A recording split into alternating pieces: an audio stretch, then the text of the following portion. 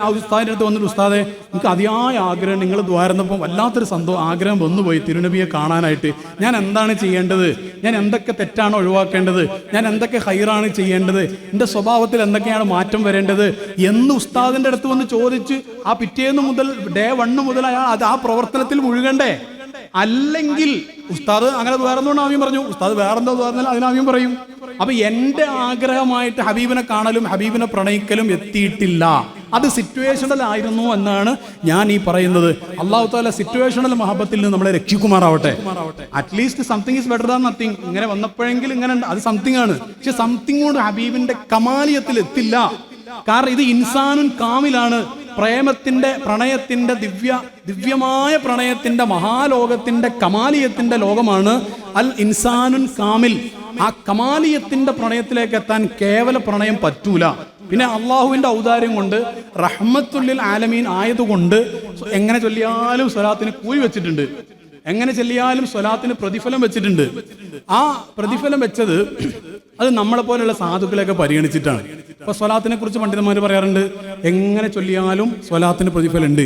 ഇപ്പൊ ഞാനിവിടെ സ്വലാത്ത് ഒരാൾ കാണാൻ വേണ്ടി സ്വലാത്തല്ലേ, ഒരാൾ കാണാൻ വേണ്ടി കൗണ്ടർ പിടിച്ചിട്ട് ഞാനിങ്ങനെ നിങ്ങൾ കാണാൻ വേണ്ടിയിട്ട് ഇങ്ങനെ സ്വല്ലല്ലാഹു അലൈഹി വസല്ലം. ചില ആൾക്കാർക്ക് ഉണ്ട്. അത് നമ്മുടെ സൈനുദ്ദീൻ മുഹമ്മദ് പ്രത്യേകിച്ച് പറയുന്നുണ്ട്. ഹിദായത്തുൽ അദ്കിയയുടെ വിശദീകരണത്തിൽ ചില പണ്ഡിതന്മാരൊക്കെ അത് പറഞ്ഞിട്ടുണ്ട്. അതെന്താണെന്ന് വെച്ച് കഴിഞ്ഞാൽ ഒരാൾ സ്വലാത്ത് ചൊല്ലാറുണ്ട്, സ്ഥിരമായി ചൊല്ലുന്ന ആളാണ്. പക്ഷേ ഞാൻ സ്വലാത്ത് ചൊല്ലുന്നത് വേറെ ഒരാൾ കാണുമ്പോൾ ഒരു പ്രത്യേക സുഖം കിട്ടുക, അത് ഇൻഡയറക്റ്റ് റിയാ ആണ് എന്ന് പണ്ഡിതന്മാർ പറയുന്നുണ്ട്. റിയാ 2 തരം പറയുന്നുണ്ട്. റിയാ എന്ന് പറഞ്ഞാൽ ലോകമാന്യം ആളുകൾ കാണാൻ വേണ്ടി നമ്മൾ കർമ്മങ്ങൾ ചെയ്യുക. അതായത് നിങ്ങളെ കാണുമ്പോൾ എനിക്ക് സ്വലാത്ത് ഉഷാറ് കൂടുക. നിങ്ങളവിടെ ഉണ്ട്, നിങ്ങളുടെ വീട്ടിൽ നിങ്ങളെൻ്റെ മൂത്താപ്പാൻ്റെ മോനോ എളാപ്പാൻ്റെ മോനോ മൂത്താപ്പ ഒരാളാണ് സങ്കല്പിക്കുക. അപ്പൊ നിങ്ങൾ എൻ്റെ വീട്ടിലേക്ക് വന്നപ്പോൾ ഞാൻ സാധാരണ സ്വലാത്ത് ചൊല്ലുന്ന ആൾ തന്നെയാണ്. പക്ഷെ ഞാൻ മെല്ലൊക്കെ ഒരു ഉഷാറൊന്നും ഇല്ലാതെയാണ് ചൊല്ലുക, ഒരു അലസമായിട്ടൊക്കെ ചൊല്ലുക. പക്ഷെ നിങ്ങളവിടെ വന്ന് നിങ്ങൾ കാണുമ്പോൾ ഞാൻ കൗണ്ടർ മാറ്റി വെച്ച് കൗണ്ടർ നിങ്ങൾ കണ്ടോളണമെന്നില്ല. അതിന് പകരം നീളമുള്ള ഒരു തസ്ബീമാലൊക്കെ എടുത്ത് സാധാരണ ഇരുന്നോ കിടന്ന് എങ്ങനെയൊക്കെ ചൊല്ലുന്ന ആള് അവിടെ ഇങ്ങനെ നടന്നിട്ട് സാധാരണ മെല്ലെ ചൊല്ലുന്ന ആള് അല്ലാഹുമ്മ സ്വല്ലി അലാ സയ്യിദിനാ മുഹമ്മദിൻ അലാ ആലിഹി സൗണ്ടൊക്കെ ഉണ്ടാക്കിയിട്ട് ചൊല്ലുക. ഇത് ഇൻഡയറക്റ്റ് റിയാ ആണ്. ഡയറക്റ്റ് റിയാ ഏതായാലും നമുക്ക് എല്ലാവർക്കും മനസ്സിലാവും, ലോകമാന്യത്തിൽ മറ്റൊരാൾ കാണാൻ വേണ്ടി ചെയ്യുന്ന കാര്യം. ഇത് ഇൻഡയറക്റ്റ് റിയാവാണ്. വേറെ ഉദാഹരണം പറഞ്ഞാൽ, ഞാൻ എല്ലാ ദിവസവും തഹജ്ജുദ് നിസ്കരിക്കുന്ന ആളാണെന്ന് സങ്കല്പിക്കുക. തഹജ്ജുദ് ഞാൻ എന്നും നിസ്കരിക്കാറുണ്ട്. അത് ആരും കാണാൻ വേണ്ടിയിട്ടല്ല, കാരണം ഞാൻ എന്നും നിസ്കരിക്കാറുണ്ട്. പക്ഷെ എൻ്റെ വീട്ടിൽ എൻ്റെ അമ്മായി മൂത്തമ്മ ഒക്കെ വിരുന്നു വന്നു.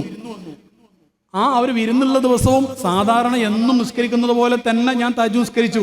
പക്ഷെ അന്ന് എനിക്കൊരു പ്രത്യേക സുഖം കിട്ടി. അത് എന്നും തഹജ്ജുദ് നിസ്കരിക്കുന്നുണ്ട്, അമ്മായി കാണാൻ വേണ്ടി നിസ്കരിക്കല്ല. അങ്ങനെയാണെങ്കിൽ അമ്മായി വരുമ്പോൾ മാത്രമേ നിസ്കരിക്കുള്ളൂ. ഒറിജിനലി തന്നെ എന്നും നിസ്കരിക്കുന്ന ആളാണ് ഞാൻ. പക്ഷേ അമ്മായി മൂത്തമ്മയും ഗസ്റ്റ് ഉള്ള അന്നൊരു പ്രത്യേക ഒരു ഊർജം. എന്തേ, ഇന്ന് അള്ളാഹു മാത്രമല്ല എൻ്റെ തഹജ്ജുദ് കാണുക, അമ്മായി മൂത്തമ്മയും കൂടെ കാണും. ഞാൻ പറഞ്ഞു മനസ്സിലാവണ്ടോ? ഇന്നത്തെ തഹജ്ജുദ്, സാധാരണ എൻ്റെ തഹജ്ജുദ് എന്നും ഖാലിഖായ അള്ളാഹു മാത്രമാണ് കാണുക. ഖാലിഖായ അള്ളാഹു മാത്രം കാണുന്ന രീതിയിൽ അമല് ചെയ്യുന്ന ദിവസത്തിൽ കിട്ടാത്ത ഒരു പ്രത്യേക ആനന്ദം, ഒരു പ്രത്യേക ഊർജം, ഒരു 10 മിനിറ്റും കൂടെ നേരത്തെ എഴുന്നേൽക്കാനുള്ള ഒരു സുഖം അമ്മായി മൂത്തമ്മ ഗസ്റ്റ് ഉള്ള ദിവസം കിട്ടുന്നു. അള്ളാഹു കാത്തുരക്ഷിക്കുമാറാവട്ടെ. ഇത് വലിയ ഗൗരവമുള്ള വിഷയം. ഈ സ്ഥലത്തിലേക്ക് ഞാൻ വരും. ഇത് ഗൗരവമുള്ള വിഷയമാണ്. ഒരു മഹാന്റെ ചരിത്രത്തിൽ, സൂഫിയായ ഒരു മഹാന്റെ ചരിത്രത്തിൽ കാണാം. ആ മഹാന് 30 വർഷക്കാലം, നീണ്ട 30 വർഷക്കാലമാണ് പള്ളിയിൽ എല്ലാ ദിവസവും വാങ്ക് കൊടുത്താൽ, അല്ലെങ്കിൽ വാങ്ക് കൊടുക്കുന്നതിന് മുമ്പ് പള്ളിയിൽ വരും. എന്നിട്ട് 1ാമത്തെ സുഫിൽ ജമാഅത്തിനുണ്ടാകും. എല്ലാ ദിവസവും ഉണ്ടാകും. 5 വഖത്തിലും അയാൾ ഉണ്ടാകും. നല്ല സ്വാലിഹായ മനുഷ്യനാണ്, സൂഫിയാക്കളിൽപ്പെട്ട ആളാണ്. അങ്ങനെ ഈ മനുഷ്യന് അസുഖം വന്നു. അസുഖം വന്നിട്ട് 7 ദിവസം പള്ളിയിൽ പോകാൻ കഴിഞ്ഞില്ല. അസുഖമായത് കൊണ്ടാണ്, കഴിയാത്തത് കൊണ്ടാണ്. അപ്പൊ അസുഖം വന്നിട്ട് പള്ളിയിൽ പോകാൻ കഴിയാതെ വന്നപ്പോൾ അദ്ദേഹം വീട്ടിൽ നിന്ന് നിസ്കരിച്ചു. അങ്ങനെ അസുഖമൊക്കെ മാറി പള്ളിയിലേക്ക് വരാൻ. ഈ പള്ളിയിലേക്ക് അസുഖം മാറി വരുന്ന സമയത്ത് ഇയാൾ ചിന്തിക്കുകയാണ്, ജനങ്ങൾ ഇപ്പം എന്താ വിചാരിക്കുക? ഞാനിപ്പോൾ 7 ദിവസം പള്ളി വന്നിട്ടില്ലല്ലോ, ജനങ്ങൾ എന്തായിരിക്കും വിചാരിക്കുക? ഇത്രയും കാലം ഞാൻ സ്ഥിരമായി പള്ളിയിൽ വന്നില്ലേ, ജനങ്ങൾ എന്തായിരിക്കും വിചാരിക്കുക? ഈ ചിന്ത വന്ന ഉടനെ അദ്ദേഹത്തിന്റെ ഹൃദയത്തിന്റെ ഉള്ളിൽ അദ്ദേഹത്തിന് തിരുത്തു വന്നു. അത് നല്ല മനുഷ്യന്മാർക്ക് അള്ളാഹു കൊടുക്കുന്ന ഒരു ഔദാര്യമാണ്. ഇപ്പൊ നമ്മുടെ മനസ്സിൽ തെറ്റായ ഒരു ചിന്ത വന്നാൽ, നമ്മൾ ഏതെങ്കിലും ഉസ്താദുമാരുടെ മാതാപിതാക്കളുടെ ഒക്കെ പൊരുത്തത്തിലുള്ളവരാണെങ്കിൽ ഉള്ളിൽ നിന്നൊരു തിരുത്തു വരും. ഫുർഖാൻ അള്ളാഹു തആല നമുക്ക് നൽകുമാറാവട്ടെ. ഈ ഉള്ളിൽ നിന്ന് തിരുത്തു വരും. ഒരു കോമ്പാസ്, ഫുർഖാൻ എന്ന് പറഞ്ഞു കഴിഞ്ഞാൽ ഈ നന്മയും തിന്മയൊക്കെ വേർതിരിക്കാനുള്ള പ്രത്യേകമായ ഒരു മാനദണ്ഡമുണ്ട്. അല്ലാഹു തആല നമുക്ക് നൽകുമാറാവട്ടെ. അപ്പൊ നമ്മളൊരു കാര്യത്തിലേക്ക് പോകുമ്പോൾ അത് വേണ്ട എന്ന് ഉള്ളിൽ നിന്ന് ഒരു തെർബിയത്ത് കിട്ടുന്ന ഒരു അവസ്ഥ പോലെ, അത് സ്വലാത്ത് നന്നായി ചൊല്ലുന്നവർക്കൊക്കെ കിട്ടുന്ന കാര്യം അത്. അല്ലാഹു തആല ആ തൗഫീഖ് നമുക്ക് നൽകുമാറാവട്ടെ. അപ്പൊ ഈ പണ്ഡിതൻ 7 ദിവസം വീട്ടിൽ കിടന്ന് പള്ളിയിലേക്ക് പോകുമ്പോൾ വന്ന ചിന്ത, ജനങ്ങൾ എന്തായിരിക്കും വിചാരിക്കുക, ഞാൻ 7 ദിവസം പള്ളിക്ക് വന്നിട്ടില്ലല്ലോ എന്ന്. ഉടനെ അദ്ദേഹത്തിന്റെ മനസ്സിൽ അല്ലാഹു തആല തിരുത്തു കൊടുത്തു. പടച്ചോനെ, ഞാനിപ്പോ എന്തായി ചിന്തിച്ചത്? 7 ദിവസം ഞാൻ പള്ളിയിൽ പോകാത്തപ്പോൾ ജനങ്ങൾ എന്ത് ചിന്തിക്കുന്ന ഞാൻ വിചാരിച്ചത്, എന്റെ അള്ളാഹു എന്താണ് ചിന്തിക്കാന്ന് ഞാൻ വിചാരിച്ചില്ലല്ലോ എന്ന് വിചാരിച്ചിട്ട് ഈ മനുഷ്യൻ, ഈ പണ്ഡിതൻ, അദ്ദേഹം വിചാരിച്ചു, ഞാൻ ഈ കഴിഞ്ഞ 30 കൊല്ലം നിസ്കരിച്ചത് അപ്പൊ ജനങ്ങൾ കാണാൻ വേണ്ടിയാണോ എന്ന് മനസ്സിലാക്കിയിട്ട് 30 കൊല്ലത്തെ നിസ്കാരം ഖളാ വീട്ടിൽ നിന്നാണ് ചരിത്രം. മടക്കി നിസ്കരിച്ചു എന്ന് ചരിത്രമാണ്. സ്വർഗത്തേക്ക് പോകണമെന്ന് ദ്വാരക്കും ആമീൻ പറയാൻ നമുക്ക് ആവേശമാണ്. സ്വർഗത്തിലേക്ക് പോയവർ ഇങ്ങനെയൊക്കെയാ പോകുന്നത്. മഹാന്മാരുടെ ചരിത്രത്തിൽ കാണാം, അവര് വർഷങ്ങളോളം ഒരു വരിയിൽ അടുത്തടുത്തടുത്ത് ജമാഅത്തിന് നിന്നിട്ട് തൊട്ടപ്പുറത്തുള്ളതാരാണ് തൊട്ടിപ്പുറത്തുള്ളതാരാണ് എന്ന് അവർക്ക് അറിയുമായിരുന്നില്ല. അവര് അങ്ങനെയൊക്കെയാണ് അവരുടെ നിസ്കാരം. അവര് റബ്ബിലാണ്. നമ്മളങ്ങനല്ല. നമ്മൾ നിസ്കാരം പിന്നെ ഇപ്പം പുതിയ ടെക്നോളജി വന്നതുകൊണ്ടായിരിക്കും നിസ്കാരം നമ്മൾ കഴിഞ്ഞാൽ ഉടനെ നമുക്ക് അവിടുന്ന് ഒരു OTP വരും. OTP അടിച്ചു കൊടുക്കണ്ടേ? യുവാക്കൾക്ക് മനസ്സിലായിട്ടുണ്ടാവും വിചാരിക്കുന്നു. അതായത് നിസ്കാരം നമ്മൾ എന്ത് ചെയ്യണം? നിസ്കാരം കഴിഞ്ഞാൽ ഉടനെ അതൊരു ഇതാക്കിയിട്ട് സെൻഡ് ചെയ്യണം, അള്ളാഹ്ക്ക് സെൻഡ് ചെയ്യണം. എന്നിട്ട് അപ്പോൾ ഒരു OTP അടിച്ചു കൊടുക്കണം. അല്ലെങ്കിൽ പിന്നെ നിസ്കാരം കഴിഞ്ഞ ഉടനെ ഫോൺ എടുക്കുന്നത് എന്തിനാ? അത് എനിക്ക് മനസ്സിലാവാത്തത്. OTP അടിച്ചു കൊടുക്കും. ഞാൻ അങ്ങനെ ചിന്തിക്കുകയാണ്. OTP അടിച്ചു കൊടുക്കാനായിരിക്കും, എന്തോ ഒരു റിസീവ്ഡ് മെസ്സേജിന് റിപ്ലൈ കൊടുക്കാനായിരിക്കും. അവിടുന്ന് മലക്കുകൾ മെസ്സേജ് ആയിരിക്കും, ഞാനിങ്ങനെ മലക്കാണ്, നിസ്കാരം ഇവിടെ എത്തിയിട്ടുണ്ട്, പിന്നെ അതിന്റെ ഡീറ്റെയിൽസ് ഒക്കെ വേണം. ഡീറ്റെയിൽസ് വേഗം ടൈപ്പ് ചെയ്യും. അല്ലെങ്കിൽ അള്ളാഹു സുബ്ഹാനഹു വ തആലയോടുള്ള സംസാരം കഴിഞ്ഞിട്ട് പിന്നെ അവിടെ സുബ്ഹാനല്ലാഹ് അൽഹംദുലില്ലാഹ് പ്രധാന ദിക്ർ ചൊല്ലുന്ന സമയത്ത് ഈ ചങ്ങാതി ഫോൺ എടുത്ത് എന്തിനാണ്? ഇവൻ സംസാരിച്ച വിഷയം മാറിപ്പോവും. ഞാൻ ഹബീബിയോടുള്ള ആ ഒരു മഹബത്തിൽ ഒതുങ്ങി. ആ വിഷയം നിസ്കാരത്തിൽ മഹബത്തുണ്ട്. വേറെ കാര്യം, നിസ്കാരത്തിൽ മഹബത്തുണ്ട്. ഒരു സൂഫിയായ മഹാനോ പറഞ്ഞു, എന്തിനാ നിസ്കരിക്കുന്നത്? ഒരു മഹാന്റെ ഒരു വാക്കാട്ടോ, ഒരു വാക്ക് പറയാൻ, അള്ളാഹ് ഹബീബിനോട് സലാം പറയാനാണ് നിസ്കരിക്കുന്നത്. അതതിന്റെ ഒരു കാരണമാണ്. ഒരു മഹാൻ അത് ഹൈലൈറ്റ് ചെയ്ത് പറഞ്ഞതാ. അസ്സലാമു അലൈക്കും അയ്യുഹൻ നബിയു റസൂലുള്ളാഹി സ്വല്ലല്ലാഹു അലൈഹി വസല്ലം സലാം പറയാനാണ് നിസ്കരിക്കുന്നത് എന്ന്. അതൊരു മഹാൻ, ഒരു ആശിഖായ ഒരു മഹാൻ, സൂഫിയായ മഹാൻ പറഞ്ഞ വാക്കാണ്. അതിനുവേണ്ടി മാത്രമല്ല, അദ്ദേഹം ആ ഒരു പോയിന്റ് ഹൈലൈറ്റ് ചെയ്ത് പറഞ്ഞതാണ്. അപ്പൊ മഹബത്ത് അതിലുണ്ട്. സിദ്ദീഖോർക്കുള്ള വല്ലാത്ത ബഹുമാനവും നിസ്കാരത്തിലുണ്ട്. സമയല്ലാഹു ലിമൻ ഹബിദ, അത് സിദ്ദീഖ് റളിയല്ലാഹുവിനുള്ളതാണ്. വല്ലദീന മഅഹു എന്ന് ഖുർആനിൽ പറഞ്ഞില്ലേ, മുഹമ്മദ് റസൂലുള്ളാഹ് വല്ലദീന മഅഹു അശദ്ദാഉ അലൽ കുഫാരി റഹമാഉ. അവർ ആയത്തിൽ വല്ലദീന മഅഹു എന്ന് പറഞ്ഞ സിദ്ദീഖ് റളിയല്ലാഹുവിനാണ്. അപ്പോൾ സിദ്ദീഖ് റളിയല്ലാഹുവിനുള്ള അംഗീകാരം, ബഹുമാനം നിസ്കാരത്തിലുണ്ട്. അപ്പോൾ അള്ളാഹിനോടുള്ളതുണ്ട്, റസൂലുള്ളാഹിനോട് സലാം പറയലുണ്ട്, സിദ്ദീഖ് റളിയല്ലാഹുവിന്റെ സ്മരണയുണ്ട്, ഇബ്രാഹിം നബി അനുസ്മരണം ഒക്കെ നിസ്കാരത്തിലുണ്ട്. അത് അനുസ്മരണത്തിന്റെ ഒരു മഹാലോകമാണ് നിസ്കാരം എന്ന് പറയുന്നത്. അപ്പൊ ഞാൻ പറഞ്ഞു പോകുന്നത് എന്റെ കൂട്ടരെ ശരിക്കും മനസ്സിലാക്കാം നമ്മള്. അപ്പോൾ ഒരാള്, ആ മഹാൻ ചിന്തിച്ചത് അതാണ്, ജനങ്ങൾ കാണാൻ വേണ്ടിയായിരുന്നോ എന്റെ നിസ്കാരം? അത് വലിയ വിഷയമാണ്. അപ്പോ സ്വലാത്തിനെ കുറിച്ചാണ് ഞാൻ പറഞ്ഞു വരുന്നത്. നമുക്ക് ആളുകൾ കാണാൻ ഉണ്ടെങ്കിൽ, ഞാൻ ചൊല്ലുന്നത് ആൾക്കാർ കേൾക്കുന്നുണ്ടെങ്കിൽ, ഒരു പ്രത്യേകമായ ഒരു ഖലാസ് വരുന്നുണ്ടെങ്കിൽ അത് അപകടമാണ്. അത് ഹിദായത്തുൽ അദ്കിയ വിശദീകരിച്ചുകൊണ്ട് പല പണ്ഡിതന്മാരും പറഞ്ഞിട്ടുണ്ട്. അല്ലാഹു തആല ആ ഒരു രോഗത്തെ തൊട്ട് നമ്മളെ കാത്തു രക്ഷിക്കുമാറാവട്ടെ. നമുക്ക് ഏറ്റവും കൂടുതൽ സ്വലാത്ത് ചൊല്ലുമ്പോ, ബുറുദ ചൊല്ലുമ്പോ, ഖുർആൻ പാരായണം ചെയ്യുമ്പോ, നിസ്കരിക്കുമ്പോ ഏറ്റവും കൂടുതൽ നമുക്ക് ആനന്ദം കിട്ടുന്നത് ഒറ്റക്കാവുമ്പോ ആയിരിക്കണം. അല്ലാഹു തൗഫീഖ് നൽകട്ടെ. പ്രതിഫലം കിട്ടിയ ജമാഅത്താണ്, അതല്ല ഞാൻ പറയുന്നത്. പ്രതിഫലം കിട്ടൽ ജമാഅത്തിലാണ്, അതിനെ കുറിച്ചല്ല ഞാൻ. ആ ഒരു ഇബാദത്തിന്റെ ലദത്തുണ്ടല്ലോ, ഒരാള് കാണുമ്പോൾ കിട്ടുന്ന ഒരു ആനന്ദം, അത് അല്ലാഹു തആല നൽകാതിരിക്കട്ടെ. അതിനുള്ള സൊല്യൂഷൻ ബഹുമാനപ്പെട്ട സയ്യിദ് മുഖ്തറുള്ളവന് പറഞ്ഞിട്ടുണ്ട്. നിങ്ങൾ എല്ലാവരും ഒട്ടകം എന്തെങ്കിലും മൃഗമാണ് എന്ന് വിചാരിച്ചാൽ മതി. ആ മനുഷ്യന്മാരെന്നല്ല, അതൊക്കെ മൃഗങ്ങളാണെന്ന് വിചാരിച്ചാൽ അങ്ങോട്ട് നിസ്കരിച്ചാൽ മതി എന്നാണ്. എന്നിട്ട് മഹാന്മാര് പറയുന്നുണ്ട്, നിങ്ങളുടെ ഒരു അമല്, ഒരു മൃഗം എന്ന് പറഞ്ഞാൽ ഒരു പശു.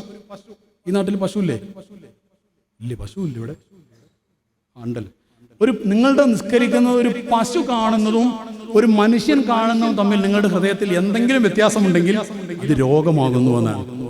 അതായത് പശു കാണുമ്പോൾ ഒന്നും തോന്നില്ല, ഒരാൾ കാണുമ്പോൾ അല്ലെങ്കിലും ഒരാൾ കാണുന്നുണ്ടല്ലോ എന്നൊരു സുഖം വരുന്നുണ്ടെങ്കിൽ അത് രോഗമാണ്. റിയാ എന്ന് പറയുന്ന രോഗമാണ്. അല്ലാഹു തആല നമ്മളെ കാത്തിരക്ഷിക്കുമാറാവട്ടെ. അപ്പൊ ഞാൻ പറഞ്ഞു വന്നത്, ദുർബലരായ ആളുകളെ കൂടെ പരിഗണിച്ചുകൊണ്ടാണ് ഇസ്ലാം ഉണ്ടാവുക. അതുകൊണ്ട് പറഞ്ഞു എന്ത്, ഞാൻ ഒരാൾ കാണാൻ വേണ്ടി സ്വലാത്ത് ചൊല്ലിയാലും ഇതിന് പ്രതിഫലം കിട്ടും. മറ്റു അമലങ്ങളും അങ്ങനല്ല. സ്വലാത്തിനുള്ള പ്രത്യേകതയാണത്. നിങ്ങൾ കാണാൻ വേണ്ടി സ്വലാത്ത് ചൊല്ലിയാലും ഇനി ഉറക്കെ ചൊല്ലിയാലും എല്ലാം ചൊല്ലിയാലും നടന്ന് ചൊല്ലിയാലും എങ്ങനെ ചൊല്ലിയാലും സ്വലാത്തിന് പ്രതിഫലം ഉണ്ട്. പക്ഷെ അതെന്തുകൊണ്ടാണ്? അത് ആർക്കുള്ളതാണ്? അങ്ങേയറ്റം ദുർബലരായ ആളുകളെ കൂടെ പരിഗണിച്ചിട്ടാണ് അങ്ങനെ പറഞ്ഞത്. യഥാർത്ഥത്തിൽ അങ്ങനെ അല്ല. നിങ്ങൾ ചിന്തിച്ചു നോക്ക്, ഒരിക്കലും റിയാദ് വരാൻ പാടില്ലാത്ത അമലാണ് സ്വലാത്ത്. കാരണം നബി സല്ലല്ലാഹു അലൈഹി വസല്ലമ തങ്ങൾക്കുള്ളതിൽ ഒരിക്കലും റിയാദ് വരാൻ പാടില്ല എന്നാണ് പറയേണ്ടത്. അത് പണ്ഡിതന്മാർ പറഞ്ഞിട്ടുമുണ്ട്. പിന്നെ ഇങ്ങനെ പറയാൻ കാരണം അത് സാധുക്കളായ ആളുകളെ പരിഗണിച്ചുകൊണ്ടാണ്. അപ്പോ ശരിക്ക് പറഞ്ഞാൽ സ്വലാത്തിന് കൂലി കിട്ടും, പക്ഷേ ഹബീബിനെ കിട്ടുമോ എന്ന കാര്യം സംശയമാകുന്നു. ആളുകൾ കാണാൻ വേണ്ടി സ്വലാത്തില്ല, ആളുകൾ കാണാൻ വേണ്ടി ബുർദല്ല, ആളുകൾ കാണാൻ വേണ്ടി മൗലിദില്ല. ആ രീതിയിൽ ചൊല്ലിക്കഴിഞ്ഞാൽ ഹബീബിന് കിട്ടില്ല, പ്രതിഫലം കിട്ടുമായിരിക്കും. നമുക്ക് പ്രതിഫലം പോരാ, നമുക്ക് അള്ളാഹിന്റെ ഹബീബിനെ കിട്ടണം സല്ലല്ലാഹു അലൈഹി വസല്ലം. അള്ളാഹു നൽകുമാറാവട്ടെ.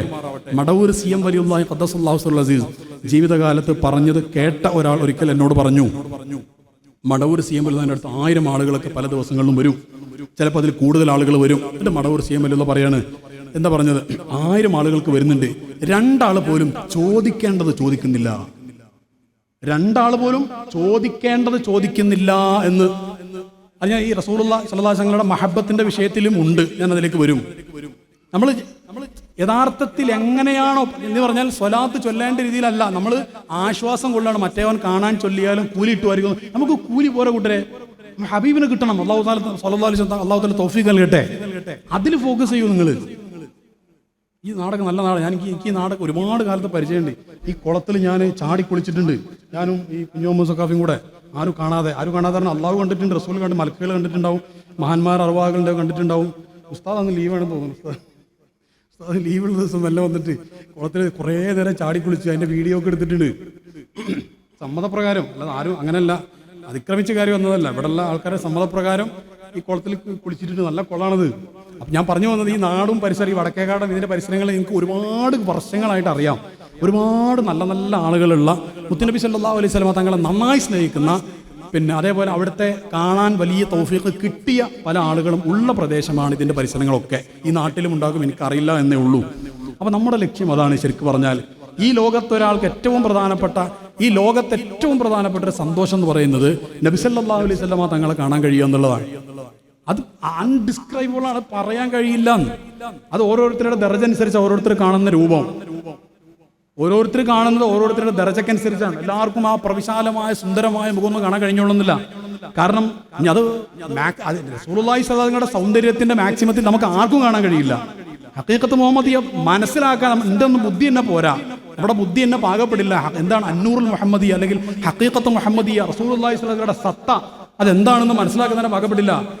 സ്വഹാബത്ത് മുഴുവനും പറഞ്ഞു, ആയിഷ റളിയല്ലാഹു പറഞ്ഞു റസൂലുള്ളാഹിനെ കുറിച്ച് സ്വല്ലല്ലാഹു അലൈഹി വസല്ലമ തങ്ങൾ ഇരുട്ടുള്ള ഒരു റൂമിലേക്ക് റസൂലുള്ള വന്നാൽ റസൂലുള്ളാഹിന്റെ തൊലിയിലെ ശരീരത്തിലെ പ്രകാശം കൊണ്ട് അവിടെ മുഴുവനും വെളിച്ചമാകും എന്ന്. അതവിടുത്തെ പ്രത്യേകത. അത് നമുക്ക് ഉൾക്കൊള്ളാൻ തന്നെ നമ്മുടെ മനസ്സ് പാകപ്പെടുന്നില്ല. നമ്മൾ വിചാരിക്കും എന്താ, അതെന്നാലും കുറച്ച് കൂട്ടി പറഞ്ഞതായിരിക്കും, പ്രകാശമൊന്നും ആയിരിക്കില്ല, എന്തോ ഒരു ചെറിയൊരു ലൈറ്റൊക്കെ ഉണ്ടായിരിക്കും, അങ്ങനെയൊക്കെ നമ്മൾ മനസ്സിലാക്കുന്നത്. ജാബിർ റളിയല്ലാഹുവിനെ പോലെയുള്ള സഹാബാക്കൾ പറഞ്ഞു, ഞാൻ പൗർണമി എന്ന് പറഞ്ഞാൽ പൂർണ്ണ ചന്ദ്രൻ ഉള്ള ഒരു ദിവസം, ചന്ദ്രൻ പൂർണ്ണമായിട്ടുള്ള ഒരു ദിവസം ഞാനിങ്ങനെ നബി സല്ലല്ലാഹു അലൈഹി വസല്ലം തങ്ങൾ ഒരു നല്ല റെഡ് കളറുള്ള ഒരു ഡ്രസ്സൊക്കെ ധരിച്ചിട്ട് ഇങ്ങനെ വന്നു. റെഡ് കളറുള്ള ഒരു ചുവപ്പ് കളറുള്ള ഒരു ഡ്രസ്സൊക്കെ ധരിച്ചിട്ട്, അങ്ങനെ അപൂർവമായിട്ട് റസൂലുള്ള മറ്റ് ചില നിറങ്ങൾ ധരിച്ച ചരിത്രത്തിലുണ്ട്. പക്ഷെ വെള്ളയാണ് കൂടുതൽ ഇഷ്ടപ്പെട്ടതും ധരിച്ചതും. അപ്പോൾ ഒരു റെഡ് കളറുള്ള ഒരു വസ്ത്രം ധരിച്ചിട്ട് നബി സല്ലല്ലാഹു അലൈഹി വസല്ലം ഇങ്ങനെ വന്നു. എന്നിട്ട് ഇവർ സഹാബി പറയാണ്, ആ സമയത്ത് നബി സല്ലല്ലാഹു അലൈഹി വസല്ലമ തങ്ങളുടെ മുഖത്തേക്ക് ഞാൻ നോക്കി, അതേപോലെ തന്നെ ഞാൻ ചന്ദ്രനെ നോക്കി. ചന്ദ്രനെ ഞാനിങ്ങനെ നോക്കും, നബി സല്ലല്ലാഹു അലൈഹി വസല്ലമ തങ്ങളുടെ മുഖത്തെ ഞാനിങ്ങനെ നോക്കും. മാറി മാറി രണ്ടും നോക്കും, ഏതിനാണ് സൗന്ദര്യം കൂടുതൽ എന്നറിയാൻ വേണ്ടി. എന്നിട്ട് അവർ പറയാണ്, ചന്ദ്രനേക്കാളും സൗന്ദര്യം മുത്തുനബി സല്ലല്ലാഹു അലൈഹി വസല്ലമ തങ്ങളുടെ മുഖത്തിനാണ് എന്നുള്ളതാണ്. ഞാൻ ഈ പറയുന്ന റസൂലുള്ളാഹി സ്വല്ലല്ലാഹു അലൈഹി വസല്ലമയുടെ ആ ഒരു മഹാ അത്ഭുത ലോകത്തെ ഉൾക്കൊള്ളാൻ തന്നെ നമ്മുടെ ബുദ്ധി പാകപ്പെടാൻ പ്രയാസമാണ്. നമ്മൾ അത്രയും അവസാന കാലഘട്ടത്തിലുള്ള ആളുകളായിപ്പോയി. എല്ലാം ചരിത്രത്തിൽ ഇത്രമാത്രം രേഖപ്പെടുത്തപ്പെട്ട ഒരു നേതാവ് ലോകത്ത് വേറെ ഇല്ല. മഹാന്മാർ പറയുന്നുണ്ട്, സ്വഹാബത്ത് പറയുന്നുണ്ട്, നബി സല്ലല്ലാഹു അലൈഹി വസല്ലമ തങ്ങൾ അവിടുത്തെ പല്ലിനെ കുറിച്ച് പറയുന്നുണ്ട്.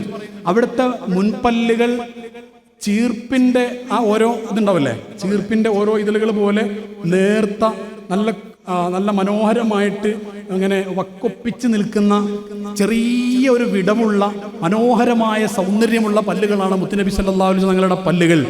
ആ പല്ലുകൾക്കിടയിലൂടെ ആരോടാണോ തിരുനബി സല്ലല്ലാഹു അലൈഹി വസല്ലം സംസാരിക്കുന്നത്, ആ സംസാരിക്കപ്പെടുന്ന വ്യക്തിയുടെ മുഖത്തേക്ക് പല്ലിൻ്റെ ഇടയിൽ നിന്നൊരു പ്രത്യേകമായ പ്രകാശം വരുമായിരുന്നു. ആ പ്രകാശത്തിൽ കേൾക്കുന്നവരുടെ മുഖം പോലും തിളങ്ങുമായിരുന്നു എന്ന് സ്വഹാബത്ത് രേഖപ്പെടുത്തി വെച്ചിട്ടുണ്ട്. അല്ലാഹു തആല നമ്മളെപ്പോലെയുള്ള സാധുക്കളായ ആളുകൾക്ക് എത്ര തിളക്കത്തിലാണോ കാണാൻ കഴിയുക, അതിൻ്റെ ഒരു മാക്സിമത്തിൽ കാണാനും സന്തോഷിക്കാനും ശുക്ർ രേഖപ്പെടുത്താനും അള്ളാഹു തൗഫീഖ് ചെയ്യുമാറാവട്ടെ. അതാണ് ഒരു പാട്ടിൽ പാടുന്നത്. അത് നമുക്ക് ചന്ദ്രനോടോ അല്ലെങ്കിൽ സൂര്യനോടോ ഒന്നും ഉപമിക്കാൻ കഴിയില്ല. ഒരു പാട്ട് പാടാം. അങ്ങയെ എങ്ങനെ ചന്ദ്രനോടുപമിക്കും, തിങ്കളിൻ ചന്തവും തങ്ങളല്ലേ. അങ്ങകലെ കത്തി നിൽക്കുന്ന സൂര്യനും അവിടുത്തെ നൂറിനൊരൽപ്പമല്ലേ. സ്വർഗത്തിൻ സൗന്ദര്യം പോലും റസൂലിൻ്റെ പരിശുദ്ധിയിൽ നിന്നൊരംശമല്ലേ. പ്രപഞ്ചത്തിൻ പ്രഭയാകെ കടമെടുത്തല്ലോ ഹബീബേ അങ്ങയിൽ നിന്നും, ഹബീബേ അങ്ങയിൽ നിന്നും. സ്വല്ലല്ലാഹ് സ്വല്ലല്ലാഹ് അലാ സയ്യിദിന വസ്വാഹിബിൽ മദീന. അത് പാട്ടിൽ വെറുതെ പാടിയതല്ല, അത് അങ്ങനെ തന്നെയാണ്. ഞാൻ പറഞ്ഞു വന്നത് നമ്മുടെ ആഗ്രഹം അതായിരിക്കണം. ഈ ലോകത്ത് കിട്ടാവുന്നതിൽ ഏറ്റവും വലിയ ആനന്ദം തിരുനബി സല്ലല്ലാഹു അലൈഹി വസല്ലമ തങ്ങളുടെ മഹബത്തിന്റെ ലോകത്തേക്ക് എത്തുക എന്നുള്ളതാണ്. എന്താ അങ്ങനെയൊക്കെ പറയാൻ കാരണം ശരിക്കും മനസ്സിലാക്കണം കേട്ടോ. ഈ ലോകം എന്ന് പറഞ്ഞാൽ ആലമുൽ അസ്ബാബാണ്. എന്ന് പറഞ്ഞാൽ കാരണങ്ങളുടെ ലോകം. അള്ളാഹ്ക്ക് എങ്ങനെ വേണമെങ്കിലും ഒരു കാര്യം നടത്താൻ അള്ളാഹ്ക്ക് കാരണത്തിന്റെ ആവശ്യമൊന്നുമില്ല. പക്ഷെ ഈ ലോകത്തെ അള്ളാഹു ആക്കിയത് ആലമുൽ അസ്ബാബായിട്ടാണ്. എന്ന് പറഞ്ഞാൽ ഒരു കാരണം ഉണ്ടാവും. എന്നാൽ ഡോക്ടറെ കാണുക, രോഗം മാറുക, ഒരു തൈ നടുക, അത് വളരുക, അങ്ങനെ ഓരോന്നിനും ഓരോ കാരണം അള്ളാഹു തആല വെച്ചിട്ടുണ്ട് ഈ ലോകത്ത്. മഹാന്മാരുടെ ലോകത്ത് അല്ലാതെ നടക്കുക വേറെ കാര്യം. അല്ലാതെ അത്ഭുതങ്ങളുണ്ട്. മറിയം ബീവി കല്യാണം കഴിയാതെ കുട്ടി ഉണ്ടായിട്ട് അള്ള വിചാരിച്ചെല്ലാം നടക്കുക വേറെ കാര്യം. പക്ഷേ ഈ ലോകത്ത് സാധാരണക്കാരനായ ആളുകൾക്ക് അല്ലാഹു ആലമുൽ അസ്ബാബ് കാരണങ്ങളുടെ ലോകമായിട്ടാണ് വെച്ചിരിക്കുന്നത്. അപ്പൊ നമ്മൾ ഒരു കാര്യം നടക്കണമെങ്കിൽ അല്ലെങ്കിൽ നമ്മുടെ ഈ ലോകത്ത് കാരണവുമായി ബന്ധപ്പെടണം. ഞാൻ ചോദിക്കുന്നു, ഈ ലോകം പടക്കാൻ കാരണക്കാരാരാ? തിരുനബി സല്ലല്ലാഹു അലൈഹി വസല്ലം തങ്ങൾ. അപ്പൊ നമ്മൾ എപ്പോഴും കണക്റ്റഡ് ആയിരിക്കേണ്ട ആരുമായിട്ടാ? തിരുനബി സല്ലല്ലാഹു അലൈഹി വസല്ലം തങ്ങൾ. എന്ത് കിട്ടാനും, കാരണം ഈ ലോകത്തിന്റെ തന്നെ കാരണക്കാരായി വെച്ചിരിക്കുന്നത് സബബ് റസൂലുള്ളയാണ്. അപ്പൊ ആലമുൽ അസ്ബാബിൽ ഏറ്റവും പ്രധാനപ്പെട്ട സബബ് റസൂലുള്ളായിരിക്കും സ്വല്ലല്ലാഹു അലൈഹി വസല്ലം. അപ്പൊ അതുകൊണ്ട് ആ സബബുമായിട്ട്, ആ കാരണമായിട്ട് ബന്ധപ്പെട്ടാൽ അതിനനുസരിച്ചാണ് നമുക്ക് കിട്ടുക. കാരണം അല്ലാഹു തആല നമുക്ക് രക്ഷയില്ല. അല്ലാഹ് പറഞ്ഞു കഴിഞ്ഞു. എന്ത്? നിങ്ങൾ ആരെങ്കിലും എന്നെ ഇഷ്ടപ്പെടുന്നുണ്ടെങ്കിൽ ഇൻ കുന്തും തുഹിബ്ബൂനല്ലാഹ, തങ്ങളെ നിങ്ങൾ പറഞ്ഞു കൊടുക്കുക. അല്ലാഹ് പറയാണ്, തങ്ങളോട് പറയാണ്, തങ്ങളെ നിങ്ങൾ പറഞ്ഞു കൊടുക്കുക. ഇൻ കുന്തും തുഹിബ്ബൂനല്ലാഹ, നിങ്ങൾ അല്ലാഹുവിനെ ഇഷ്ടപ്പെടുന്നുണ്ടെങ്കിൽ ഫത്തബിഊനി, നിങ്ങൾ എന്നെ ഫോളോ ചെയ്യുക. അല്ലാഹനെ ഇഷ്ടപ്പെടുന്നുണ്ടെങ്കിൽ നിങ്ങൾ അങ്ങോട്ട് മണ്ടി പോയിക്കോളി, ഓടിപ്പോയിക്കോളി എന്നല്ല പറഞ്ഞത്. നിങ്ങൾ come to me and follow me, നിങ്ങൾ എന്നിലേക്ക് വരിക. കാരണം ആ ഇഷ്ടം എന്നിലൂടെയാണ് നിങ്ങൾക്ക് കിട്ടുക. അള്ളാഹിന്റെ അടുത്ത് അള്ളാഹ് കുറെ പറയലല്ല, അത് പറയും, പറയേണ്ട അടുത്തൊക്കെ പറയും. പക്ഷെ അള്ളാഹ് ഖുർആനിൽ പറഞ്ഞ കാര്യമാണ്, നിങ്ങൾ അള്ളാഹുവിനെ നിങ്ങൾ ഇഷ്ടപ്പെടുന്നുവെങ്കിൽ നിങ്ങൾ നബി സല്ലല്ലാഹു അലൈഹി വസല്ലം തങ്ങളെ ഫോളോ ചെയ്യാം. എന്നിട്ട് അള്ളാഹ് പറയാണ്, ഫത്തബിഊനി യുഹ്ബിബുക്കുമുല്ലാഹ്, നിങ്ങളെ അള്ളാഹു ഇഷ്ടപ്പെടുന്നതാണ്. അപ്പൊ നബി സല്ലല്ലാഹു അലൈഹി വസല്ലം തങ്ങളെ ഇത്തിബാ ചെയ്താൽ മാത്രമാണ് അള്ളാഹു നമ്മളെ ഇഷ്ടപ്പെടുകയുള്ളൂ. അതായത് റസൂലുള്ളാഹിന്റേതാണ് ഈ ലോകം. നബി സല്ലല്ലാഹു അലൈഹി വസല്ലം തങ്ങൾ ഖാസിമാണ്, അള്ളാഹാണ് കൊടുക്കുന്ന ആള്. പക്ഷെ വിതരണം ചെയ്യുന്നത് മുത്തുനബിയാണ് സ്വല്ലല്ലാഹു അലൈഹി വസല്ലം. അപ്പൊ ഹബീബായ സ്വല്ലല്ലാഹു അലൈഹി വസല്ലമായിട്ട് ബന്ധപ്പെടാതെ നിവൃത്തിയില്ല. കാരണം ഈ ലോകം അള്ളാഹു അങ്ങനെ വെച്ചിരിക്കുന്നത്. എന്താ ചെയ്യാ, ഇതിന്റെ സ്ട്രക്ചർ അങ്ങനെയാണ്. ഒരാൾ ഞാൻ അള്ളാഹിനോട് മാത്രം പറഞ്ഞിട്ട് കാര്യമില്ല. കാരണം അള്ളാഹ് അങ്ങനെ അല്ല എന്ന് പറഞ്ഞു കഴിഞ്ഞു. ഇവിടെ ഈ ലോകം അങ്ങനല്ല. ഈ ലോകം ഞാൻ എന്ത് നിങ്ങൾക്ക് തരും, തരുന്നത് അള്ളാഹുവാണ്. തിരുനബി സല്ലല്ലാഹു അലൈഹി വസല്ലം സ്വന്തമായി ഒരു കഴിവുമില്ല. അത് വിശ്വസിക്കുന്നവരാണ് യഥാർത്ഥ വിശ്വാസികൾ. സ്വന്തമായി ഒരു കഴിവുമില്ല. അള്ളാഹുവിന്റെ സൃഷ്ടി അബ്ദുഹു വറസൂലുഹു എന്നാ പറയുന്നത്. റസൂലുള്ളാഹി തങ്ങൾ എപ്പോഴും പറഞ്ഞു കേൾക്കാൻ ആഗ്രഹിച്ചിരുന്ന ഒരു പ്രയോഗം തന്നെ അബ്ദുഹു വറസൂലുഹു എന്നുള്ളതാണ്. അത് റസൂലുള്ളാഹി പറയും, അതിങ്ങനെ എനിക്കത് കേൾക്കാൻ വലിയ ഇഷ്ടമാണ് എന്ന് റസൂലുള്ളാഹി തങ്ങൾ പറയാറുണ്ടായിരുന്നു. അടിമയും പ്രവാചകരുമാണ് എന്നുള്ള പ്രയോഗം. റസൂൽ അടിമയാണ് അള്ളാന്റെ, പക്ഷേ സാധാരണ അടിമ അല്ല. അപ്പൊ ഞാൻ പറഞ്ഞു വന്ന സ്വന്തമായിട്ട് ഒരു കഴിവ് അള്ളാന്റെ ഹബീബിനില്ല സ്വല്ലല്ലാഹു അലൈഹി വസല്ലം. പക്ഷേ മനുഷ്യരിൽ ഏറ്റവും പെർഫെക്റ്റ് ആയ ഒരു രൂപത്തിൽ അള്ളാഹുവിന്റെ ഹബീബായ സ്വല്ലല്ലാഹു അലൈഹി വസല്ലം തങ്ങളെ അള്ളാഹു വെച്ചിട്ടുണ്ട്. ഇത് ശരിക്കും നമ്മൾ മറ്റു ചില മതങ്ങളിലൊക്കെയുള്ള അവതാരവാദ സങ്കല്പവുമായി നമ്മൾ വേറിട്ട് നിൽക്കുന്നത് ഇവിടെയാണ്. ശരിക്കും മറ്റു ചില മതങ്ങളിൽ അവതാരങ്ങൾ വിശ്വസിക്കും. അതായത് അവർ ചില മതങ്ങളെ ചില ആളുകളുണ്ടാവും, അവർ തന്നെ ദൈവമാണെന്നാണ് പറയാം. നമ്മൾ അങ്ങനെയല്ല പറയുന്നത്. ദൈവമല്ല എന്ന് മാത്രമല്ല, ദൈവത്തിന്റെ മകനാണെന്ന് മാത്രമല്ല, ദൈവത്തിന്റെ അവതാരം പോലും അല്ല, വെറും അടിമയാണ് നമ്മൾ പറയും. പക്ഷെ വെറും സാധാരണ അടിമയല്ല, അത് വേറെ കാര്യം. അതാണ് നമ്മൾ ധൈര്യത്തിൽ പറയും. പക്ഷെ വേറെ ചില മതത്തിലുള്ള ആളുകൾക്ക് അത്രയധികം ആ ഒരു വിഷയം പറയാൻ കഴിയില്ല. അവിടെ തൗഹീദിൽ തെറ്റിപ്പോകുന്നു ശരിക്കും പറഞ്ഞാൽ. അപ്പൊ ഞാൻ പറഞ്ഞു പോകുന്നത് എൻ്റെ പ്രിയപ്പെട്ടവരെ, അള്ളാന്റെ ഹബീബായ സ്വല്ലല്ലാഹു അലൈഹി വസല്ലം തങ്ങളോടുള്ള സ്നേഹം 2-3 കാര്യങ്ങളപ്പോൾ ഞാൻ പറഞ്ഞത്. ഒന്ന്, സാഹചര്യം വരുമ്പോൾ നമ്മൾ സ്വലാത്ത് ചൊല്ലുന്നു, സാഹചര്യം വരുമ്പോൾ നമ്മൾ മൗലിദ് ചൊല്ലുന്നു, മാസം വരുമ്പോൾ നമ്മൾ ഇഷ്ടമൊക്കെ ഇങ്ങനെ പറയുന്നു, തൊപ്പിക്കെട്ട് വരുന്നു, അത് കഴിഞ്ഞാൽ ബാക്കിയുള്ള പ്രവർത്തനങ്ങളിലേക്ക് പോകുന്നു. സാന്ദർഭികമായ തിരുനബി സ്നേഹം മാത്രം ഉള്ളവരാണ് നമ്മൾ. അതിൽ നിന്ന് മാറേണ്ടിയിരിക്കുന്നു എന്നുള്ളതാണ്. ഇതിനോട് അതിനുവേണ്ടി 1-2 ഉദാഹരണങ്ങൾ ഞാൻ പറയാം. അപ്പം നേരത്തെ പറഞ്ഞ ഹദീസ് ലാ യുമിനു അഹദുക്കും ഹത്താ അകൂന ഹബ്ബ ഇലയ്യ മിൻ വാലിദിഹി വലദിഹി വന്നാസി അജ്മഈൻ ഞാൻ പറഞ്ഞു. അതൊന്നെടുത്ത് ചർച്ച ചെയ്ത് നോക്കാം നമുക്ക്. അതായത് ലാ യുമിനു അഹദുക്കും, തുടക്കത്തിൽ തന്നെ ഒറ്റ പ്രയോഗ, ഒരൊറ്റ കുട്ടി മുഅ്മിനാവൂല എന്നാണ് പറഞ്ഞതിന്റെ അർത്ഥം. ലാ യുമിനു അഹദുക്കും ആദ്യം പറഞ്ഞ തന്നെ ഒരൊറ്റ ആളും മുഅ്മിനാവില്ല, അങ്ങോട്ട് ഇല്ല എന്ന് പറഞ്ഞേക്കാം ആദ്യം. ഹത്താ അകൂന അഹബ്ബ ഇലയ്യ മിൻ വാലിദിഹി വലദിഹി വന്നാസി അജ്മഈൻ, മാതാപിതാക്കളെക്കാളും മക്കളെക്കാളും വന്നാസി അജ്മഈൻ എല്ലാവരെക്കാളും. ഈ ഹദീസ് പണ്ടേ കേൾക്കുന്നതാണ്, ഞാൻ ഒന്ന് ചർച്ച ചെയ്യാൻ ഉദ്ദേശിക്കുന്നത്. ഈ ഹദീസ് എല്ലാവരെക്കാളും നബി സല്ലല്ലാഹു അലൈഹി വസല്ലമ തങ്ങൾ നമുക്ക് പ്രിയപ്പെട്ട ആൾ ആകുന്നത് വരെ ഒരാളും മുഅ്മിനാവുകയില്ല എന്നാണ് ഹദീസിൽ പറയുന്നത്. ഒന്ന് ചർച്ച ചെയ്ത് നോക്കാം. ഒന്ന് ചർച്ച ചെയ്ത് നോക്കാം. നമ്മുടെ ഉമ്മാക്ക്, നമ്മുടെ ബാപ്പാക്ക്, ചെറിയ ആൾക്കാരൊക്കെ ആണെങ്കിൽ വല്യമ്മാനൊക്കെ കുട്ടിക്കോ, നമ്മുടെ ഏറ്റവും പ്രിയപ്പെട്ട നമ്മുടെ ഭൂമിയിലുള്ള നമ്മുടെ ഉമ്മ, നമ്മുടെ ബാപ്പ, നമ്മുടെ ഉസ്താദൊക്കെയാണല്ലോ ഉണ്ടാവുക. നമ്മുടെ ഉമ്മാക്ക് നെഞ്ചുവേദന വന്നപ്പോൾ, നമ്മുടെ വാപ്പാക്ക് അറ്റാക്ക് ആയപ്പോൾ, ഹോസ്പിറ്റലിൽ അഡ്മിറ്റ് ആയപ്പോൾ എത്ര സങ്കടപ്പെട്ടിട്ടുണ്ട്, എത്ര കരഞ്ഞിട്ടുണ്ട്, എത്ര ഉറക്കമൊഴിച്ച് കാത്തിരുന്നിട്ടുണ്ട്. ഉമ്മാന്റെ അസുഖം മാറിയപ്പോൾ എത്ര സന്തോഷിച്ചിട്ടുണ്ട്. നമ്മുടെ പ്രിയപ്പെട്ട ഉമ്മാക്ക് രോഗം വന്നപ്പോൾ കരഞ്ഞ് എത്ര കരഞ്ഞിട്ട് ദുആ ചെയ്തിട്ടുണ്ട്. എൻ്റെ ചോദ്യം ഇതാണ്, പ്രിയപ്പെട്ട ഉമ്മാക്ക് വേണ്ടി കരഞ്ഞതിൻ്റെ 100-ൽ 1 അംശം തിരുനബി സല്ലല്ലാഹു അലൈഹി വസല്ലം തങ്ങളെ കുറിച്ച് ആലോചിച്ചിട്ട് കരഞ്ഞിട്ടുണ്ടോ എന്നാ ചോദ്യം. ഇല്ലാന്ന് ഉത്തരം ഉണ്ടാവാ അല്ലേ? പറ ആൻസർ പറ. ആണോ അല്ലേ? ഇല്ലാന്ന് ഉത്തരം ഉണ്ടാവാ. പിന്നെ ഇതെങ്ങനെ ശരിയാവാ? അപ്പൊ അത് നമ്മളെ സംബന്ധിച്ചിടത്തോളം അതിലേക്ക് നമ്മൾ എത്തിയിട്ടില്ല. കാരണം എന്താ? എനിക്ക് എൻ്റെ ഉമ്മയാണ് വലുത്, റസൂലുള്ളാഹി സ്വല്ലല്ലാഹു അലൈഹി വസല്ലമയേക്കാൾ ഉമ്മ. കാരണം എന്താ?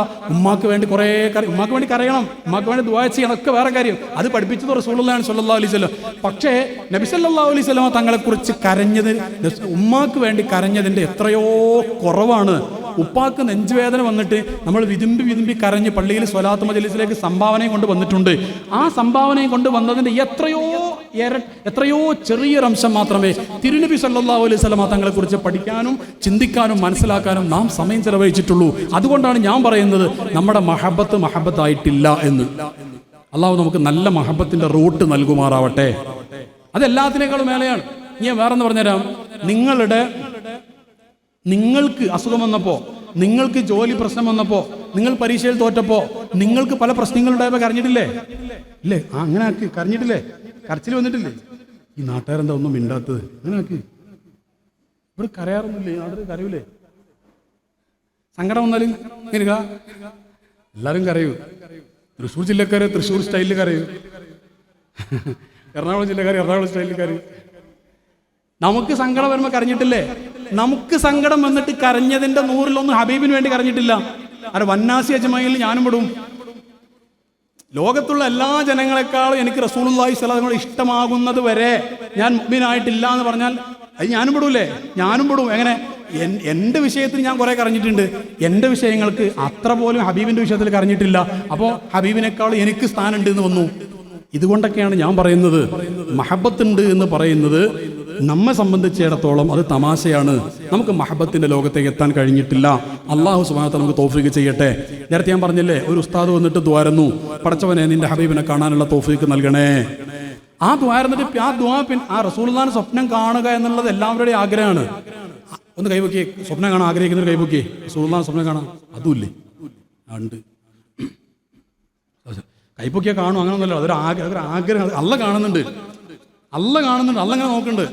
ആ മൂസി എന്ന് പറയുന്ന ആള് ആ സദസ്സിൽ എൻ്റെ ഹബീബിനെ കാണാൻ ആഗ്രഹമുള്ള ഒരു കൈ പൊക്കി എന്ന് പറഞ്ഞപ്പോൾ ആദ്യം കൈ പൊക്കിയത് ആ കുട്ടിയാണ്. അല്ല കാണുന്നുണ്ട്, ഞാനൊന്നുമല്ല, അല്ല കാണുന്നുണ്ട്. അപ്പോൾ അല്ല ചിലപ്പോൾ നിങ്ങൾ പരിഗണിച്ചാലോ? അപ്പോൾ അങ്ങനെയുള്ള ചാൻസുകളൊന്നും വെറുതാക്കരുത്. ഞാൻ പറഞ്ഞു എല്ലാവർക്കും ആഗ്രഹമുണ്ട്. എൻ്റെ ചോദ്യം ഇതാണ്, നേരത്തെ ഞാൻ പറഞ്ഞതുപോലെ, ഇനി ഇതിനു വേണ്ടിയുള്ള പരിശ്രമം എന്താണ്? നാളെ നമ്മൾ എന്താ ചെയ്യുക? ഈ റബീഉൽ അവ്വൽ മാസം വന്നതിന് ശേഷം, ഒറ്റ ചോദ്യം, ഈ റബീഉൽ അവ്വൽ മാസം വന്നതിന് ശേഷം നബി സല്ലല്ലാഹു അലൈഹി വസല്ലം തങ്ങളോടുള്ള ഇഷ്ടം കൊണ്ട് പ്രത്യേകമായി നമ്മൾ ചെയ്ത അമൽ എന്താണ്? ഉത്തരം വേണം. ഈ മാസം വന്നിട്ട് മഹബത്ത് കൊണ്ടാണ്, സ്നേഹമാകുന്നു പറയുന്നില്ലേ? അങ്ങനെയാണെങ്കിൽ റസൂലുള്ളാഹി സ്വല്ലല്ലാഹു അലൈഹി വസല്ലമയോടുള്ള ഇഷ്ടം കൊണ്ട് ഈ മാസം പ്രത്യേകമായി നമ്മൾ ചെയ്ത അമൽ എന്താണ്? ചില ആളുകളൊക്കെ പറയാറുണ്ടാവും, ഞാൻ കുറച്ചും കൂടി കൂടുതൽ സ്വലാത്ത് ചൊല്ലുന്നു. ചില ആളുകൾ ഞാൻ മൂന്നാമത്തെ രാവാണ്, അപ്പോൾ കഴിഞ്ഞ 2 ദിവസം മൗലൂദ് ചൊല്ലിയിട്ടുണ്ട്, ഇന്ന് ചൊല്ലിയിട്ടുണ്ട്, ഇങ്ങനെയൊക്കെ പറയുന്ന ആൾക്കാരുണ്ടാവും. അംഗീകരിക്കുന്നില്ല എന്ന് പറയുന്നില്ല. പക്ഷേ നബി സല്ലല്ലാഹു അലൈഹി വസല്ലം തങ്ങൾ 24/7 ആയിരുന്നു എന്ന് പറഞ്ഞാൽ അവിടുത്തെ ജീവിതത്തിന്റെ 24 മണിക്കൂറും ഉമ്മത്തിന് വേണ്ടി ചെലവഴിച്ചവരാണ്. നമ്മൾ 24 മണിക്കൂർ പോലും 24 മിനിറ്റ് പോലും മാന്യമര്യാദയ്ക്ക് അവിടത്തേക്ക് വേണ്ടി ചെലവഴിക്കാൻ കഴിയുന്നില്ല. ഇതിന് മറ്റൊരു തലമുണ്ട്, ഞാൻ വിശദീകരിക്കും ഇൻഷാ അല്ലാഹ്. ഞാൻ ഉദാഹരണം പറഞ്ഞുതരാം. മൗലിദിലിരിക്കുന്നത്, നമ്മൾ മൗലിദിലിരിക്കൽ എങ്ങനെ ഇന്നത്തെ കാലത്ത് ഭയങ്കര സങ്കടം. സത്യം പറയാം, ഞാൻ വലിയ ആളായിട്ടല്ല, ഞാൻ എൻ്റെ നിയന്ത്രണത്തിലുള്ള സദസ്സാണെങ്കിൽ സെറ്റാക്കാതെ ഞാൻ പരിപാടി തുടങ്ങൂല. മൗലിദ് ഞാൻ ആദ്യം സദസ്സ് ഓർഡറാക്കും. കാരണം കുറേ ആൾക്കാർ അവിടെ അങ്ങനെ ഇരിക്കുന്നുണ്ടാവും, ചുമരിൽ ചാരിയിട്ട്. പ്രായമുള്ള രോഗമുള്ള ക്ഷീണമുള്ള ആൾക്കാരാണെങ്കിൽ തരക്കടില്ല, അവർക്ക് ചിലപ്പോൾ ചാരി ഇരിക്കേണ്ടി വരും, ചിലപ്പോൾ അവർക്ക് കസേരയിൽ ഇരിക്കേണ്ടി വരും. അതല്ല കാര്യം. ഇത് ഒരു കുഴപ്പമുണ്ടല്ലോ, യുവാക്കളൊക്കെ ഉണ്ടാവും. മൂത്താപ്പാന്റെ വീട്ടിൽ മൗലിദ്, അത് മൂത്താപ്പ വിളിച്ചതല്ലേ, അല്ലെങ്കിൽ കൊച്ചാപ്പ നമ്മുടെ പറയാ അല്ലേ, ഇഞ്ഞുപ്പേ ആരായാലും ആ സ്ഥലത്തായ ഒരാള്, അയാളെന്നെ ആള്. ഓരോ നാട്ടിലും ഓരോ പേരാ. കൊച്ചാപ്പ, ആപ്പ, ഇച്ചാപ്പ, ഇമ്പാപ്പ, ഇട്ടിയാപ്പ, പല പേരും. എളാപ്പ, എളീപ്പ, ഇളയപ്പ, എളിയാപ്പ. തലശ്ശേരി ടൗണിലൊക്കെ എളിയാപ്പ എന്ന് പറയാം. എന്ത് പറഞ്ഞോട്ടെ, ആള് ആ സ്കെൽറ്റായ ഒരാളുണ്ടല്ലോ, അജബറാക്ക, മുപ്പറാണ് ആള്. അപ്പൊ എളാപ്പാന്റെ വീട്ടിൽ മൗലിദിന് ക്ഷണിച്ചതാണ്. ആ ക്ഷണിച്ചത് കൊണ്ട് പോകാതിരിക്കാൻ പറ്റൂല എന്ന് പറഞ്ഞിട്ട് പോയതയാള്. യഥാർത്ഥത്തിൽ നബി സല്ലല്ലാഹു അലൈഹി വസല്ലം തങ്ങളോട് സ്നേഹമുള്ള ഒരാളാണെങ്കിൽ പറയാത്ത മൗലിദിന് പോകണം. എൻ്റെ വാക്ക് തെറ്റിദ്ധരിക്കരുത്, എവിടെയോ ഉള്ള പറയാത്ത മൗലിദല്ല ഞാൻ ഉദ്ദേശിക്കുന്നത്. അയാൾ നിങ്ങളോട് പറയാൻ വിട്ടുപോയതാണ്, അത് നിങ്ങൾക്ക് അറിയാം, പറയാൻ വിട്ടുപോയതാണെന്ന്. ആ വീട്ടിലേക്ക് നിങ്ങൾ എന്ത് ചെയ്യണം? നേരത്തെ ചെല്ലണം. സത്താറാജീസ്, പിന്നെ നിങ്ങൾ പറയാൻ മറന്നുപോയതായിരിക്കും, സാരല്ല, ഞാൻ നേരത്തെ വന്നിട്ടുണ്ട്. അല്ലാഹ് ഹബീബേ, ഞാൻ മറന്നുപോയതാണ് കേട്ടോ, അത് കുഴപ്പമില്ലല്ലോ, ഞാൻ നേരത്തെ വന്നിട്ടുണ്ടല്ലോ എന്ന് പറയുന്ന മൗലിദാണെങ്കിൽ, സൽക്കാരാണെങ്കിൽ ഞങ്ങൾ ഭക്ഷണം അങ്ങനെ വിചാരിക്കാം. മൗലിദിൽ ഭക്ഷണം ഉണ്ടാവും, അതല്ല ഞാൻ പറയുന്നത്. മൗലിദിന്റെ സദസ്സിൽ ഇരിക്കാനുള്ള ഒരു ആഗ്രഹം ഉണ്ടല്ലോ, ഒരു കൊതി ഉണ്ടല്ലോ. എൻ്റെ സഹോദരങ്ങളെ, ഞാൻ ഒരു കാര്യം പറയട്ടെ, നല്ല മനുഷ്യന്മാരല്ലേ നമുക്കിടയിലൊക്കെ ഉണ്ടാവും. ഈ നല്ല മനുഷ്യന്മാർ പറഞ്ഞാലും അഫ്ഗാനിസ്ഥാനിൽ നിന്ന് വരുന്ന ആൾക്കാരല്ല, നമുക്കിടയിൽ തന്നെ ഉള്ളവരാ. അത് ആരാ നമുക്കറിയില്ല. നല്ല ആൾക്കാർ ഒരിക്കലും ഞാൻ നല്ലവനാണെന്ന് പറഞ്ഞ് നടക്കൂല, ഞാൻ മോശമാണെന്നേ അവർ പറയൂ. നമുക്കിടയിലൊക്കെ ഇരിക്കുന്ന ആൾക്കാരുണ്ടാവും. എന്താണെന്നറിയോ? ആ ഇരിക്കുന്ന കൂട്ടത്തിൽ മൗലിദിൽ ഇരിക്കുമ്പോൾ ഒരു പക്ഷേ നബി സല്ലല്ലാഹു അലൈഹി വസല്ലം തങ്ങളുടെ കസ്തൂരിയുടെ സുഗന്ധം മൗലിദിൽ ഇരിക്കുമ്പോൾ ലൈവായിട്ട് കിട്ടുന്ന ആൾക്കാർ സദസ്സിലുണ്ടാകും. അതിപ്പോൾ ഉണ്ട്. നബി സല്ലല്ലാഹു അലൈഹി വസല്ലം തങ്ങളെ കഴിഞ്ഞ രാത്രി കണ്ടവർ ഒരുപക്ഷെ നമ്മുടെ സദസ്സിലുണ്ടാകും. അത് നമുക്കറിയില്ല. നമുക്ക് എങ്ങനെ പറയാൻ പറ്റുക? നമുക്ക് ആരാന്ന് പറയാം? ഒന്നും അറിയില്ല. നമുക്ക് അങ്ങനത്തെ ഒരു ലോകം പരിചയമില്ലാത്തതുകൊണ്ട് നമ്മളിങ്ങനെ കുറെ മറ്റൊരു ലോകത്ത് ഇങ്ങനെ ജീവിച്ചുകൊണ്ടിരിക്കുകയാണ്. അപ്പോൾ എല്ലാം ഒരു കുറേയൊക്കെ ഒരു കാട്ടിക്കൂട്ടൽ പോലെയൊക്കെ ആയിപ്പോയി. അള്ളാഹു അതിൻ്റെ ഇങ്ങനെ പറയാം, 4 ആള് സ്വലാത്തില്ലേ. അപ്പോൾ വൈകുന്നേരം സ്വലാത്തിൻ്റെ പ്രതിഫലം വാങ്ങാൻ വേണ്ടി ഓഫീസിലേക്ക് വരാൻ പറഞ്ഞു. അപ്പോൾ ഒരാൾക്ക് 500 രൂപ കൊടുത്തു, നിങ്ങൾ സ്വലാത്തില്ലേതിനുള്ള പ്രതിഫലമാണ്. രണ്ടാമത്തെ ആളെ വിളിച്ചിട്ട് പറഞ്ഞു, നിങ്ങൾക്ക് 2500 ഉണ്ട്. മൂന്നാമത്തെ ആൾക്ക് 5000 രൂപ ഉണ്ട്. കാരണം അയാൾ കുറച്ചും കൂടെ കൂടുതൽ സ്വലാത്തില്ലിട്ടുണ്ട്, കുറച്ച് ക്വാളിറ്റിയിലും സ്വലാത്തില്ലിട്ടുണ്ട്. ഈ 3 ആൾക്കാർക്ക് പൈസ കൊടുത്തിട്ട് ഈ 3 ആൾക്കാരോടും പോകാൻ പറഞ്ഞു. 4ാമത്തെ ആളോട് പറഞ്ഞു, നിങ്ങൾ പോകരുത്, നിങ്ങളെ ഉള്ളിലേക്ക് റസൂലുള്ള വിളിക്കുന്നുണ്ട് എന്ന് പറഞ്ഞു. എന്തേ? നിങ്ങളാണ് യഥാർത്ഥത്തിൽ ഹബീബിനെ പ്രണയിച്ചുകൊണ്ട് സ്വലാത്തില്ലേത്. നബി സല്ലല്ലാഹു അലൈഹി വസല്ലം തങ്ങൾക്ക് വേണ്ടി അവിടുത്തെ പ്രണയിച്ചുകൊണ്ട് ആ മഹാ ഇഷ്ടം കൊണ്ട് സ്വലാത്ത് ചൊല്ലിയത് നിങ്ങളാകുന്നു. അതുകൊണ്ട് നിങ്ങളൊന്ന് അകത്തേക്ക് വരിക, നിങ്ങളെ റസൂൽ വിളിക്കുന്നുണ്ട് സല്ലല്ലാഹു അലൈഹി വസല്ലം. അതാണ് നമുക്ക് വേണ്ടത്. മറ്റൊക്കെ കൂലിയാണ്. കൂലി വേണ്ടെന്നല്ലോ പറയുന്നത്, കൂലി വേണം, കിട്ടും. പക്ഷെ നമുക്ക് ഹബീബിനെ തന്നെ കിട്ടിയാൽ പിന്നെ എല്ലാം കിട്ടിയില്ലേ? കൂലി മാത്രമാണോ? എല്ലാം കിട്ടിയില്ലേ? ആ ഒരു രീതിയിൽ സ്വലാത്തിൽ ഒന്നൊരവസ്ഥ വരണം. സല്ലല്ലാഹു അലൈഹി വസല്ലം തങ്ങളെ കാണാം. അള്ളാഹു നമുക്ക് തൗഫീഖ് ചെയ്യട്ടെ. ഇതില്ല എന്നുള്ളതിൻ്റെ വേറൊരു ഉദാഹരണം ഞാൻ പറഞ്ഞുതരാം. അപ്പം നമ്മൾ പ്രത്യേകിച്ച് സ്വലാത്തൊക്കെ ചൊല്ലു. റബീഉൽ അവ്വൽ ഇങ്ങനെ പോട്ടെ, അല്ലാത്ത 11 മാസം വേറെ ഉണ്ടല്ലോ. ഇത് റബീഉൽ അവ്വൽ 1 ഈ മാസം, റബീഉൽ ആഖിർ മാസല്ലേ, റബീഉൽ അവ്വൽ 2, ജമാഅത്തുൽ അവ്വൽ മാസല്ലേ, റബീഉൽ അവ്വൽ 3, അങ്ങനെ കൂട്ടിക്കോ. അപ്പൊ പിന്നെ റബീഉൽ അവ്വൽ 12 ആവും. ഞാൻ പറഞ്ഞ മനസ്സിലായേ? അടുത്ത മാസം റബീഉൽ അവ്വൽ 2 ആയിട്ട് കൂട്ട്, പിന്നത്തെ മാസം റബീഉൽ അവ്വൽ 3 ആയിട്ട് കൂട്ട്, പിന്നത്തെ മാസം റബീഉൽ അവ്വൽ 4. അപ്പൊ എല്ലാ മാസവും റബീഉൽ അവ്വലായി മാറും. ആ ഒരു പ്രതീതി അല്ലാഹു നമുക്ക് നൽകട്ടെ. റബീഉൽ അവ്വൽ മാസം മാത്രമല്ലല്ലോ ഹബീബായ സല്ലല്ലാഹു അലൈഹി വസല്ലം തങ്ങളെ നമ്മൾ കാണുന്നത് അല്ലെങ്കിൽ ഹബീബ് നമ്മളെ കാണുന്നത് എല്ലാ മാസവും ഉണ്ടല്ലോ. ഞാൻ പറഞ്ഞു വന്നത്, ഒരാള് പ്രത്യേകിച്ച് നമ്മൾ സ്വലാത്തൊക്കെ ചെല്ലുന്നത് എങ്ങനെയാണെന്ന് അറിയാം. ശരിക്കും നമ്മുടെ ഒരു പൊട്ടത്തരം ഞാൻ പറയട്ടോ. ഉമ്മാക്ക് പെട്ടെന്നൊരു നെഞ്ചുവേദന വന്നു. അപ്പോൾ ഡോക്ടർമാർ പറഞ്ഞു കുറച്ചൊരു പ്രയാസമാണ്, അറ്റാക്ക് വന്നിട്ടുണ്ട്, ബ്ലോക്കൊക്കെ ഉണ്ട്, ഇപ്പോൾ ഒന്നും പറയാറായിട്ടില്ല എന്ന് പറഞ്ഞിട്ട് ഇപ്പോൾ ഏതൊരു ഉസ്താദിനോട് മറ്റോ ചോദിച്ചിട്ട് നമ്മൾ എന്ത് ചെയ്യും? വേഗം 4444 നാരിയത്ത് സ്വലാത്ത് നേർച്ചാക്കും. ഉമ്മാക്ക് വേണ്ടി 4444 നാരിയത്ത് സ്വലാത്ത് നമ്മൾ ചൊല്ലി. ഒരു പക്ഷേ രോഗം മാറും, അല്ല ഉദ്ദേശിച്ച രോഗം മാറും, ചിലപ്പോൾ രോഗം മാറുമല്ല. സ്വലാത്തിൻ്റെ ബർക്കത്തുകൊണ്ട് പല രോഗങ്ങളും മാറുന്നതാണ്. വലിയ ഫضലുണ്ട് അതിന്. അങ്ങനെ കുറച്ച് കാലം കഴിഞ്ഞിട്ട് പിന്നെ നമ്മുടെ അളിയൻ ഒരു ആക്സിഡൻറ്റിൽ വിട്ടു. ആക്സിഡൻറ്റിൽ അപകടകരമായ അവസ്ഥയായിരുന്നു. അത് രക്ഷപ്പെടാൻ വേണ്ടി ഇതേപോലെ സ്വലാത്ത് നാരിയത്ത് നമ്മൾ ചൊല്ലി 4444. രണ്ടാമത്തെ സ്വലാത്ത് അളിയന് വേണ്ടി. കുറച്ച് കാലം കഴിഞ്ഞിട്ട് ബാപ്പാക്ക് ഒരു അസുഖം വന്നു. ബാപ്പാൻ്റെ അസുഖം മാറാൻ വേണ്ടി സ്വലാത്തില്ലി. കുറച്ച് കാലം കഴിഞ്ഞിട്ട് നമുക്ക് ജോലി എന്തോ പ്രശ്നം വന്നാൽ ശരിയാവാൻ വേണ്ടി സ്വലാത്തുൽ ഫാത്തിഹ് കുറെ ചൊല്ലി. എൻ്റെ ചോദ്യം ഇതാണ്, ഒന്നാമത്തെ സ്വലാത്ത് ആർക്കുള്ളതായിരുന്നു? ഉത്തരം പറ. ഒന്നാമത്തെ സ്വലാത്ത് ആർക്കുള്ളതായിരുന്നു? മകള്. രണ്ടാമത്തെ സ്വലാത്ത് ആർക്കുള്ളതായിരുന്നു? അളിയന്. മൂന്നാമത്തെ സ്വലാത്ത് ആർക്കുള്ളതായിരുന്നു? ബാപ്പാക്ക്. നാലാമത്തെ സ്വലാത്ത് ആർക്കുള്ളതായിരുന്നു? എനിക്ക്. അപ്പൊ റസൂലുള്ളാഹിക്കുള്ള സ്വലാത്ത് എവിടെ? അപ്പൊ നിങ്ങൾ വേണമെങ്കിൽ പറയും ഇതെല്ലാം റസൂലുള്ളാഹിക്ക് തന്നെയല്ലേ? പോരാ. അങ്ങനെ നമ്മുടെ സൗകര്യത്തിന് വേണ്ടി, നമ്മുടെ എന്തോ കാര്യത്തിന് വേണ്ടി സ്വലാത്ത് ഇട്ട് റസൂലുള്ളാഹിക്ക് അല്ലേ എന്ന് ചിന്തിക്കുന്നതിൽ അർത്ഥമില്ല. റസൂലുള്ളാഹിക്കുള്ള സ്വലാത്താണെങ്കിൽ എങ്ങനെ ഞാൻ പറഞ്ഞുതരാം. ഒരു ലക്ഷ്യം ഉണ്ടാവില്ല. അതെങ്ങനെ? ഒരു ലക്ഷ്യം ഉണ്ടാവില്ല. അയാൾ ഇങ്ങനെ സ്വലാത്ത് ഓരോ മാസം ലക്ഷം സ്വലാത്ത് അങ്ങനെ ചൊല്ലും, അല്ലെങ്കിൽ 50,000 5000 എണ്ണത്തിലല്ലട്ടോ കാര്യം, വണ്ണത്തിലാ കാര്യം. ഒരാൾ 1 ലക്ഷം ചൊല്ലുന്നുണ്ട്, ഒരാൾ 5000 ആകെ ചൊല്ലുന്നു. ചിലപ്പോൾ 1 ലക്ഷത്തിനേക്കാളും പവർ 5000 ഉണ്ടാവും. എണ്ണത്തിൽ നോക്കണ്ട, അതൊക്കെ ഒരു സംവിധാനം മാത്രം. പക്ഷെ എണ്ണുന്നത് നല്ലതാണ്, കാരണം എന്നാലേ കുറവാണെന്ന് മനസ്സിലാവുള്ളൂ. എന്റെ സ്വലാത്ത് കുറവാണെന്ന് മനസ്സിലാവണമെങ്കിൽ എണ്ണണം, അതിനു വേണ്ടി എണ്ണണം. എണ്ണം വലുതാണെന്ന് പറയാൻ വേണ്ടിയിട്ടല്ല. യഥാർത്ഥത്തിൽ ഹബീബായ സല്ലല്ലാഹു അലൈഹി വസല്ലമ തങ്ങളെ മാത്രം ലക്ഷ്യം വെച്ചുള്ള സ്വലാത്താണെങ്കിൽ എങ്ങനെ ചൊല്ലാന്നറിയോ? ഒരു ലക്ഷ്യം മനസ്സിലുണ്ടാവില്ല, അവിടെ അസുഖം മാറാ ഒന്നും ഉണ്ടാവില്ല. ഹബീബായ സല്ലല്ലാഹു അലൈഹി വസല്ലം തങ്ങളുടെ ഉമ്മത്തിൽ ഞാൻ പെട്ടില്ലേ, അൽഹംദുലില്ലാ, ആ ശുക്രിന്റെ ഭാഗമായിട്ട് ഞാൻ സ്വലാത്ത് ചൊല്ലുന്നു. അങ്ങനെ ചൊല്ലിക്കൊണ്ടിരിക്കും. സ്വലാത്ത് ഇങ്ങനെ ചൊല്ലിയിട്ട് കഴിഞ്ഞിട്ട് കൈ ഉയർത്തി അതുകൊണ്ട് അത് തെറ്റാണെന്നല്ല പറയുന്നത് കേട്ടോ, അങ്ങനെ മനസ്സിലാക്കരുത്. സ്വലാത്തിൽ ദ്വാരക്കുന്നത് തെറ്റാണെന്നല്ല, തീർച്ചയായിട്ടും ഫലം ഉണ്ടാവും, എന്തായാലും ഗുണം കിട്ടും, ചെയ്യേണ്ടതുമാണ്. പക്ഷേ യഥാർത്ഥ മഹബത്തിന്റെ റൂട്ടിൽ നമ്മൾ എത്തിയിട്ടില്ല എന്ന് ബോധ്യപ്പെടുത്താനാണ് ഞാൻ ഈ ഉദാഹരണം പറയുന്നത്.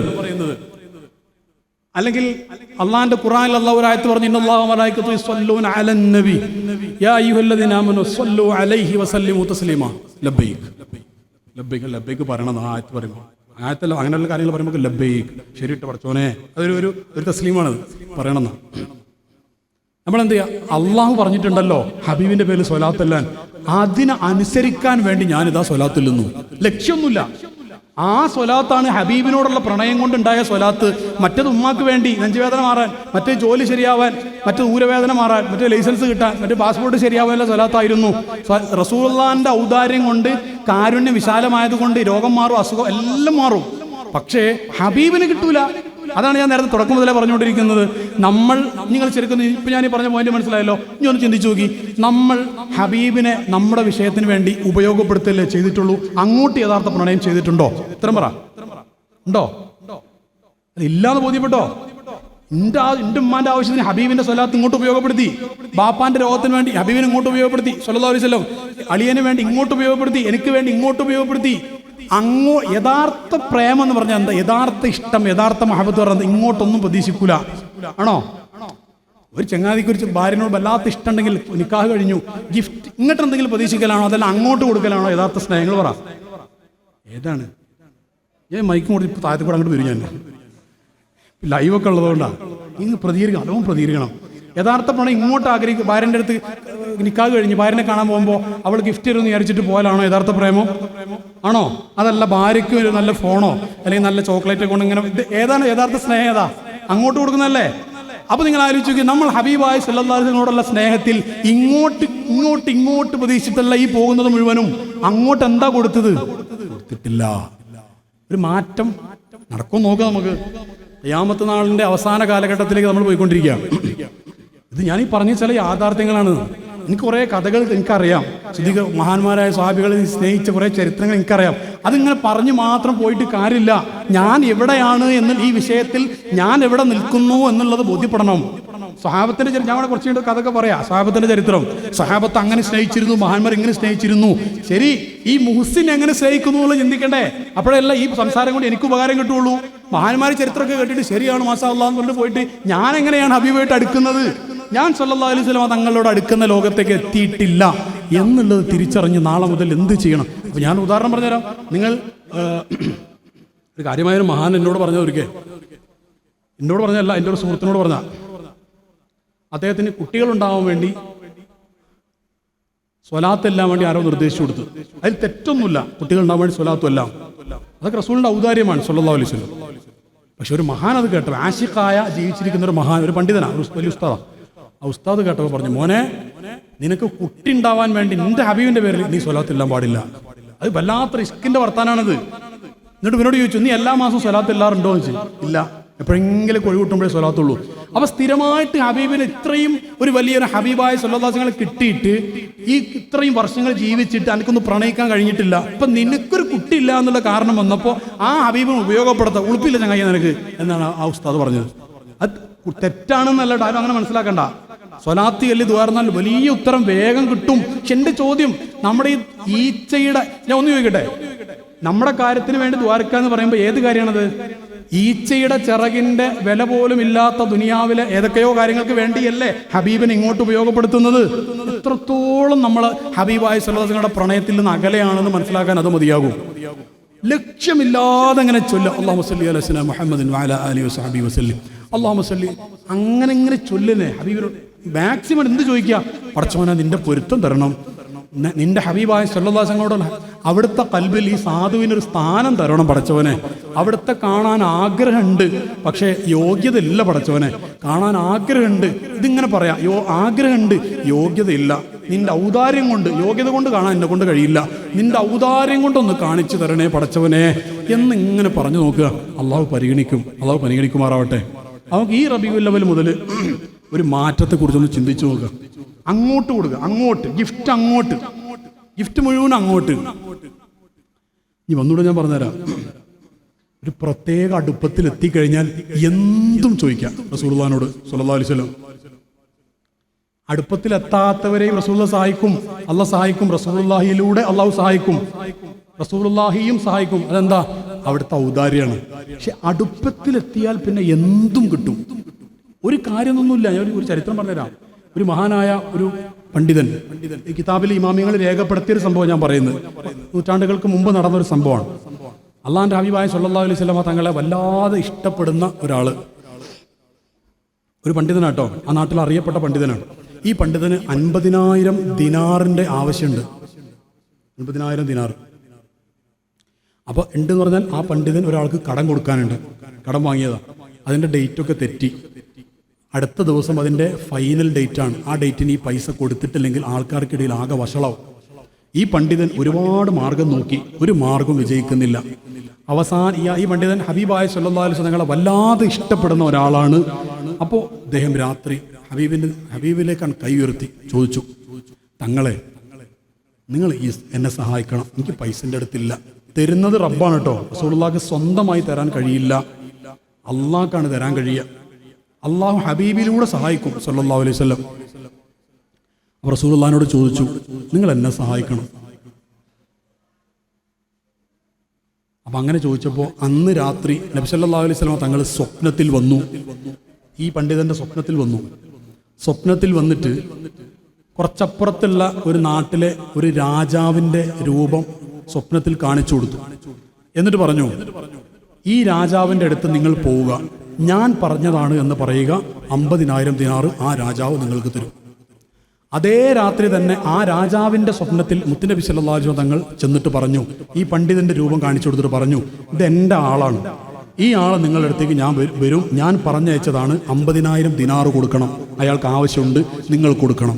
ആ രാജാവും ഹബീബായ സല്ലല്ലാഹു അലൈഹി വസല്ലം ഇഷ്ടപ്പെടുന്ന ആളാണ്, അതുകൊണ്ടാണ് പറഞ്ഞയച്ചത്. അത് മുതലാളിമാർക്കിടയിൽ ഉണ്ടാവും, അത് ഇപ്പോഴും ഉണ്ട്, എനിക്കറിയാം, ഇപ്പോഴുണ്ട് അങ്ങനെ. ഇപ്പൊ ചില എനിക്കറിയുന്ന സംഭവങ്ങളുണ്ട്. ഇപ്പോൾ വർത്തമാനകാലത്തുള്ളത് കൂടുതൽ പബ്ലിക്കിൽ ഞാൻ പറയാറില്ല, അതുകൊണ്ട് ഇതിനൊക്കെ ഇപ്പോഴുള്ള സംഭവങ്ങൾ പറയാനുണ്ട്. നൂറ്റാണ്ടുകൾക്ക് മുമ്പല്ലേ എന്ന് പറയണ്ട, ഇപ്പോഴും ഉണ്ട്. അങ്ങനെ ആ പണ്ഡിതൻ ആ മക്കളോട് ഒന്നുകിൽ അങ്ങോട്ടല്ല ഇങ്ങോട്ട് ഏതെങ്കിലും സ്ഥലത്ത് പോകാൻ പറയും. മക്കളെ ഓക്കെ, ഇനി ചായ കൊടുക്കുന്നുണ്ടെങ്കിൽ ബാക്കിൽ നിന്ന് ഇങ്ങോട്ട് കൊടുക്കാൻ പറയണം കേട്ടോ. സംഘാടകർ ശ്രദ്ധിക്കുക, ചായ കൊടുക്കുകയാണെങ്കിൽ ബാക്കിൽ നിന്ന് ഇങ്ങോട്ട് കൊടുക്കുക. മുമ്പിൽ നിന്ന് കൊടുക്കുമ്പോൾ ശ്രദ്ധ മാറും. നമ്മൾ റസൂലുള്ളാഹിനെ കുറിച്ചല്ലേ പറയുന്നത്, ശ്രദ്ധ മാറരുത്. അല്ലെങ്കിൽ തന്നെ നിങ്ങൾക്ക് നോക്കൊന്നും ശ്രദ്ധ ഇല്ല. വല്ലപ്പോഴൊക്കെ ഇങ്ങനെ എന്തെങ്കിലുമൊക്കെ കേൾക്കുക, ആ കേൾക്കുമ്പോൾ തന്നെ കുറേ ചായയും കുറേ ബിസ്ക്കറ്റും അതൊക്കെ അതിനെ കൂടെ ഉണ്ടായിക്കോട്ടെ. അതൊക്കെ സംഘാടകർ നല്ലവരായതുകൊണ്ട്, മഹല്ലിൻ്റെ കമ്മിറ്റിക്കാർ ഉഷാറായതുകൊണ്ടൊക്കെ രേഖപ്പെടുത്തുകയാണ്. മുത്തല്ലിമീങ്ങൾ പാവങ്ങൾ അല്ലാഹു തആല ഇൽമിലൊക്കെ ബർക്കത്ത് ചെയ്യട്ടെ. അവരും മദ്രസയിലെ കുട്ടികളൊക്കെ ആയിരിക്കും, അവർക്ക് അധ്വാനിച്ച് ചെയ്യുന്ന അല്ലാഹു തആല കുട്ടികളൊക്കെ സ്വാലിഹീങ്ങളായ ഉഖ്റവിയായ പണ്ഡിതന്മാരിലും സ്വാലിഹായ മക്കളിലും ഉൾപ്പെടുത്തി അനുഗ്രഹിക്കുമാറാവട്ടെ. അപ്പോൾ സ്വപ്നത്തിൽ വിശ്വാസികൾ വന്നിട്ട് പറഞ്ഞു, രാജാവിനോടും പറഞ്ഞു, പണ്ഡിതനോടും പറഞ്ഞു. എന്നിട്ട് ഈ പണ്ഡിത പിറ്റേന്ന് രാവിലെ തന്നെ ആ കുറച്ചപ്പുറത്തുള്ള രാജ്യമാണ്, അങ്ങോട്ട് യാത്ര തുടങ്ങി. ആ രാജാവ് എന്ത് ചെയ്തു പറയും, തൻ്റെ പ്രധാനപ്പെട്ട പട്ടാൾക്കാരെ വിളിച്ചിട്ട് പറഞ്ഞു, നിങ്ങൾ നമ്മുടെ രാജ്യത്തിൻ്റെ അതിർത്തിയുടെ അവിടെ പോയി നിൽക്കണം. എന്നിട്ട് സ്വപ്നത്തിൽ കണ്ട പണ്ഡിതനുണ്ടല്ലോ, ഏകദേശം ആ രൂപം പറഞ്ഞു കൊടുത്തു, ഇങ്ങനെയൊക്കെയുള്ള ഒരാളാണ്, അങ്ങനെ ഒരാളെ കണ്ടാൽ വേഗം കൊട്ടാരത്തിലേക്ക് കൊണ്ടുവരണം, ഹബീബിൻ്റെ അതിഥിയാണ് സല്ലല്ലാഹു അലൈഹി വസല്ലം. അങ്ങനെ ആളെ വന്നു, കൊട്ടാരത്തിലേക്ക് കൊണ്ടുവന്നു. 50,000 ദിനാർ കൊടുത്തു. കൂട്ടത്തിൽ ഒരു കിഴിയായിട്ട് 50,000 കൊടുത്ത്, പിന്നെ ഒരു 20,000 വേറെയും കൊടുത്ത്. എന്നിട്ട് പറഞ്ഞു, ഇത് റസൂലുള്ളാഹി നിങ്ങൾക്ക് തരാൻ പറഞ്ഞാണ് 50,000. എന്നിട്ട് രണ്ടാമത് പറഞ്ഞു, ഈ 20,000 എൻ്റെ വകയാണ് എന്ന് പറഞ്ഞു. അപ്പോൾ ഈ പണ്ഡിതൻ പറഞ്ഞു, നിങ്ങളെ വക എനിക്ക് വേണ്ട, ഹബീബ് തങ്ങൾ പറഞ്ഞത് മാത്രം, എനിക്കിപ്പോൾ 50,000 ആവശ്യമുള്ളൂ, എനിക്ക് 20,000 വേണ്ട എന്ന് പറഞ്ഞ് സന്തോഷത്തോടു കൂടെ 50,000 വാങ്ങി തിരിച്ചു പോകുന്നു. ഇത് ഞാൻ എന്തിനാ പറഞ്ഞതെന്നറിയോ, ഒരു പ്രത്യേക ഒരു ഘട്ടം വരാൻ. ആ ഘട്ടം വന്നു കഴിഞ്ഞാൽ ഹബീബായ സല്ലല്ലാഹു അലൈഹി വസല്ലം തങ്ങളോട് എന്ത് ചോദിച്ചാലും നടക്കുമെന്ന് പറയാനാണ്. അത് നൂറ്റാണ്ടുകൾക്ക് മുമ്പ് ചരിത്ര ഇമാമിയങ്ങൾ രേഖപ്പെടുത്തിയ ഒരു സംഭവം ഞാൻ ഈ പറഞ്ഞത്, ഇത് ഇന്നും നടക്കുന്നുണ്ട്. ഞാൻ ഒരു സംഭവമാണേ പറയാം, ഇഷ്ടംപോലെ എനിക്ക് പറയാനുണ്ട്. ഒരു പണ്ഡിതൻ എന്നോട് പറഞ്ഞു, ഇപ്പോൾ ജീവിച്ചിരിക്കുന്ന ഒരു പണ്ഡിതൻ, അദ്ദേഹത്തിൻ്റെ കുടുംബത്തിലുള്ള ഒരു കഥ എന്നോട് പറഞ്ഞതാണ്. കാരണം നമുക്ക് തോന്നണ്ടേ, ഇന്നത്തെ കാലത്തും ഹബീബ് ഇങ്ങനെ സഹായിക്കും, സല്ലല്ലാഹു അലൈഹി വസല്ലം ഇങ്ങനെ ഇടപെടുന്നു തോന്നണ്ടേ, അതിനു വേണ്ടി പറയാം ഞാൻ, ഈമാൻ വർദ്ധിക്കാൻ. അല്ലാഹു തആല നമുക്ക് തൗഫീഖ് നൽകട്ടെ. എന്നും സ്വലാത്തിൽ നിന്ന് ഒരാൾക്ക് ഹബീബിനോട് ചോദിച്ചാൽ ചിലപ്പോൾ വേഗം കിട്ടും, ചിലപ്പോൾ അത് ഇഷ്ടം കൊണ്ടാ.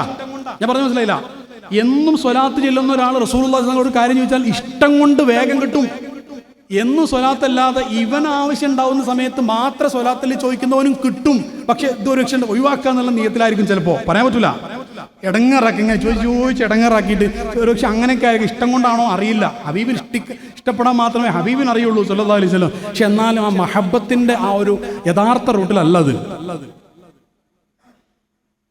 ഞാൻ പറഞ്ഞു വന്നത്, നബി സല്ലല്ലാഹു അലൈഹി വസല്ലം തങ്ങളോട് ഒരു കാര്യം ചോദിച്ചാലേ കിട്ടും. ഒരു ഉദാഹരണം പറയുന്നു.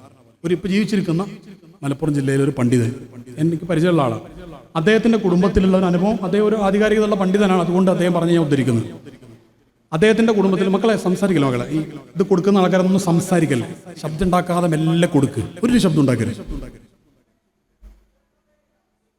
ശബ്ദമുണ്ട്, ഒന്നുകിൽ വലിയ ആൾക്കാരാക്കുക, അല്ലെങ്കിൽ പിന്നെ കൊടുക്കുക, അല്ലെങ്കിൽ ഒന്ന് ചെയ്യും. മക്കളെ ബാക്കിലുള്ള മക്കൾ വിളിക്കുക, ഒരു സംസാരിക്കില്ലേ എന്ന് പറഞ്ഞു. ഒരു ശബ്ദം വേണ്ട, കാരണം മെല്ലെ ഇങ്ങനെ കൊടുത്താൽ പറയുന്ന ശബ്ദം, കുടിക്കുമ്പോൾ ശബ്ദം ഉണ്ടാവില്ലല്ലോ അല്ലേ. മക്കൾ ചെയ്യുന്ന വലിയ സേവനം, ഇങ്ങനെ സഹായിക്കുക എന്നൊക്കെ പറഞ്ഞാൽ നല്ല കാര്യം. മക്കൾ അല്ലാഹു തആല സ്വീകരിക്കട്ടെ. അല്ലെങ്കിൽ പല ഒരു സേവനം ചെയ്യാൻ തന്നെ നല്ല മനസ്സാണ്, അല്ലാഹു സ്വീകരിക്കും. പക്ഷേ വോളണ്ടിയറിംഗ് ഒക്കെ ചെയ്യുന്ന സമയത്ത് ശബ്ദം ഉണ്ടാക്കരുത്. ഇത് ചില നാട്ടിൽ, ഇവിടെ അത്രയൊന്നും കാണുന്നില്ല, ചില നാട്ടിലൊക്കെ പോയി കഴിഞ്ഞാൽ വളണ്ടിയർമാരാണെന്ന് പറഞ്ഞിട്ട് 10-25 ഇങ്ങനെ നടക്കുന്നുണ്ടാവും.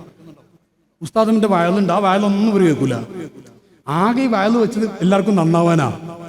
ഒരു പക്ഷേ കുറേ നന്നാവാനുണ്ടാവുക ഈ ചെക്കന്മാർക്കായിരിക്കും. ഈ ചെക്കന്മാർ ഇങ്ങനെ വളണ്ടിയർ ബിരിയാണി കൊടുക്കാനിങ്ങനെ നടക്കുന്നുണ്ട് അവിടെ. ഇവർ ഈ വയലൊന്നും കേട്ടിട്ടുണ്ടാവില്ല. അങ്ങനെ അവസ്ഥ ഉണ്ടാവാൻ പാടില്ല, അത് പ്രത്യേകം ശ്രദ്ധിക്കണം. ഇതിന് നല്ല കാര്യമാണ് ഭക്ഷണം കൊടുക്കുക. ഉദ്ദേശിച്ചുള്ളവന് പറഞ്ഞിട്ടുണ്ട്. ഞാൻ എല്ലാം നോക്കി, ഏറ്റവും പ്രധാനപ്പെട്ട അമൽ എന്താ നോക്കുമ്പോൾ എനിക്ക് മനസ്സിൽ ത്വാമാണെന്ന് പറഞ്ഞു. ലാസ്റ്റ് ഭക്ഷണം കൊടുക്കുക, ആൾക്കാർക്ക് വെള്ളം കൊടുക്കുക, അത്രമാത്രം പ്രാധാന്യമുള്ള കാര്യമാണ്. ഇത് ഭയങ്കര പ്രതിഫലമുള്ള കാര്യമാണ് ചെയ്യുന്നത്. അല്ലാഹു തആല അവരെ സ്വീകരിക്കുമാറാവട്ടെ. ചെയ്യുമ്പോൾ പാലിക്കേണ്ട അദബ് ഞാൻ പറഞ്ഞതാണ്. അപ്പം എന്താ പറഞ്ഞത്? ഈ പണ്ഡിതൻ പറയട്ടോ, ഈ പണ്ഡിതന്റെ കുടുംബത്തിലൊരു പെൺകുട്ടിയുണ്ട്. ഒരു 22-21 വയസ്സ് പ്രായമുള്ള, കല്യാണമൊക്കെ കഴിഞ്ഞ ഒരു പെൺകുട്ടിയാണ്. ഈ പെൺകുട്ടി എല്ലാ ദിവസവും ബുർദ മുഴുവനും ചൊല്ലും. എല്ലാ ദിവസവും ദലായിലുൽ ഖൈറാത്ത്, ഏറ്റവും പ്രധാനപ്പെട്ട സ്വലാത്താണ്, അത് ചൊല്ലും. സ്വലാത്തിന്റെ ക്രോഡീകരണമാണ് ആ സ്വലാത്ത് ചൊല്ലും. അതേപോലെ ബശായിറുൽ ഖൈറാത്ത്, നബി സല്ലല്ലാഹു അലൈഹി ഉണ്ടാക്കിയ ഇൽഹാമിയായ നോളജ് കൊണ്ട് ഉണ്ടാക്കിയ സ്വലാത്താണ്, ആ സ്വലാത്ത് ചൊല്ലും. അങ്ങനെ പ്രധാനപ്പെട്ട പല സ്വലാത്തുകളും ഈ പെൺകുട്ടി ഒരു ദിവസം ഒരുപാട് സംഖ്യ ചൊല്ലുന്നുണ്ട്. അങ്ങനെ ഇരിക്കെ സ്ഥിരമായി ചൊല്ലുന്ന കുട്ടിയാണ്. ഈ കുട്ടിക്ക് ഒരു രോഗം വന്നു, കാലിന് ഒരു വേദന. ഈ കുട്ടി പല ഡോക്ടർമാരെയും കാണിച്ചു, ആരെ കാണിച്ചിട്ടും മാറുന്നില്ല.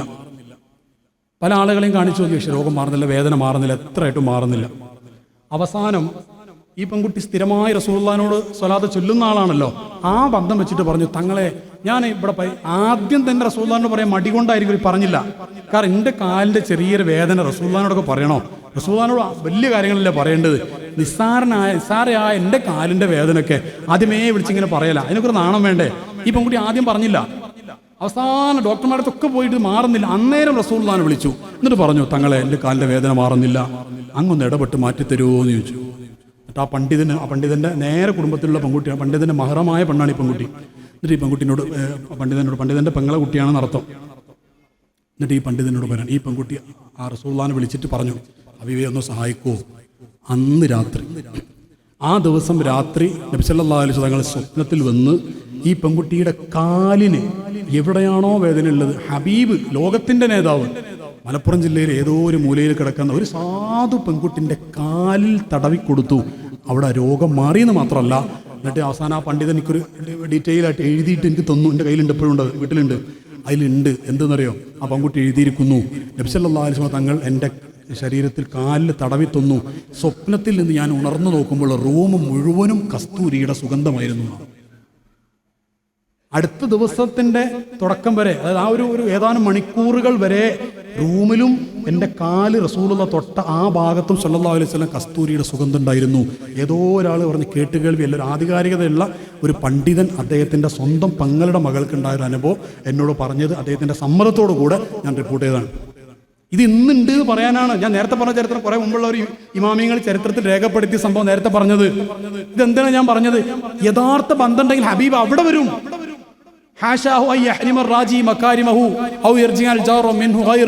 വെറുതെ പറഞ്ഞല്ല മുഹ്തറമി എന്ന് പറഞ്ഞത്. ഔദാര്യം തേടി വരുന്ന ഒരാളെയും ഹബീബായ നബി സല്ലല്ലാഹു അലൈഹി വസല്ലം മടക്കൂല. കാരണം ആ ആയത്ത് വിശദീകരിച്ചിട്ട് പണ്ഡിതന്മാർ എത്രയാ ബശാറത്ത് പറഞ്ഞിരിക്കുന്നത്.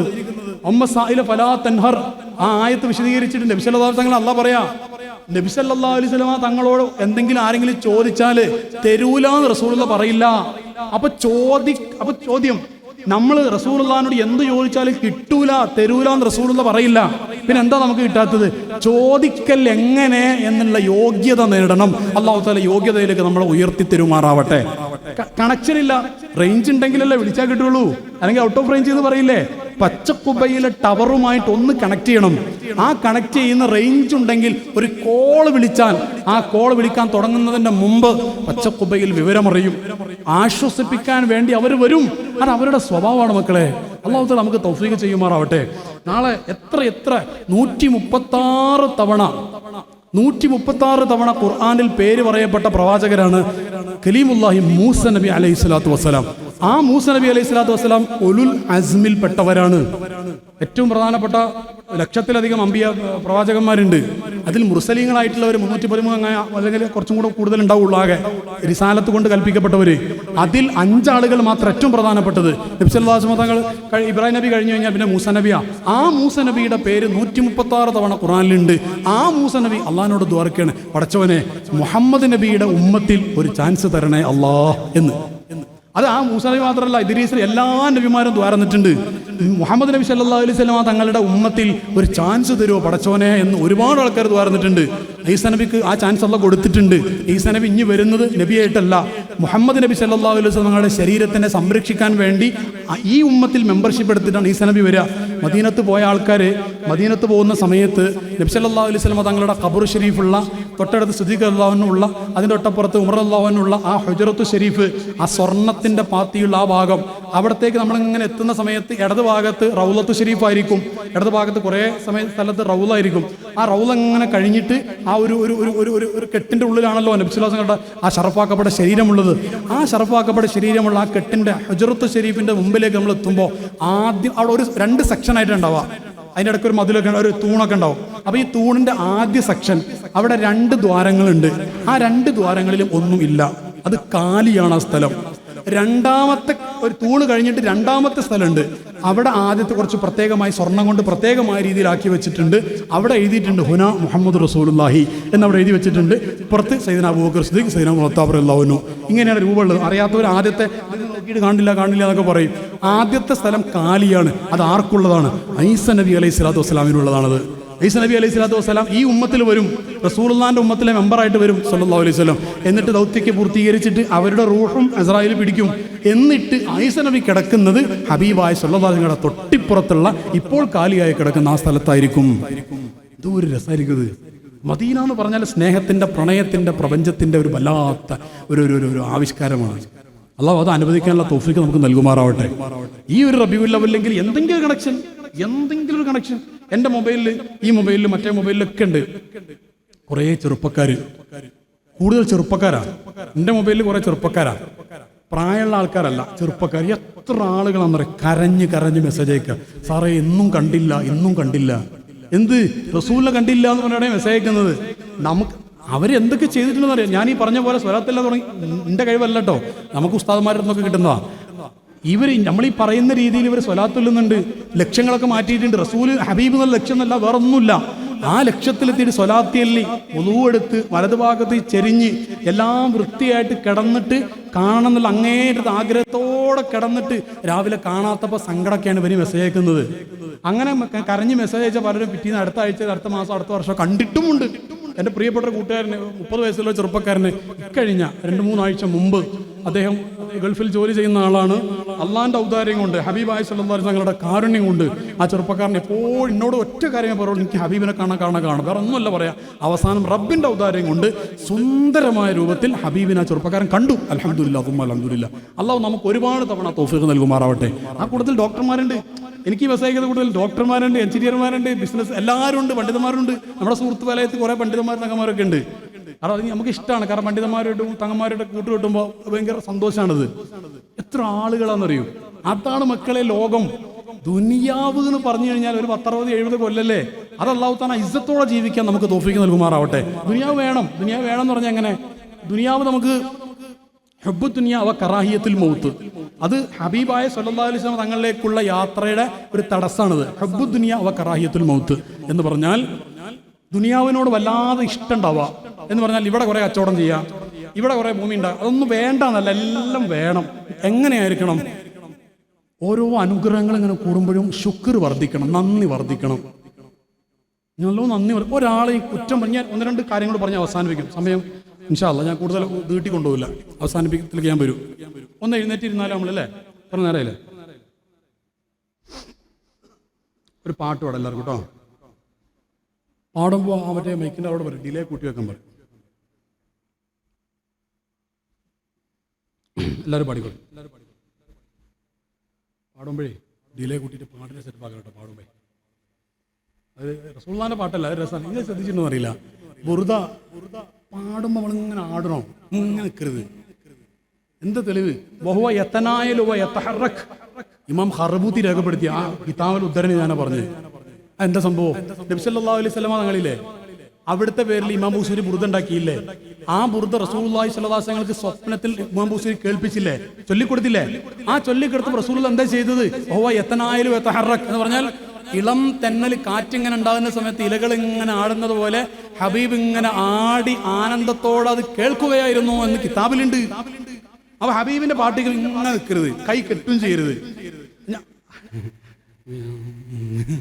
അത് അറിയാതെ കെട്ടിപ്പോയതാണ്, സാരല്ല. കൈ കെട്ടുന്നതും എല്ലാം ഒഴിവാക്കിയിട്ട് അതെന്താ നിങ്ങൾ അങ്ങനെ ആലോചിച്ച്, നിങ്ങൾ ഉമ്മാന്റെ മുമ്പിൽ ഇങ്ങനെ നിൽക്കുവോ ഉമ്മാന്റെ മുമ്പിൽ ഇങ്ങനെ ഉമ്മാന്റെ നിങ്ങളെ നാട്ടിൽ നിൽക്കുമോ? പാപ്പാന്റെ മുമ്പിൽ ഉസ്താദിന്റെ മുമ്പിൽ ഇങ്ങനെ നിൽക്കല, അല്ലെങ്കിൽ ഇങ്ങനെ എങ്ങനെ നിൽക്കില്ല? പറ, ഉമ്മാന്റെ നിങ്ങളെ ഉപ്പാന്റെ മുമ്പിൽ എങ്ങനെ നിൽക്കുക? ഒരു അതബിലല്ലേ നിൽക്കുക? അപ്പൊ അതിന്റെ കോടാണ് കൂടി അപ്പുറത്തല്ലേ റസൂലുള്ളാഹി സ്വല്ലല്ലാഹു അലൈഹി വസല്ലം വഅലമു അന്ന ഫീകും റസൂലുള്ളാഹി. എത്ര ഇമാമിങ്ങൾ മുഫസ്സിരീങ്ങൾ ആ ആയത്ത് വിശദീകരിച്ചിട്ട് ചാടി കളിച്ചിട്ടുണ്ടെന്ന് അറിയുന്നത്.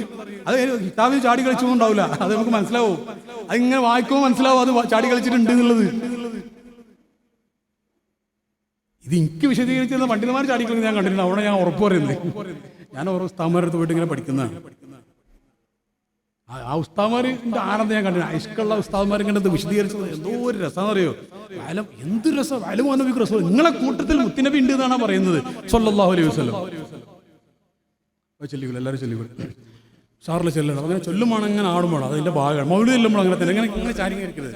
അസുഖമുള്ളവരൊക്കെ ചാരി ഇരുന്നോളട്ടെ, ഒന്നും കുഴപ്പമില്ല. ഇതിലും ആരെങ്കിലും പ്രയാസമുള്ളവരുണ്ടെങ്കിൽ ഇരുന്നോളി. അല്ലാഹു തആല ആഫിയത്തുള്ള ദീർഘായുസ്സ് നമുക്കൊക്കെ നൽകുമാറാവട്ടെ. അങ്ങനെയുള്ള ആൾക്കാരെ കുറ്റം പറയും ചെയ്യരുത്. നമ്മൾ ഒരാളെ ആക്ഷേപിക്കാൻ പാടില്ല. ഞാൻ കോമൺ ഒരു സംസാരമായതുകൊണ്ട് ഇങ്ങനെ പറയുന്നു എന്ന് മാത്രം. നമ്മൾ വ്യക്തിപരമായ ഒരാളെ കുറ്റം പറയരുത്. അതിനെക്കുറിച്ച് അതാണ് ഞാൻ പറയാൻ പോകുന്നത് അടുത്തായിട്ട്. എന്തുകൊണ്ട് നമ്മുടെ കൽബിൽ മഹബത്ത് കയറുന്നില്ല? അതിന് ചില കാരണങ്ങളുണ്ട്. ചില വാതിലുകൾ അടഞ്ഞു പോയിട്ടുണ്ട്. ഏതാണ് ആ വാതിൽ? അത് പറഞ്ഞിട്ട് ഞാൻ അവസാനിപ്പിക്കുക. അതാണ് ഞാൻ പറയാനുള്ളത്. അപ്പം എല്ലാവരും പാടി. അസ്സലാത്തു വസ്സലാമു അലൈക യാ റസൂലല്ലാഹ്.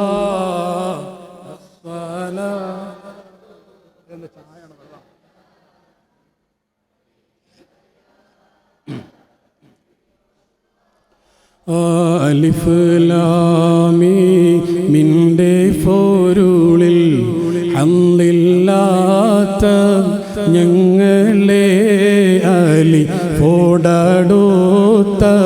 റസൂലുള്ളാന്റെ കാവലേഗ് റബ്ബനാ.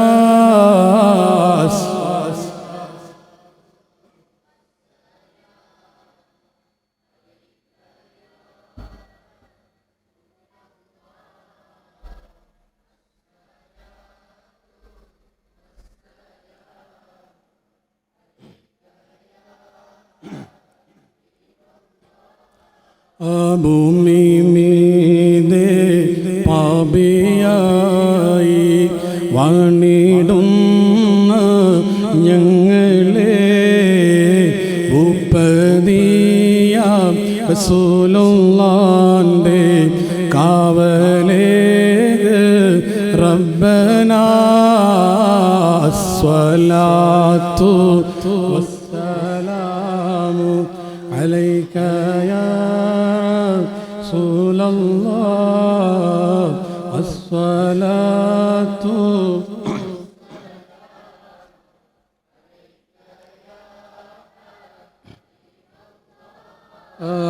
മരണമെന്ന ശരണക്കേട് തരണം ചെയ്യും നാളില് ശാഫിയായ റസൂലുള്ളാന്റെ കാവലേഗ് റബ്ബനാ. സ്വലാത്തു വസ്സലാമു അലൈക യാ റസൂലല്ലാഹ്.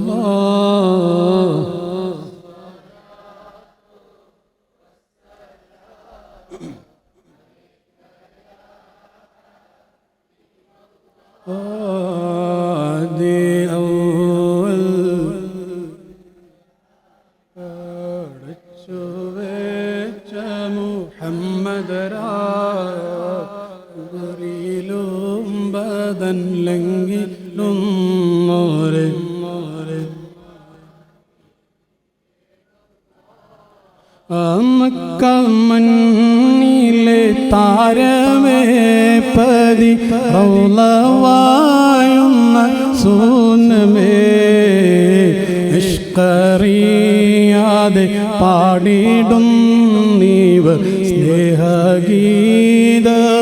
കേൾക്കണേ. അസ്സലാത്തു വസ്സലാമു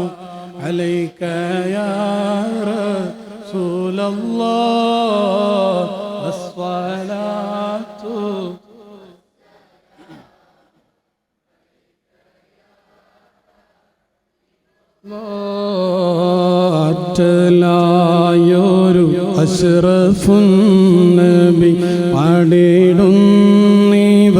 ആശയായി ആഗ്രഹങ്ങളേറെയുണ്ട് ഉപചാരമിൽ വന്നിടാൻ പാപമാലേ കറുത്തു പോയൊരു കൽബും കൊണ്ടിവർ വന്നിതാ പാപഭാരങ്ങൾ തീർത്ത് കൽബകം റാഹ നൽകണ സയ്യിദി അസ്സലാത്തു വസ്സലാമു.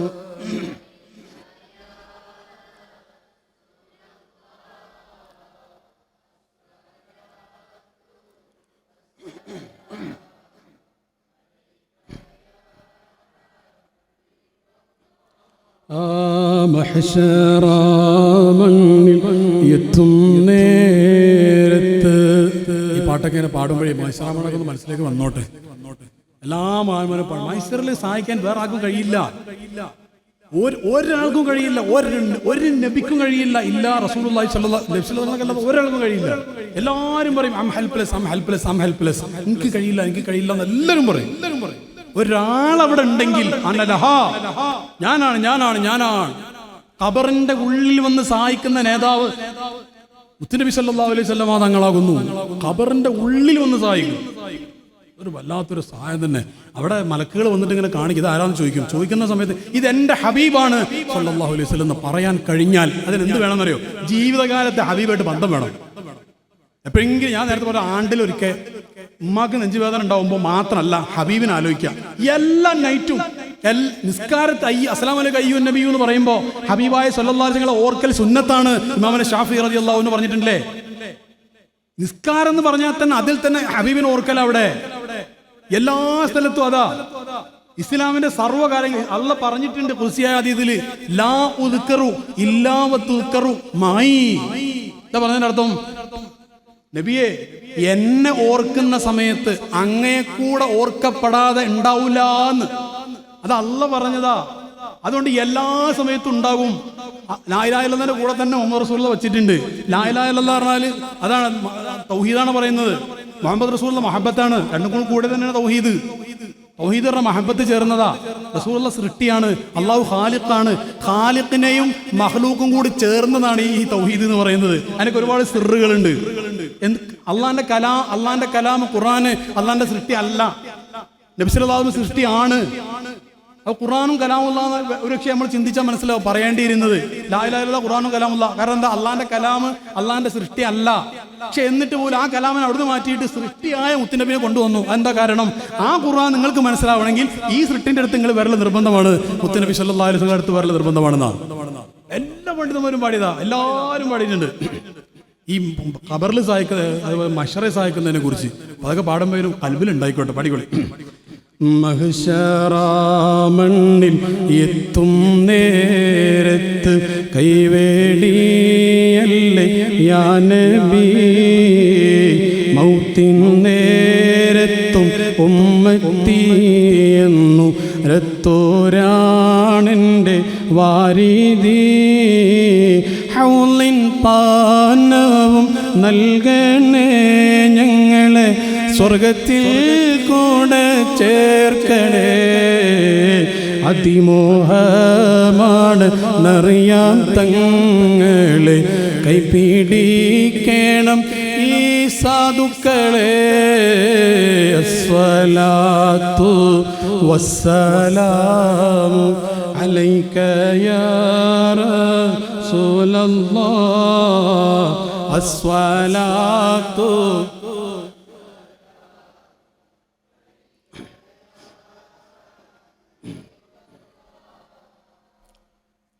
ഒന്ന് രണ്ട് കാര്യങ്ങളൂടെ പറഞ്ഞിട്ട് ഞാൻ അവസാനിപ്പിക്കും. അള്ളാഹു നമ്മുടെ സദസ്സ് സ്വീകാര്യതയുള്ള സദസ്സാക്കി തെരുമാറാവട്ടെ. ഈ സദസ്സ് കൊണ്ട് നമുക്കൊന്ന് ഹബീബായ സല്ലല്ലാഹു അലൈഹി വസല്ലം തങ്ങളുടെ സ്നേഹത്തിന്റെ ലോകത്തേക്കൊന്ന് അപ്ഡേറ്റ് ചെയ്യപ്പെടണം. അപ്പോൾ എൻ്റെ സഹോദരങ്ങളെ, ഞാൻ ഒന്നുകൂടി ചോദിക്കട്ടെ, ഇത്രയും നേരം പറഞ്ഞതിൻ്റെ അടിസ്ഥാനത്തിൽ നമുക്ക് യഥാർത്ഥ മഹബത്ത് ഇല്ലാന്ന് ബോധ്യപ്പെട്ടോ? അത് ബോധ്യപ്പെട്ടതിന് കൈബുക്കി അല്ല. ഇപ്പോൾ ഞാൻ തന്നെയാണ് യഥാർത്ഥ സ്നേഹം വിചാരിച്ചിരിക്കുകയാണോ? മതി പോയി പെടണം. മഹബത്ത് ഒട്ടുമില്ല എന്നല്ല, കുറച്ചെവിടെയൊക്കെ ഉണ്ടാവും. പക്ഷെ യഥാർത്ഥത്തിൽ ഇനി ഒരുപാട് മാറാനുണ്ട് നമ്മൾ. സ്വഹാബത്തിന്റെ ഒക്കെ ചരിത്രമാണ് ഒരു ബർക്കത്തിന് വേണ്ടി പറയാം. നമുക്ക് കഴിയൂല അതൊന്നും. സ്വഹാബത്തെ ഉഹദ് യുദ്ധത്തിൽ ചരിത്രത്തിലുണ്ട്. മിസ്അബ് ഇബ്നു ഉമൈർ റളിയല്ലാഹു അൻഹു എന്ന് പറയുന്ന ഒരു സ്വഹാബിയെ ഒരു മുശ്രിക്കായ ഒരാൾ വധിച്ചു ഉഹദ് യുദ്ധത്തിൽ. മിസ്അബ് ഇബ്നു ഉമൈർ റളിയല്ലാഹു അൻഹുവിന്റെ പ്രത്യേകത, അവർ റസൂലുള്ളാഹിന്റെ അതേ രൂപമുള്ള ആളാണ്. ദൂരത്തുനിന്ന് കണ്ടാൽ ഇത് റസൂലുള്ളാഹിനെ തോന്നിപ്പോകും. അപ്പോൾ ഒരു ശത്രു മിസ്അബ് റളിയല്ലാഹുവിനെ വധിച്ചപ്പോൾ ശത്രു വിചാരിച്ചു ഇത് റസൂലുള്ളാഹിയാണെന്ന്. അപ്പോൾ ഈ ശത്രു പറഞ്ഞു, നീ ഖത്തൽതു മുഹമ്മദ്, ഞാൻ മുഹമ്മദ് നബി വധിച്ചിട്ടുണ്ടെന്ന് പറഞ്ഞു. ആ ചാൻസിന് കാത്തു കയറുന്നു ഇബ്ലീസ് വന്നു. ഖുത്തില മുഹമ്മദ എന്ന് പറഞ്ഞിട്ട് ഇബ്ലീസ് വന്നിട്ട് അവിടെ പ്രശ്നം ഉണ്ടാക്കി. ഒരു മുസ്ലിങ്ങളെ ഒന്ന് ബേജാറാക്കാൻ വേണ്ടിയിട്ട് റസൂലുള്ള കൊല്ലപ്പെട്ടു. എല്ലാവരും ഇത് പറഞ്ഞു. അപ്പൊ കേട്ട സ്വഹാബത്തൊക്കെ സ്റ്റക്കായി പോയി. എന്ത് റസൂലുള്ള കൊല്ലപ്പെടുക? ഒരു ബേജാറാവുമല്ലോ, ഇതിന് നേതൃത്വമാണ് ഈ പോകുന്നത്. ആ സമയത്ത് തുൽഹ റളിയല്ലാഹു അൻഹുവിന്റെ ഒരു സംഭവമുണ്ട്. തുൽഹ റളിയല്ലാഹു അൻഹു നോക്കുമ്പോൾ റസൂലുള്ളാഹിനെ കണ്ടു. റസൂലുള്ളാഹിക്ക് ഒന്നും പറ്റിയിട്ടില്ല. മുൻപല്ല് പൊട്ടിയിട്ടുണ്ട്, രക്തം വരുന്നുണ്ട്, അതൊക്കെ ഉണ്ട്. പക്ഷെ റസൂലുള്ളാഹി വധിക്കപ്പെട്ടിട്ടില്ല.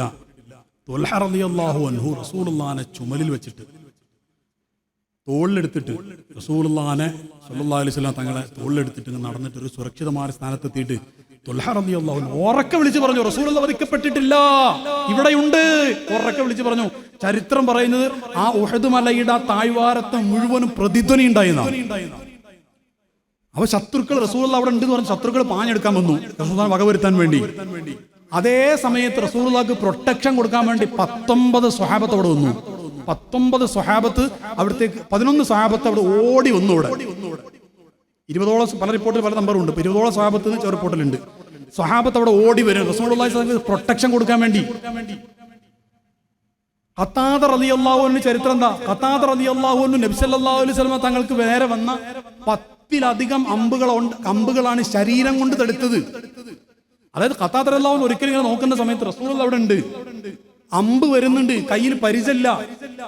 എന്താ ചെയ്യാ? ഒന്നും ചെയ്യാനില്ല. തല വെച്ചു കൊടുത്തു. നേരെ തലയാണ് വെച്ചു കൊടുത്തത്. തല വെച്ചു കൊടുത്തു. കണ്ണിലാണ് അമ്പ് കൊണ്ടത്. അമ്പ് കൊണ്ടിട്ട് കണ്ണിൽ നിന്ന് ഞരമ്പിൽ ഇങ്ങനെ ആ കണ്ണിങ്ങനെ അറ്റു തൂങ്ങിയെന്ന ചരിത്രം. ഖത്താദ റളിയല്ലാഹു അൻഹു അറ്റു തൂങ്ങിയ കണ്ണ് പിടിച്ചിട്ട് ഹബീബിന്റെ അടുത്തേക്ക് വന്നിട്ട് പറഞ്ഞു, ഇങ്ങനെ ആയിട്ടുണ്ട്. റസൂലുള്ളാഹി നേരെ വാങ്ങിയിട്ട് അവിടെ വെച്ചു കൊടുത്ത് ശറഫാക്കപ്പെട്ട ഉമിനീര് വെച്ചു കൊടുത്തു. ഒന്നും ഇല്ലാത്തൊരവസ്ഥയിലേക്ക് അത് മാറി. എന്നിട്ട് ഖത്താദ റളിയല്ലാഹു അൻഹു പറയാറുണ്ട്, എന്റെ ഇടത് കണ്ണിന് ചെങ്കണ്ണൊക്കെ ഉണ്ടാവാറുണ്ട്, പക്ഷെ റസൂലുള്ളാഹി ആ സുഖപ്പെടുത്തിയെന്ന കണ്ടില്ലേ, അതിനൊന്നും ഉണ്ടാവാറില്ല. ഈ സ്വഹാബത്തിന്റെ സ്നേഹത്തെ വർണ്ണിക്കാൻ പോലും നമുക്കാവില്ല, അർഹതയുമില്ല എന്നെ പോലുള്ള ആൾക്കാർക്ക് അത് പറയാൻ. അത് കുറെ പറയാനുണ്ട്. സ്വഹാബത്ത് ചെയ്ത് സ്വഹാബത്ത് കൊമ്പ് വെച്ചാൽ രക്തം പോലും വെറുതെ കളയുമായിരുന്നില്ല. അതൊക്കെ അതുവരെ ബീനേക്കപ്പായി ആക്കിയവരാ അവര്. അത് ആധുനിക സമൂഹത്തിൽ പറഞ്ഞാൽ ചിലപ്പോൾ ആൾക്കാർക്ക് ഉൾക്കൊള്ളാൻ വരെ പ്രയാസം ഉണ്ടാവും. അതായിരുന്നു ഒരു ഹബീബായ സ്വല്ലല്ലാഹു അലൈഹി വസല്ലം ഒരു തിരുകേശം പോലും നിലത്ത് അവരിടൂല. അത് അവർ മത്സരമായിരുന്നു കിട്ടാൻ വേണ്ടി. ഹബീബിന്റെ കഫമില്ല, കഫം അതുപോലെ വെറുതെ കളയില്ല. അത് അവർ കയ്യിലാക്കിയിട്ട് ശരീരത്തിൽ തേക്കുമായിരുന്നു. ചരിത്രം സുഗന്ധമായിരുന്നു അത്. അവരെന്താ ബുദ്ധിയില്ലാത്തവരാ? നമ്മളെ പോലെ അനുഭവമില്ലാത്തവർക്ക് എല്ലാം നിസ്സാരമായിട്ട് തോന്നും. അപ്പൊ ഞാൻ പറഞ്ഞു വന്നെന്താന്ന് അറിയോ സഹോദരങ്ങളെ, നമുക്കൊന്നും ആയിട്ടില്ല എന്നുള്ളൊരു ബോധ്യപ്പെടല്ലെങ്കിൽ എത്തിക്കഴിഞ്ഞാൽ സ്വഹാബത്ത് എന്താണോ വേണ്ടത് അങ്ങോട്ട് കൊടുത്തതാണ്. ബനു നജാർ ഗോത്രത്തിൽപ്പെട്ട ബനു ദീനാറിന്റെ ഭാഗം ബനു നജാറിന്റെ ഭാഗം ബനു ദീനാർ ഗോത്രത്തിൽപ്പെട്ട ഒരു പെണ്ണിന്റെ ചരിത്രമുണ്ട്. നിങ്ങൾ കേട്ടിട്ടുണ്ടാവും ചിലപ്പോൾ. ഒരു പെണ്ണ് സഹോദരിമാരുണ്ടല്ലോ, അവർക്ക് വേണ്ടി ഒരു കഥ പറയാം. ഉഹദ് യുദ്ധത്തിൽ പലപ്പോഴും ഉസ്താദുമാർ പറയുന്ന ചരിത്രം തന്നെ. ഈ സഹോദരി കേട്ടു റസൂലുള്ളാഹി വധിക്കപ്പെട്ടു എന്ന് കേട്ടു യുദ്ധത്തില്. ഈ പെണ്ണ് ഓടി വരികയാണ്. ആ രംഗണ്ട് ചരിത്രത്തിൽ കിതാബുകളിൽ പറയുന്നുണ്ട്. ഓടി വരെ ഈ പെണ്ണ്, ഹബീബൻ എന്താ പറ്റിയത്? ഐന റസൂലുള്ളാഹി എന്നാ ചോദ്യം. മുത്തുനബി എവിടെ? അപ്പൊ ഒരാൾ പറഞ്ഞു, ഹുവ ബി ഖൈർ, റസൂലുള്ളാഹിക്ക് കുഴപ്പമൊന്നുമില്ല, പക്ഷെ നിങ്ങളെ ബാപ്പ ഈ യുദ്ധത്തിൽ ഷഹീദായിട്ടുണ്ട്, കൊല്ലപ്പെട്ടിട്ടുണ്ട്. സ്വന്തം പാപ്പ മരിച്ചിട്ടുണ്ട് എന്നാണ് ഈ പറയുന്നത്. ഈ പെണ്ണ് പറഞ്ഞു, ഇന്നീ സ്വാബിറ, നിങ്ങൾക്ക് ഒരു കുഴപ്പമില്ല, ഞാൻ ക്ഷമിച്ചോളാം, പക്ഷെ എന്റെ മുത്തുനബി എവിടെയെന്നാ ചോദ്യം. വീണ്ടും ചോദിക്കും, ഐന റസൂലുള്ളാഹി. മുന്നോട്ട് നടന്നപ്പോൾ വേറൊരാൾ വന്നിട്ട് പറഞ്ഞു, നിങ്ങളെ ഭർത്താവും ഷഹീദായിട്ടുണ്ട്. സ്വന്തം ഭർത്താവ് പോയി, ആദ്യം ബാപ്പുണ്ടെന്ന് പറഞ്ഞു, രണ്ടാമത് ഭർത്താവ് ചെയ്താന്ന് പറഞ്ഞു. അപ്പോഴേ പെണ്ണ് പറഞ്ഞു ഇനി സ്വാബിറ ഐന റസൂലുള്ളാഹി സ്വല്ലല്ലാഹു അലൈഹി വസല്ലം, മുത്തുനബി എവിടെ? അപ്പൊ പറഞ്ഞു, കുറച്ചുകൂടി മുന്നോട്ടേ ഒരാൾ പറഞ്ഞു, നിങ്ങൾ ആങ്ങളെയും കൊല്ലപ്പെട്ടിട്ടുണ്ട്, ഷഹീദായിട്ടുണ്ട്. അപ്പോഴും പെണ്ണ് പറഞ്ഞു ഇന്നീ സ്വാബിറ ഐന റസൂലുള്ളാഹി. പിന്നെ വേറെ റിപ്പോർട്ടിലുണ്ട് മകനും കൊല്ലപ്പെട്ടു, ഒരു റിപ്പോർട്ടിലുണ്ട്. ഈ മൂന്നെണ്ണം എല്ലാ റിപ്പോർട്ടിലുണ്ട്, ഒരു മകനും ഉണ്ടായിരുന്നു, വേറെ റിപ്പോർട്ടിലുണ്ട്. അപ്പോഴൊക്കെ സ്വാബിറ എന്ന് പറഞ്ഞിട്ട് ഈ പെണ്ണ് ചോദിക്കണം ഐന റസൂലുള്ളാഹി, മുത്തുനബി എവിടെ? ഇതാണ് നേരത്തെ നമ്മളെ ചെയർമാൻ സാഹിബ് ഓതിയ ഹദീസ്, ലാ യുഅ്മിനു അഹദുക്കും ഹത്താ അകൂന ഹബ്ബ ഇലയ്യ മിൻ വാലിദിഹി, കണ്ടില്ലേ, വലദിഹി വന്നാസി അജ്മഈൻ. ആ യഥാർത്ഥ സ്നേഹമാണ് കണ്ടത്. അള്ളാഹു ആ സ്വഹാബി വനിതയുടെ ബർക്കത്ത് കൊണ്ട് നമ്മൾ അതിന്റെ ലോകത്തേക്ക് എത്തിക്കുമാറാവട്ടെ. എന്നിട്ട് ലാസ്റ്റ് അവസാനം പറഞ്ഞു, അപ്പൊ പിന്നെയും ചോദിക്കുക ഈ റസൂലുള്ളാഹി എവിടെയെന്ന് ചോദിക്കും. അപ്പൊ പറഞ്ഞു റസൂലുള്ളാഹി ഖൈർ ഉണ്ട്, എനിക്ക് പറ്റൂല, എനിക്ക് കാണണം എന്ന് പറഞ്ഞു. അങ്ങനെ കണ്ട് അൽഹംദുലില്ലാഹ്. പറയണം ഏതവസ്ഥയിലാണ് ഈ ഹംദ് പറയുന്നതെന്ന്. ബാപ്പാന്റെ മയ്യത്ത് അപ്പുറത്തുണ്ട്, ഭർത്താവിന്റെ മയ്യത്ത് ഇപ്പുറത്തുണ്ട്, ആങ്ങളന്റെ മയ്യത്ത് അപ്പുറത്തുണ്ട്, ഒരു റിപ്പോർട്ട് അനുസരിച്ച് മകന്റെ മയ്യത്ത് അപ്പുറത്തുണ്ട്. ഈ 4 അല്ലെങ്കിൽ 3 മയ്യത്ത് അപ്പുറത്ത് ഇങ്ങനെ കാണുന്ന പെണ്ണാണ് ഹബീബിനെ കണ്ടിട്ട് പറയുന്നത് ഒരു കുഴപ്പവും എനിക്കില്ല, അങ്ങുണ്ടെങ്കിൽ, അങ്ങ് ഞങ്ങളുടെ കൂടെ ജീവിച്ചിരിപ്പുണ്ടെങ്കിൽ പിന്നെ എല്ലാ മുസീബത്തും ഒരു പ്രശ്നമില്ല തങ്ങളെ എന്ന് പറഞ്ഞിട്ട് ഇന്നീ സ്വാബിറാന്ന് പറഞ്ഞു അവര്. എന്താ കാരണം? അവർക്ക് അവരുടെ ഭർത്താവിനേക്കാളും ഭാര്യയെക്കാളും ബാപ്പാനേക്കാളും ഉമ്മാനേക്കാളും, നമുക്കതൊന്നുമില്ല, സമ്പത്തിനേക്കാളും ദുനിയാവിനേക്കാളും ഒക്കെ വലുത് മുത്തുനബിയായിരുന്നു. നമുക്ക് അങ്ങനെ അല്ലേ അല്ല, ഇതാണ് അവർ തമ്മിലുള്ള വ്യത്യാസം. അല്ലാഹു തആല അവരുടെയൊക്കെ ബർക്കത്ത് കൊണ്ട് നമ്മൾ അങ്ങനെ ആക്കി തെരുമാറാവട്ടെ. 1-2 പോയിന്റ് പ്രധാനപ്പെട്ട പറയേണ്ടത് പറഞ്ഞിട്ട് ഞാൻ അവസാനിപ്പിക്കും. എന്താ പറയാൻ പോകുന്നത് അറിയോ? നമുക്ക് മഹബത്തിലേക്കുള്ള തടസ്സം എന്താണെന്ന് പറയാൻ പോകുന്നത്. ഇപ്പൊ മഹബത്തിന്റെ കുറച്ച് കാര്യങ്ങൾ എനിക്ക് വിവരമൊന്നും ഇല്ല കേട്ടോ, വിവരം ഉണ്ടായിട്ട് പറയുന്നല്ലോ. അതൊക്കെ ഉസ്താദന്മാരൊക്കെ പൊരുത്തങ്ങൾ പറഞ്ഞോളി എന്ന് വലിയ വലിയ പണ്ഡിതന്മാരൊക്കെ പറഞ്ഞിട്ടുണ്ട്. മുഹമ്മദ് റസൂലുള്ളാഹിന്റെ മധു പറയാൻ വേണ്ടി 2014 വലിയൊരു മഹാൻ ജീവിച്ചിരിക്കുന്ന പണ്ഡിതൻ അവർ എന്നോട് പറഞ്ഞു നിങ്ങൾ റസൂലുള്ളാഹിന്റെ മധു പറയണമെന്ന്. പിന്നെ ഒരിക്കൽ ഒരു വലിയൊരു വേദി, ഹബീബായ തങ്ങളുടെ ആധാറുകളൊക്കെ ധാരാളമുള്ളൊരു വേദിയിൽ അതേ പണ്ഡിതൻ തന്നെ എന്നെ വിളിച്ചു. ഞാനീ പെൺകുപ്പായിട്ട് പോകണമല്ലേ, അങ്ങനെ ഞാനവിടെ ഉണ്ട്, ഞാൻ കാണാൻ ചെന്നതാണ്. തിങ്കളാഴ്ചയും ഇവരുടെ തിങ്കളാഴ്ച ആ പരിപാടി ഉണ്ട്. അപ്പം അതേ വന്ന് അത് റബീഉൽ ആദ്യത്തെ തിങ്കളാഴ്ച പരിപാടി നടക്കണം അന്ന്. അപ്പോൾ ആ വലിയ പണ്ഡിതൻ അന്ന് ഞാനവിടെ സ്റ്റേജിൻ്റെ ഒരു മൂലയിലിങ്ങനെ ഇരിക്കുകയാണ്, പാൻറ്റും കുപ്പായൊക്കെ. അവൻ എന്നെ വിളിച്ചു, നിങ്ങൾ പ്രസംഗിക്കണം എന്ന് പറഞ്ഞു, ഈ ആധാറുള്ള വേദിയിൽ വെച്ചിട്ട്. സല്ലല്ലാഹു അലൈഹി വസല്ലം. ഞാനിങ്ങനെ പേടിച്ച് വലിയ വലിയ തങ്ങന്മാർ ഉസ്താദന്മാർ 10,000-കണക്കിന് ആൾക്കാർ ആധാറെല്ലാം കാണാൻ നിൽക്കുന്നുണ്ട് അവിടെ. അപ്പോഴാണ് ഈ സാധുവായ എന്നെ വിളിച്ചു. ഞാനത് കാണാൻ വേണ്ടി ഒരു മൂലയിൽ നിൽക്കുക. അപ്പം എന്നെ വിളിച്ചിട്ട് പറഞ്ഞു, എൻ്റെ ഉസ്താദ് തന്നെ പേര് വിളിച്ചിട്ട് ഇന്ന ആൾ പ്രസംഗിക്കും എന്ന് പറഞ്ഞു. പിന്നെ അതബ് കാണിക്കണ്ടേ, അവിടെ ആധാർ, ഇവിടെ ഉസ്താദ്, കുറേ തങ്ങന്മാരെല്ലാം കൂടി അവസാനം ഞാൻ പ്രസംഗിച്ചു, ഉസ്താദിൻ്റെ പൊരുത്തത്തോടു കൂടി പ്രസംഗിച്ചു. എന്നിട്ട് ഉസ്താദ് പിന്നീട് എന്നോട് പറഞ്ഞു, അത് നിങ്ങൾക്ക് മദ്ഹ് പ്രസംഗിക്കാനുള്ള സമ്മതമാകുന്നു എന്ന് പറഞ്ഞു. അതുകൊണ്ടാണ് ഇങ്ങനെയൊക്കെ പ്രസംഗിക്കുന്നത്, അല്ലെങ്കിൽ ഞാൻ വരൂല. അറിവുണ്ടായിട്ടല്ലേ വരുന്നത്. അല്ലാഹു തആല അവിടത്തേക്കും അതുപോലെ സുന്നത്ത് ജമാഅത്തിന്റെ മുഴുവൻ പണ്ഡിതന്മാർക്കും ആഫിയത്തും ഇസ്സത്തുമുള്ള ദീർഘായുസ്സ് കൊടുക്കുമാറാവട്ടെ. അവരുടെ ഗുരുത്വപൊരുത്തത്തിലായിട്ട് ജീവിക്കാനുള്ള തൗഫീഖ് അല്ലാഹു നൽകുമാറാവട്ടെ. നാട്ടിലെ ദീനീ പ്രവർത്തനങ്ങൾ, മഹല്ലിന്റെ മദ്രസയുടെ പ്രവർത്തനങ്ങളൊക്കെ എല്ലാവരും ശക്തിപ്പെടുത്തണം. അതിലൊക്കെ പ്രവർത്തിച്ചാലേ കാര്യം ഉണ്ടാവുള്ളൂ. ആലിമീങ്ങൾ സദാത്തുക്കളുടെ പൊരുത്തത്തിലായി അല്ലാഹു ജീവിക്കാൻ തൗഫീഖ് നൽകുമാറാവട്ടെ. അപ്പോൾ ഞാൻ 2 കാര്യങ്ങളുണ്ട്. അതെന്താണ്? ഈ മഹബത്തിന്റെ ലോകത്ത് നമുക്കുള്ള തടസ്സമുണ്ട്. ഏറ്റവും മർമ്മപ്രധാനമായ ഒരു തടസ്സം എന്താണെന്നറിയോ? മദീനത്തേക്കുള്ള വാതിൽ തുറക്കണമെങ്കിൽ നമ്മുടെ നാട്ടിലെ ചില വാതിൽ ആദ്യം തുറക്കൽ നിർബന്ധമാണ്. അതേതാണെന്നാ പറയുന്നത്? അത് ഒന്ന് ഉമ്മയാണ്, മറ്റൊന്ന് വാപ്പയാണ്, മറ്റൊന്ന് ഉസ്താദാണ്. ഈ വാതിലുകൾ അടഞ്ഞു കിടക്കണോ? മദീനത്തേക്കുള്ള വാതിൽ ഒരിക്കലും തുറക്കൂല. പലർക്കും മദീനത്തേക്ക് തുറക്കാത്ത ഇതിന്റെ കാരണം. ഇനി സ്ത്രീകൾ ശ്രദ്ധിക്കുക, സ്ത്രീകൾക്ക് മദീനത്തേക്കുള്ള വാതിൽ തുറക്കണമെങ്കിൽ ഭർത്താവിന്റെ വാതിൽ ഓക്കെ ആയിരിക്കണം, നിർബന്ധമാണ്. സ്ത്രീകൾക്ക് ഒന്നുകൂടി സൗകര്യമെന്ന് എനിക്ക് തോന്നുന്നു. കാരണം ഭർത്താവിന്റെ പൊരുത്തം മാത്രം കിട്ടിയാൽ മതി. ആണുങ്ങൾക്ക് അങ്ങനെയല്ല. ആണുങ്ങൾക്ക് പാപ്പാന്റെ കിട്ടണം, ഉമ്മാന്റെ കിട്ടണം, ഉസ്താദിന്റെ ഒക്കെ കിട്ടണം. പെണ്ണുങ്ങൾക്ക് ഭർത്താവിനെ ചുറ്റിപ്പറ്റിയാണ് പൊരുത്തൊക്കെ കിടക്കുന്നത്. ഈ ലോകത്ത് ഒരൊറ്റ വ്യക്തിയുടെ പൊരുത്തം യഥാർത്ഥത്തിൽ പെണ്ണുങ്ങൾക്കുണ്ട്. ഭർത്താവിന്റെ പൊരുത്തമുണ്ടോ ആ പെണ്ണിനെല്ലാം കിട്ടും, ഉറപ്പാണ്. ഇനി ഞാൻ തിരിച്ചും പറഞ്ഞു തരാം. ചില സ്ത്രീകൾ, ചില ആണുങ്ങളുണ്ട്, കുറേ സ്വലാത്തില്ല, സ്വലാത്ത് അങ്ങനെ ചെല്ലും, അയൽവാസിയായിട്ട് മിണ്ടൂല. ആ സ്വലാത്തിന് ഒരു കൂലി കിട്ടുമായിരിക്കും. നേരത്തെ പറഞ്ഞ പോലെ ഫലല്ലതുകൊണ്ട് യഥാർത്ഥത്തിൽ നമ്മൾ ചൊല്ലിയ സ്വലാത്ത് സ്വീകരിക്കപ്പെടുന്നുണ്ടെങ്കിൽ കൽബ് ഇങ്ങനെ സോഫ്റ്റായി ലോലമായ ഹൃദയമായിട്ട് ഞാനൊന്നുമല്ല എന്നുള്ള രീതിയിൽ ആ ഒരു അവസ്ഥയിൽ എത്തുകയാണ് ചെയ്യുക. ഇത് കുറെ സ്വലാത്തിലിട്ട് പിന്നെ 10 കൊല്ലമായിട്ട് സ്വലാത്തെല്ലാം എന്ന് പറഞ്ഞാൽ 1 കോടി ആയിട്ടുണ്ട്, ഉദാഹരണം പറയാം. പിന്നെ ആ ഒരു പ്രസരിപ്പിൽ എങ്ങനെ നടക്കുന്നത്? ഞാൻ ആരാന്നറിയോ? ഈ സ്വലാത്തൊരു കോടിയാകുന്നതിന് മുമ്പ് ആ വിഷയത്തിൽ കിബിർ ഉണ്ടായിരുന്നില്ല, ബാക്കിയുള്ള വിഷയത്തിലൊക്കെ കിബിർ ഉണ്ടായിരുന്നു. സ്വലാത്തൊരു കോടിയായപ്പോൾ എന്തായി? കൽബ് നന്നായിട്ടില്ല എന്ന് മാത്രമല്ല, കിബിർ ഒരു സ്റ്റെപ്പും കൂടി കൂടി. എന്തേ? ഒരു കോടിന്റെ കിബിർ വേണ്ടേ? ഏതാ ഓളൊക്കെ ഏതാ എന്താ ഓക്കൊന്നും ഒന്നും അറിയില്ല. ഞാനൊക്കെ ആരാന്നറിയോ? ഒരു കോടി സ്വലാത്തൊക്കെ ചൊല്ലിയ ആളാണ് എന്നുള്ള കിബിറിനാണ് പിന്നെ നടത്തം. അല്ലെങ്കിൽ ദലാലുൽ ഖൈറാത്ത് സ്ഥിരമായിട്ട് ചൊല്ലുന്ന ആളാണ്, അല്ലെങ്കിൽ ക്ലാസ്സിന് സ്ഥിരമായിട്ട് പോകുന്ന ആളാണ്, അല്ലെങ്കിൽ നിഖാബ് ഇടുന്ന ആളാണെന്ന് പറഞ്ഞിട്ട് ആ നിലക്ക പിന്നെ നടത്തം. അള്ളാഹു കാത്തിരക്ഷിക്കുമാറാവട്ടെ. ഇതാണ് മദീനത്തേക്ക് കണക്ട്. കിബിർ ഒരു അണുമണിത്തൂക്കുള്ള ആളോ നബിസ്വല്ലല്ലാഹു ഇഷ്ടമല്ല. അള്ളാഹിന്റെ സ്വർഗത്തിലേക്ക് കൊണ്ടുപോകില്ല. വലം യജിദിന റീഹഹാന, സ്വർഗത്തിന്റെ സൗന്ദര്യം, സ്വർഗത്തിന്റെ സുഗന്ധം ഒരുപാട് വർഷങ്ങൾ വഴിദൂരത്തേക്ക് ആഞ്ഞടിക്കുന്ന അത് കിബിർ. കിബിർ എന്ന് പറഞ്ഞാൽ ഞാൻ മറ്റേയാളേക്കാൾ ഉഷാറാണെന്നുള്ള എന്ത് വിഷയത്തിലായാലും കുഴപ്പമില്ല, ഞാൻ മറ്റേയാളെക്കാൾ. ഗസാലി ഇമാം കിബിറിന് ഒരു ഉദാഹരണം പറഞ്ഞിട്ടുണ്ട്, അല്ലെങ്കിൽ ഒരു നിർവചനം പറഞ്ഞിട്ടുണ്ട്. എന്താ? ഈ ലോകത്തെ ഏതെങ്കിലും ഒരാളെക്കാൾ ഏതെങ്കിലും ഒരു വിഷയത്തിൽ ഞാൻ ഉഷാറാണെന്ന് വിചാരിച്ചാൽ അത് കിബിറാകുന്നു എന്നാണ്. സിമ്പിൾ അല്ല, അത് മനസ്സിലാക്കാൻ സിമ്പിൾ അല്ലേ? അല്ലാഹു തആല രക്ഷപ്പെടുത്തുമാറാവട്ടെ. അത് ഈസി ഒന്നുമല്ല, പക്ഷെ അധ്വാനിക്കണം. നമ്മൾ ഒരു കാര്യം നമ്മൾ ചെയ്യണം. ഇരുട്ടിന്റെ യാമങ്ങളിൽ എല്ലാ ഫർള് നിസ്കരിച്ചിട്ടും ജമാഅത്തിനൊക്കെ ഈ നാട്ടിലുള്ളവർ ജമാഅത്തിന് വരണം. ഈ മുത്തഅല്ലിമീങ്ങളൊക്കെ ഉള്ള പള്ളിയല്ലേ, ബർക്കത്തുണ്ടാകും.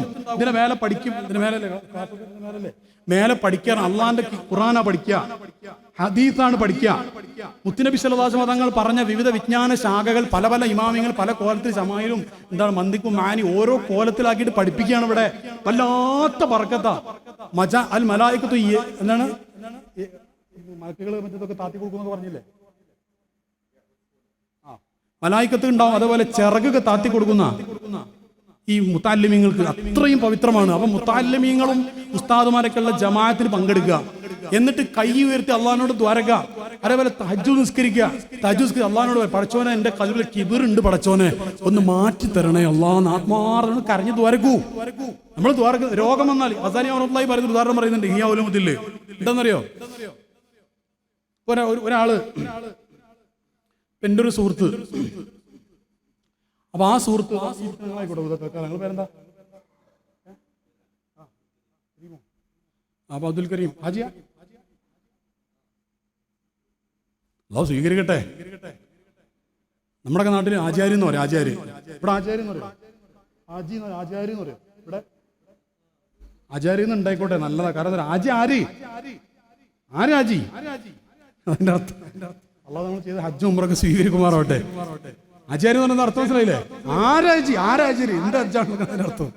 അള്ളാഹു സ്വീകാര്യമാര് ചെയ്യാൻ നമുക്ക് തൗഫീഖ് നൽകുമാറാവട്ടെ. അപ്പൊ കരീമാജി ഇത് എൻ്റെ ഒരു പരിചയമുള്ള ഒരാളാണ്, സുഹൃത്താണെന്ന് കുട്ടിക്കാം. ഇപ്പൊ ഞാനിങ്ങനെ നിൽക്കുന്ന സമയത്ത് അവിടെ ഒരു തേളുണ്ട്, തേള് അല്ലെങ്കിൽ ഒരു പാമ്പ്. അപ്പൊ ഈ തേള് എന്റെ കാലിലേക്ക് ഇങ്ങനെ കടിക്കാൻ വേണ്ടി വരുന്നുണ്ട്. തേള് കുത്തിയാൽ ചിലപ്പോൾ മരണം വരെ സംഭവിക്കും, വിഷമുള്ള തേളാണെങ്കിൽ. അപ്പൊ ഈ തേള് എന്നെ കുത്തുന്നത് ഇങ്ങനെ കണ്ടപ്പോൾ കരീമാച്ചിൻ്റെ അടുത്തൊരു മുസ്ലിനെ പെട്ടെന്ന് മാറി നിൽക്കും, ഇവിടെ തേളുണ്ടെന്ന് പറഞ്ഞു.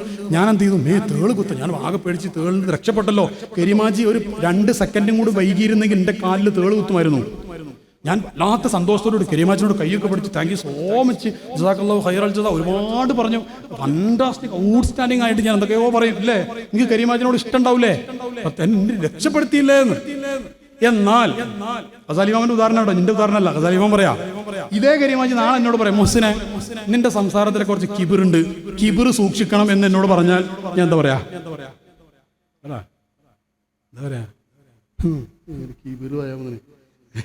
കിബിർ മൊത്തത്തോടൊന്നും പറയാൻ തോന്നില്ല. എന്റെ വേറെ ചങ്ങയാണെങ്കിൽ ഞാൻ 4 വർത്താനം പറയും. എന്റെ കിബിർ അളക്കാൻ വന്നിരിക്കുന്നു അല്ലേ? നിങ്ങൾ പറയില്ല, നിങ്ങൾ ആർക്കും പറയില്ലേ? നമ്മളൊക്കെ പറയൂ. കിബിർ ഇല്ലാന്ന് ഒരാൾ വിചാരിക്കുന്നുണ്ടെങ്കിൽ അയാളാണ് ഏറ്റവും വലിയ കിബിറുള്ള ആളെന്ന്. ഒരാൾ പറയണം എനിക്ക് കിബിറൊന്നും ഇല്ലാന്ന്, അതാണ് ഏറ്റവും വലിയ കിബിർ. നമുക്കിനാ ലോകമൊന്നും പരിചയമില്ലല്ലോ. യൂസുഫ് നബി ദ്വാരം എന്താണെന്നറിയോ? തവഫനി മുസ്ലിമൻ, എന്നൊന്ന് മുസ്ലിം ആക്കി തരണം പടച്ചോനെ. നമ്മള് ഒക്കെ റെഡിയാണ്. ഇനിയിപ്പോ ഫുള്ള് സ്വർഗത്തിൽ ഏത് സീറ്റാ കിട്ടുക എന്നുള്ള കൺഫ്യൂഷൻ മാത്രമേ ഉള്ളൂ. സ്വർഗത്തിൽ ഏത് സീറ്റായിരിക്കും, എത്രാമത്തെ കമ്പാർട്ട്മെന്റിലായിരിക്കും എന്നുള്ളൊരു കൺഫ്യൂഷൻ മാത്രമേ ഉള്ളൂ. സീറ്റൊക്കെ ഫുള്ള് റെഡിയാണ്. തവഫനി മുസ്ലിമൻ വലഹഖനി ബിസ്സാലിഹീൻ, നമ്മൾ സാലിഹീങ്ങളാക്കി തരണേ അല്ലാഹ്. ആര്? അള്ളാഹ് തെരഞ്ഞെടുത്ത പ്രവാചകര്. അതാണ് അവരുടെ ലോകം. അപ്പൊ ഞാൻ പറഞ്ഞു വന്നെന്താണെന്നറിയോ? കിബിറുണ്ട് സമ്മതിക്കാൻ കഴിയില്ല. അപ്പോ പാപ്പ, ഉമ്മ, ഉസ്താദ്, അതേപോലെ പെണ്ണുങ്ങൾക്കാണെങ്കിൽ ഭർത്താവ്, ഈ വാതിലുകൾ അടഞ്ഞു കിടക്കുകയാണെങ്കിൽ നബി സല്ലല്ലാഹു അലൈഹി വസല്ലം തങ്ങളുടെ മഹബത്തിന് വാതിൽ കിട്ടൂല. അത് ഉറപ്പാണ്, നിർബന്ധമാണ്. എത്ര ആൾക്കാരുണ്ട് കുറേ ചൊല്ലിക്കൊണ്ടിരിക്കുന്നുണ്ട്. 5 പൈസന്റെ സ്വഭാവമല്ല. ഈ ചൊല്ലുന്നവർക്ക് സ്വഭാവം നന്നാവാനാണ്. യഥാർത്ഥത്തിൽ നല്ല ആളുടെ അടയാളം എന്താ? ഞാനൊന്നും അല്ല എന്ന് പറഞ്ഞിട്ട് നടക്കുക.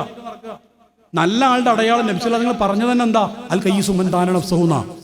അവനവന്റെ തെറ്റ് കണ്ടെത്തുന്നവൻ, അവനവനെ വിചാരണ ചെയ്യുന്നവൻ, മറ്റേ ആളല്ല, സ്വന്തത്തെ വിചാരണ ചെയ്യുന്നവനാണ്. അപ്പൊ ഞാൻ പറഞ്ഞെന്താ, നിങ്ങളൊന്ന് അള്ളാഹിനോട് പല കാര്യങ്ങൾ നമ്മൾ ദ്വാരക്കാറില്ലേ? നമ്മൾ അള്ളാഹിനോട് എന്തൊക്കെ കാര്യം പറയും? ദുനിയാവിന്റെ കാര്യം, കച്ചവടത്തിന്റെ കാര്യം, രോഗത്തിന്റെ കാര്യം എല്ലാം പറയുന്നില്ലേ? കൽബ് നന്നാക്കാൻ വേണ്ടി പറയുന്നവർ ഇവിടെ. ഈ വല്ലപ്പോഴും ഒരു ഉസ്താദിനെ കാണുമ്പോൾ, തങ്ങളെ കാണുമ്പോൾ പറയുന്നത് ഒഴിച്ചാൽ ബാക്കി കൽബ് നന്നാവാൻ വേണ്ടി ആത്മാർത്ഥമായിട്ട് പണിയെടുക്കുന്നവർ ഇവിടെ. അതാണ് ഈ ദർസിന്റെ പ്രത്യേകത. ഈ മുത്താലിമീങ്ങൾ ഒരു വാക്ക് പറയാം. നിങ്ങൾ യഥാർത്ഥത്തിൽ ഒരു നല്ല രീതിയിൽ നിങ്ങളുടെ ഉസ്താദിൽ സമർപ്പിച്ച്, പിന്നെ നല്ല രീതിയിൽ ഉസ്താദിൽ എല്ലാ അർത്ഥത്തിലും തസ്ലീം ചെയ്ത് ആ തസ്കിയത്തിലൂടെ കടന്നു പോയാൽ നിങ്ങൾ സംസ്കരിക്കപ്പെടും. അള്ളാഹു നൽകുമാറാവട്ടെ. കിതാബ് പഠിക്കാൻ ആർക്കും, ബുദ്ധിയുള്ളവർക്കൊക്കെ കിതാബ് പഠിക്കാം. പക്ഷേ ആ മാരിഫത്തിന്റെ ഒരു ലോകമുണ്ട്. അത് തുറക്കണമെങ്കിൽ ഉസ്താദിന്റെ ഗുരുത്വപൊരുത്തം കിട്ടൽ നിർബന്ധ. അത് കിട്ടാതെ മാരിഫത്തിന്റെ ലോകം നിങ്ങൾക്ക് തുറക്കപ്പെടൂല. ഉസ്താദിന്റെ പൊരുത്തം വേണം, മാതാപിതാക്കളുടെ പൊരുത്തം വേണം, അത് നിർബന്ധ. ബുദ്ധി ഉണ്ടായി കഴിഞ്ഞാൽ പഠിക്കാം. അത് ഇബ്നു സഖം നല്ല ബുദ്ധിമാനായിരുന്നു. അവസാനം കാഫിറായിട്ട് ചത്തുപോയെന്ന ചരിത്രം. മുഹ്ദി ശൈഖ് റളിയല്ലാഹു അൻഹുവിന്റെ ദർസിലെ ഏറ്റവും കപ്പാസിറ്റി ഉള്ള മുത്താലിമായിരുന്നു ഇബ്നു സഖ.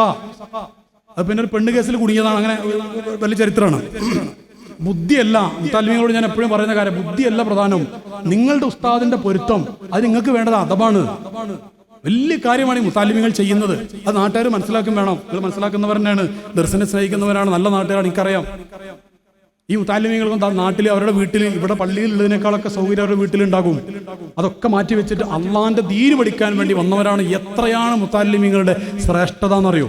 അതാ ഞാൻ നിങ്ങളോട് പറഞ്ഞ ആ മുത്താലിമികളുടെ ജമാഅത്തിന്, ആ മുത്താലിമികൾ പങ്കെടുക്കുന്ന മജ്ലിസൊക്കെ ഉണ്ടാവും. ആഴ്ചയിലും മാസത്തിലൊക്കെ മജ്ലിസൊക്കെ ഇവിടെ ഉണ്ട്. അതിലൊക്കെ ഒന്ന് പങ്കെടുത്താൽ എത്രയാണ് എൻ്റെ സഹോദരങ്ങളെ അതിന്റെ ഫലം. അത് പറഞ്ഞു എത്ര എനിക്ക് അറിയുന്ന വിശദീകരിക്കുകയാണെങ്കിൽ അത് മാത്രം കുറെ പറയാനുണ്ട്. അത്ര പവറാണ് ഇൽമു പഠിക്കുന്ന കുട്ടികൾക്ക്. ഇത് ഭൗതികം പഠിക്കല്ലോ, അവർ ഭൗതികമായി പഠിക്കുന്നുണ്ട്. അതൊക്കെ ഒരു പഠിക്കും, ഇംഗ്ലീഷും എല്ലാവരും പഠിക്കും. അല്ലാഹു തആല വലിയ ഇൽമു കൊടുക്കട്ടെ അവർക്ക്. നാട്ടുകാർക്കുള്ള ഒരു സന്തോഷം ഞാൻ പറയുന്നത്. നാട്ടിൽ ദർസുണ്ടായിട്ട് അതിന്റെ ഒരു മജ്ലിസിൽ കൂടിക്കഴിഞ്ഞാൽ സുബ്ഹാനല്ലാഹ്, അത് മാത്രം മതി അവർ രക്ഷപ്പെടാൻ. അതിന് ചരിത്രങ്ങളുണ്ട്. ഒരു ഗ്രന്ഥത്തിൽ ഒരു ഇമാമ് രേഖപ്പെടുന്ന ഒരു സംഭവം ഉണ്ട്. എന്താണെന്നറിയോ? ഒരു നാട്ടിലൊരു ദർസുണ്ട്. അപ്പൊ ദൂര സ്ഥലത്ത് ഒരു മുത്താലിമ് ദൂര സ്ഥലത്തേക്ക് ദർസ് പഠിക്കാൻ പോയി. അങ്ങനെ ആ മുത്താലിമ് പഠിക്കുന്ന ദർസിൽ സാമ്പത്തികമായിട്ട് വലിയ പ്രയാസം ഉണ്ടായി. മുത്താലിമികളുടെ കയ്യിലൊന്നും ഒന്നിനും പൈസ ഇല്ല. അപ്പൊ ആ പരിസരത്തുണ്ടായിരുന്ന പഴയ കാലത്തുള്ള ഒരു ചരിത്രമാണ്, കിതാബിൽ രേഖപ്പെട്ട സംഭവം ഞാൻ പറയുന്നത്. മുത്താലിമികളുടെ കയ്യിലൊന്നും പൈസ ഇല്ലാത്തപ്പോ ഒരു ജൂതൻ ഉണ്ടായിരുന്നു അതിന്റെ അടുത്ത്. ആ ജൂതൻ എന്ത് ചെയ്തു? ഈ മുത്താലിമികൾക്കൊക്കെ 3 ദിനാറോ ദിർഹമോ വെച്ചിട്ട്, അന്നത്തെ ഒരു പൈസ വെച്ചിട്ട് 3 വെച്ചിട്ട് എല്ലാവർക്കും കൊടുത്ത്. ഒരു 300 രൂപ കൂടി തൽക്കാലം മനസ്സിലാക്കാൻ വേണ്ടിയിട്ട് 3 ദിനാറ് വെച്ചിട്ട് എല്ലാവർക്കും കൊടുത്തു. മുത്താലിമികൾക്ക് പാവമല്ലേ, അയാൾ ഈ ജൂതനായിരുന്നു. അങ്ങനെ പിന്നീട് ഒരിക്കൽ മുത്താലിമികൾക്ക് പൈസ ഇല്ലാത്തപ്പോ അതേ ജൂതൻ വീണ്ടും പൈസ കൊടുത്ത്. അങ്ങനെ പല തവണ ആ ജൂതൻ പൈസ കൊടുക്കുമായിരുന്നു. എന്നിട്ട് ഈ മുത്താലിമ് പറയാണ്, അങ്ങനെ ഞാൻ പഠനമൊക്കെ കഴിഞ്ഞ് പിന്നീട് ഒരിക്കൽ ഞാൻ മക്കത്തെത്തിയപ്പോൾ അന്ന് ഞങ്ങളെ ദർസിൽ സഹായിച്ച ആ ജൂതനില്ലേ കഅബയുടെ അടുത്തുണ്ട്. ജൂതന്മാർ അങ്ങോട്ട് വരുമല്ലോ. അപ്പൊ ഞാൻ ചോദിച്ചു, നിങ്ങളെങ്ങനെ ഇവിടെ എത്തിയത്? ഹറമാണല്ലോ. അപ്പൊ പറഞ്ഞു, അങ്ങനെ നിങ്ങളെ ദർസിനെ ഞാൻ പലപ്പോഴും സഹായിച്ചിരുന്നല്ലോ, ഒരു ഇഷ്ടം കൊണ്ട് സഹായിച്ചതാണ്. കുറച്ചു കാലം കഴിഞ്ഞപ്പോ മുഹമ്മദ് നബി സല്ലല്ലാഹു അലൈഹി വസല്ലം തങ്ങൾ സ്വപ്നത്തിൽ വന്നിട്ട് ഷഹാദത്ത് കലിമ ചൊല്ലിത്തന്നു. എനിക്ക് മാത്രമല്ല, എന്റെ കുടുംബത്തിലെ 17 ആളുകൾക്ക് ഷഹാദത്ത് കലിമ സ്വപ്നത്തിൽ തിരുനബി സല്ലല്ലാഹു അലൈഹി വസല്ലം ചൊല്ലിത്തന്നു. ഞങ്ങളൊക്കെ മുസ്ലിമീങ്ങളാണ്. കിതാബിലുള്ള സംഭവം പറഞ്ഞു. അത്ര പവറുണ്ട് ദർസിന്. ഞാൻ പറഞ്ഞു വന്ന വിഷയമാണ്, ഞാൻ അവസാനിപ്പിക്കാൻ പോകുന്നു. 2 കാര്യം പറയാനുള്ളത്. ഒന്ന് പറഞ്ഞു കഴിഞ്ഞു, ഇനി ഒന്നുകൂടെ ഉണ്ട്. അപ്പോൾ ഒന്ന് ശ്രദ്ധിക്കുക, മാതാപിതാക്കളുടെ ഉസ്താദിന്റെ ഭർത്താവിന്റെ പൊരുത്തം. പെണ്ണുങ്ങളുടെ കാര്യമൊക്കെ എനിക്ക് ഭയങ്കര സങ്കടം തോന്നാറുണ്ട്. കാരണം എന്തേ, ചൊല്ലലെന്നെ ഫുള്ള് ചൊല്ലല്. എന്നിട്ട് എന്താ അവർക്ക് നമ്മളൊന്ന് ആണുങ്ങളെന്ന് ചൊല്ലുന്നതിന്റെ 10 ഇരട്ടിക്ക് ചൊല്ലുന്ന പെണ്ണുങ്ങളുണ്ട്. അവർക്ക് എന്താ മഹബത്തിന്റെ വാതിൽ തുറക്കാത്തത്? അമ്മായിമാരോട് അടി. ഇവിടെ അമ്മായിമാടി പ്രശ്നങ്ങളൊക്കെ ഉണ്ടാവും, അവിടെ നാട്ടിലൊക്കെ ഉണ്ടാവില്ലേ? ഏത് നാട്ടിലില്ലാതിരിക്കുക? ആസ്വാമികൾ മാത്രമുള്ള നാടുണ്ടാവും. നമ്മളാരും അതല്ലല്ലോ. അമ്മായിമാരുടെ പ്രശ്നം, ഭർത്താവായിട്ട് പ്രശ്നം, മുത്തച്ഛിയുടെ പ്രശ്നം. എന്താ പ്രശ്നത്തിന് കാരണം എന്താണെന്നറിയോ? കിബിർ തന്നെ. ഇഷ്ക് കൽബിൽ ഇഷ്ക് പറഞ്ഞാൽ നമ്മൾ സാധാരണ പറഞ്ഞ ഇഷ്ക് അല്ലട്ടോ ഞാൻ പറയുന്നത്. ഞാൻ നാളെ സ്ഥലത്ത് പ്രസംഗിക്കാൻ വന്നപ്പോ ഒരു ഉസ്താദ് പോലെ ഒരു മുദ്രീസ് ഉസ്താദാണ്. ആ ഉസ്താദ് എന്നെ ക്ഷണിക്കുക, ആശിഖുർ റസൂൽ ആയ മുഹ്സിൻ സാറ് പ്രസംഗിക്കുന്നു. പബ്ലിക് വേദി ആയതുകൊണ്ട് ഞാൻ ഉസ്താദിനെ ഒന്നും കാട്ടിയില്ല, അല്ലെങ്കിൽ ഞാൻ ഒന്ന് ഇടി കൊടുക്കും. കാരണം ആശിഖ് എന്നുള്ള വാക്ക് പറയാൻ പോലും നമുക്ക് യോഗ്യതയില്ല. യഥാർത്ഥ ഇഷ്ക് എന്ന് പറഞ്ഞു കഴിഞ്ഞാൽ വിലായത്തിന്റെയും മേലെയുള്ള ഒരു പ്രത്യേക ദർജ ശരിക്കുള്ള ഇഷ്ക് എന്ന് പറയുന്നത്. നമ്മളൊക്കെ ഇങ്ങനെ ആശിക്കത്തി ഇങ്ങനെ പറയും, ഒരു രസത്തിന് പറയുന്നതാ. ആ ഒരു യോഗി നമുക്ക് പറയാനില്ല. അതൊക്കെ വേറെ ലോകം. അതൊക്കെ വോയിസിൽ കറിയുന്നങ്ങളൊക്കെ ലോകം, വേറെ ലോകമുണ്ട്. അവിടെ മുൻപല്ല് പൊട്ടിന്ന് കേട്ടോ കൊല്ലൊക്കെ അടിച്ച് പോയിച്ചൊരു ലോകമുണ്ട്. അത് വേറെ ലോകം. അതിന് 2 റൂട്ടുണ്ട്. അങ്ങനൊന്നും ഇല്ലാത്ത ജദബില്ലാത്ത ഇസ്കിന്റെ റൂട്ടുണ്ട്. ദർസും കിതാബും ബിസിനസ്സും ഒക്കെ ആയിട്ട് റൂട്ടുണ്ട്. ജദബുള്ള റൂട്ട് വേറെ ഉണ്ട്. 2 റൂട്ട് ഇസ്ലാമിലുണ്ട്. പക്ഷേ ഇസ്ലാം ഉദ്ദേശിക്കുന്ന ജദബുള്ള റൂട്ടിനല്ല ഇസ്ലാം പ്രോത്സാഹിപ്പിക്കുക. കാരണം അവിടെ ദഅവത്ത് നടക്കൂല. ചില ആൾക്കാർ വയ്ക്കും. ഇപ്പൊ ചില ഔലിയാക്കന്മാരുണ്ടാവും. ഒരു ഉദാഹരണം പറഞ്ഞുതരാം. ഔലിയാക്കന്മാരുണ്ടാവും. ഔലിയാക്കന്മാർക്ക് ഒരു വാക്ക് പറഞ്ഞാൽ മാറ്റി എന്ന് പറയുമ്പോഴത്തേക്കും മാറിയല്ലോ. നാട്ടിൽ ഉസ്താദ് ഒരു 10 വട്ടം വന്നിട്ട് ആ വീട്ടിൽ പോയിട്ട് ദ്വാരന്നിട്ടുണ്ട്, മുദരിസ് മാറിയില്ല. ഒരു വലിയന്റെ അടുത്ത് പോയിട്ട് ഒറ്റ തവണ പറഞ്ഞപ്പോഴും അത് മാറി. അയാളാണെങ്കിലോ മജ്ദൂബാണ്. അപ്പോ അദ്ദേഹത്തിനാണോ ദർജ കൂടുതൽ, അതല്ല ഉസ്താദിനാണോ? അതിന്റെ കാരണം മനസ്സിലാക്കണം. നല്ലതാ. ഉസ്താദിന്റെ ഇൽമി സേവനം ചെയ്യുന്ന ഉസ്താദിന്റെ ദർജന്റെ 4 അയലത്തേക്ക് അവരാരും എത്തൂല. എന്താ കാരണം എന്നറിയോ? ഉസ്താദുമാർക്ക് അല്ലാഹു തആല അവരെ ദീനിന്റെ സംരക്ഷണം ഏൽപ്പിച്ചത് കൊണ്ട് വേറെ ലോകമുണ്ട്. ആ ലോകം തൽക്കാലം തുറന്നു കൊടുക്കൂല. അത് തുറന്നു കൊടുത്തു കഴിഞ്ഞാൽ ഈ ലതത്തൊക്കെ വിട്ട് മലന്റെ മുകൾക്ക് ഇവർ പോകും. ഞാൻ പറഞ്ഞു മനസ്സിലായി? അത്യാവശ്യം കുറച്ച് ആൾക്കാർക്കെങ്കിലും മനസ്സിലായിട്ടുണ്ടാവില്ലേ? അങ്ങനെ ലോകമുണ്ട്. ആ ലോകം തുറക്കപ്പെടാൻ ഏറ്റവും അർഹതയുള്ളത് പണ്ഡിതന്മാരാ. അപ്പൊ പണ്ഡിതന്മാർക്കൊക്കെ അല്ലാഹു തആല തുറന്നു കൊടുത്തു കഴിഞ്ഞാൽ ഒറ്റ കുട്ടി ദർസിലുണ്ടാവില്ല, ഒരൊറ്റ പള്ളിയിൽ ഇമാം ഉണ്ടാവില്ല. കാരണം ആ ലതത്ത് കിട്ടി അവരൊക്കെ ഏതോ മലന്റെ മുകളിൽ ഉണ്ടാവും. അപ്പൊ ദീൻ ഇവിടെ സംരക്ഷിക്കപ്പെടില്ല. അതുകൊണ്ട് അള്ളാഹു ഈ ആലിമീങ്ങൾക്ക് ദറജ ഉള്ളത് കൊണ്ടാണ് മറ്റേ അവസ്ഥയിൽ അവർ അള്ളാഹു തആല ആക്കാത്തത്. ഞാൻ പറഞ്ഞു മനസ്സിലായിട്ടുണ്ടാവും. പിന്നെ ചില ആളുകൾ അതിൽ നിന്ന് അള്ളാഹു തആല തെരഞ്ഞെടുത്തിട്ട് ചില കാലഘട്ടത്തിൽ ആവശ്യമാണെന്ന് തോന്നുമ്പോൾ ആക്കും. ചില ആൾക്കാരെ കുറെ കഴിഞ്ഞിട്ട് ആക്കും. അത് അള്ളാന്റെ ഓരോ തീരുമാനങ്ങളാണ്. പക്ഷെ ആലിമീങ്ങൾക്കാണ് ദറജ. ഭയങ്കര വറസത്താണത്. വിറാസത്തുണ്ട് അവർക്ക്. അമ്പിയാക്കളെ വിറാസത്തുണ്ട്. ബനൂ ഇസ്രായേലിലെ അമ്പിയാക്കളുടെ അതേ ദറജുണ്ട് പണ്ഡിതന്മാർക്ക്. അവരെ സ്നേഹിച്ചാൽ സ്വർഗ്ഗത്തിൽ സ്ഥാനം കിട്ടുന്നു. അപ്പൊ ഞാൻ അവസാനിപ്പിക്കുന്നു. പറഞ്ഞു വന്നത് ഈ ഒരു കാര്യം പറഞ്ഞു. അപ്പോൾ അമ്മായിമ്മയായിട്ട്, മുത്തച്ഛിയായിട്ട്, ഇളച്ചിയായിട്ട്, നാത്തൂനായിട്ട്, ഭർത്താവായിട്ട്, അയൽവാസിയായിട്ട്, പാർട്ട്ണറായിട്ട് ഒന്നും നന്നാവാതെ നടക്കൂല. ഉമ്മാന്റെ പൊരുത്തല്ലാതെ നടക്കൂല. റസൂലുള്ള സ്വീകരിക്കൂല സല്ലല്ലാഹു അലൈഹി വസല്ലം. ഉമ്മാന്റെ പൊരുത്തല്ലാതെ, ബാപ്പാന്റെ പൊരുത്തല്ലാതെ റസൂലുള്ള സ്വീകരിക്കൂല. ഉറപ്പാണത്. അത് ഓർത്തു വെച്ചാൽ മതി. അല്ലാഹു തആല നമുക്ക് തൗഫീഖ് ചെയ്യട്ടെ. ഒറ്റ കാര്യം കൂടി പറഞ്ഞ് അവസാനിപ്പിക്കാം. ഏതായാലും നമ്മൾ ഈ വിശുദ്ധമായ റബീഉൽ അവ്വൽ മാസത്തിൽ അൽഹംദുലില്ലാഹ് റബ്ബിന്റെ ഔദാര്യം കൊണ്ട് തുടക്കത്തിലാണ് നമ്മൾ ഈ പരിപാടി. അൽഹംദുലില്ലാഹ് ഞാനും ഈ വർഷത്തെ എൻ്റെ ആദ്യത്തെ പ്രഭാഷണമാണ്. ഇനി ഇതാണ് തുടക്കം. ഇനി ബാക്കിയുള്ള കുറേ സ്ഥലങ്ങളിൽ സാധാരണ പോകുന്ന പോലെ ഒന്നും അറിവുണ്ടായിട്ട് പോകുന്നതല്ല കേട്ടോ. ഞാൻ പറഞ്ഞ പോലെ ഞാൻ എത്ര സ്നേഹിക്കുന്ന ഒരു പണ്ഡിതന് അന്ന് സമ്മതം തന്നുകൊണ്ട് ഇങ്ങനെ പോകുന്നതാണ് മാത്രം. അല്ലാഹു തആല നമ്മൾ പോകുന്ന മനസ്സിലൊക്കെ ഖബൂലിയത്ത് നമുക്ക് നൽകുമാറാവട്ടെ. അല്ലെങ്കിൽ ഇതൊക്കെ വെറുതെ ആയിപ്പോയി. നമ്മൾ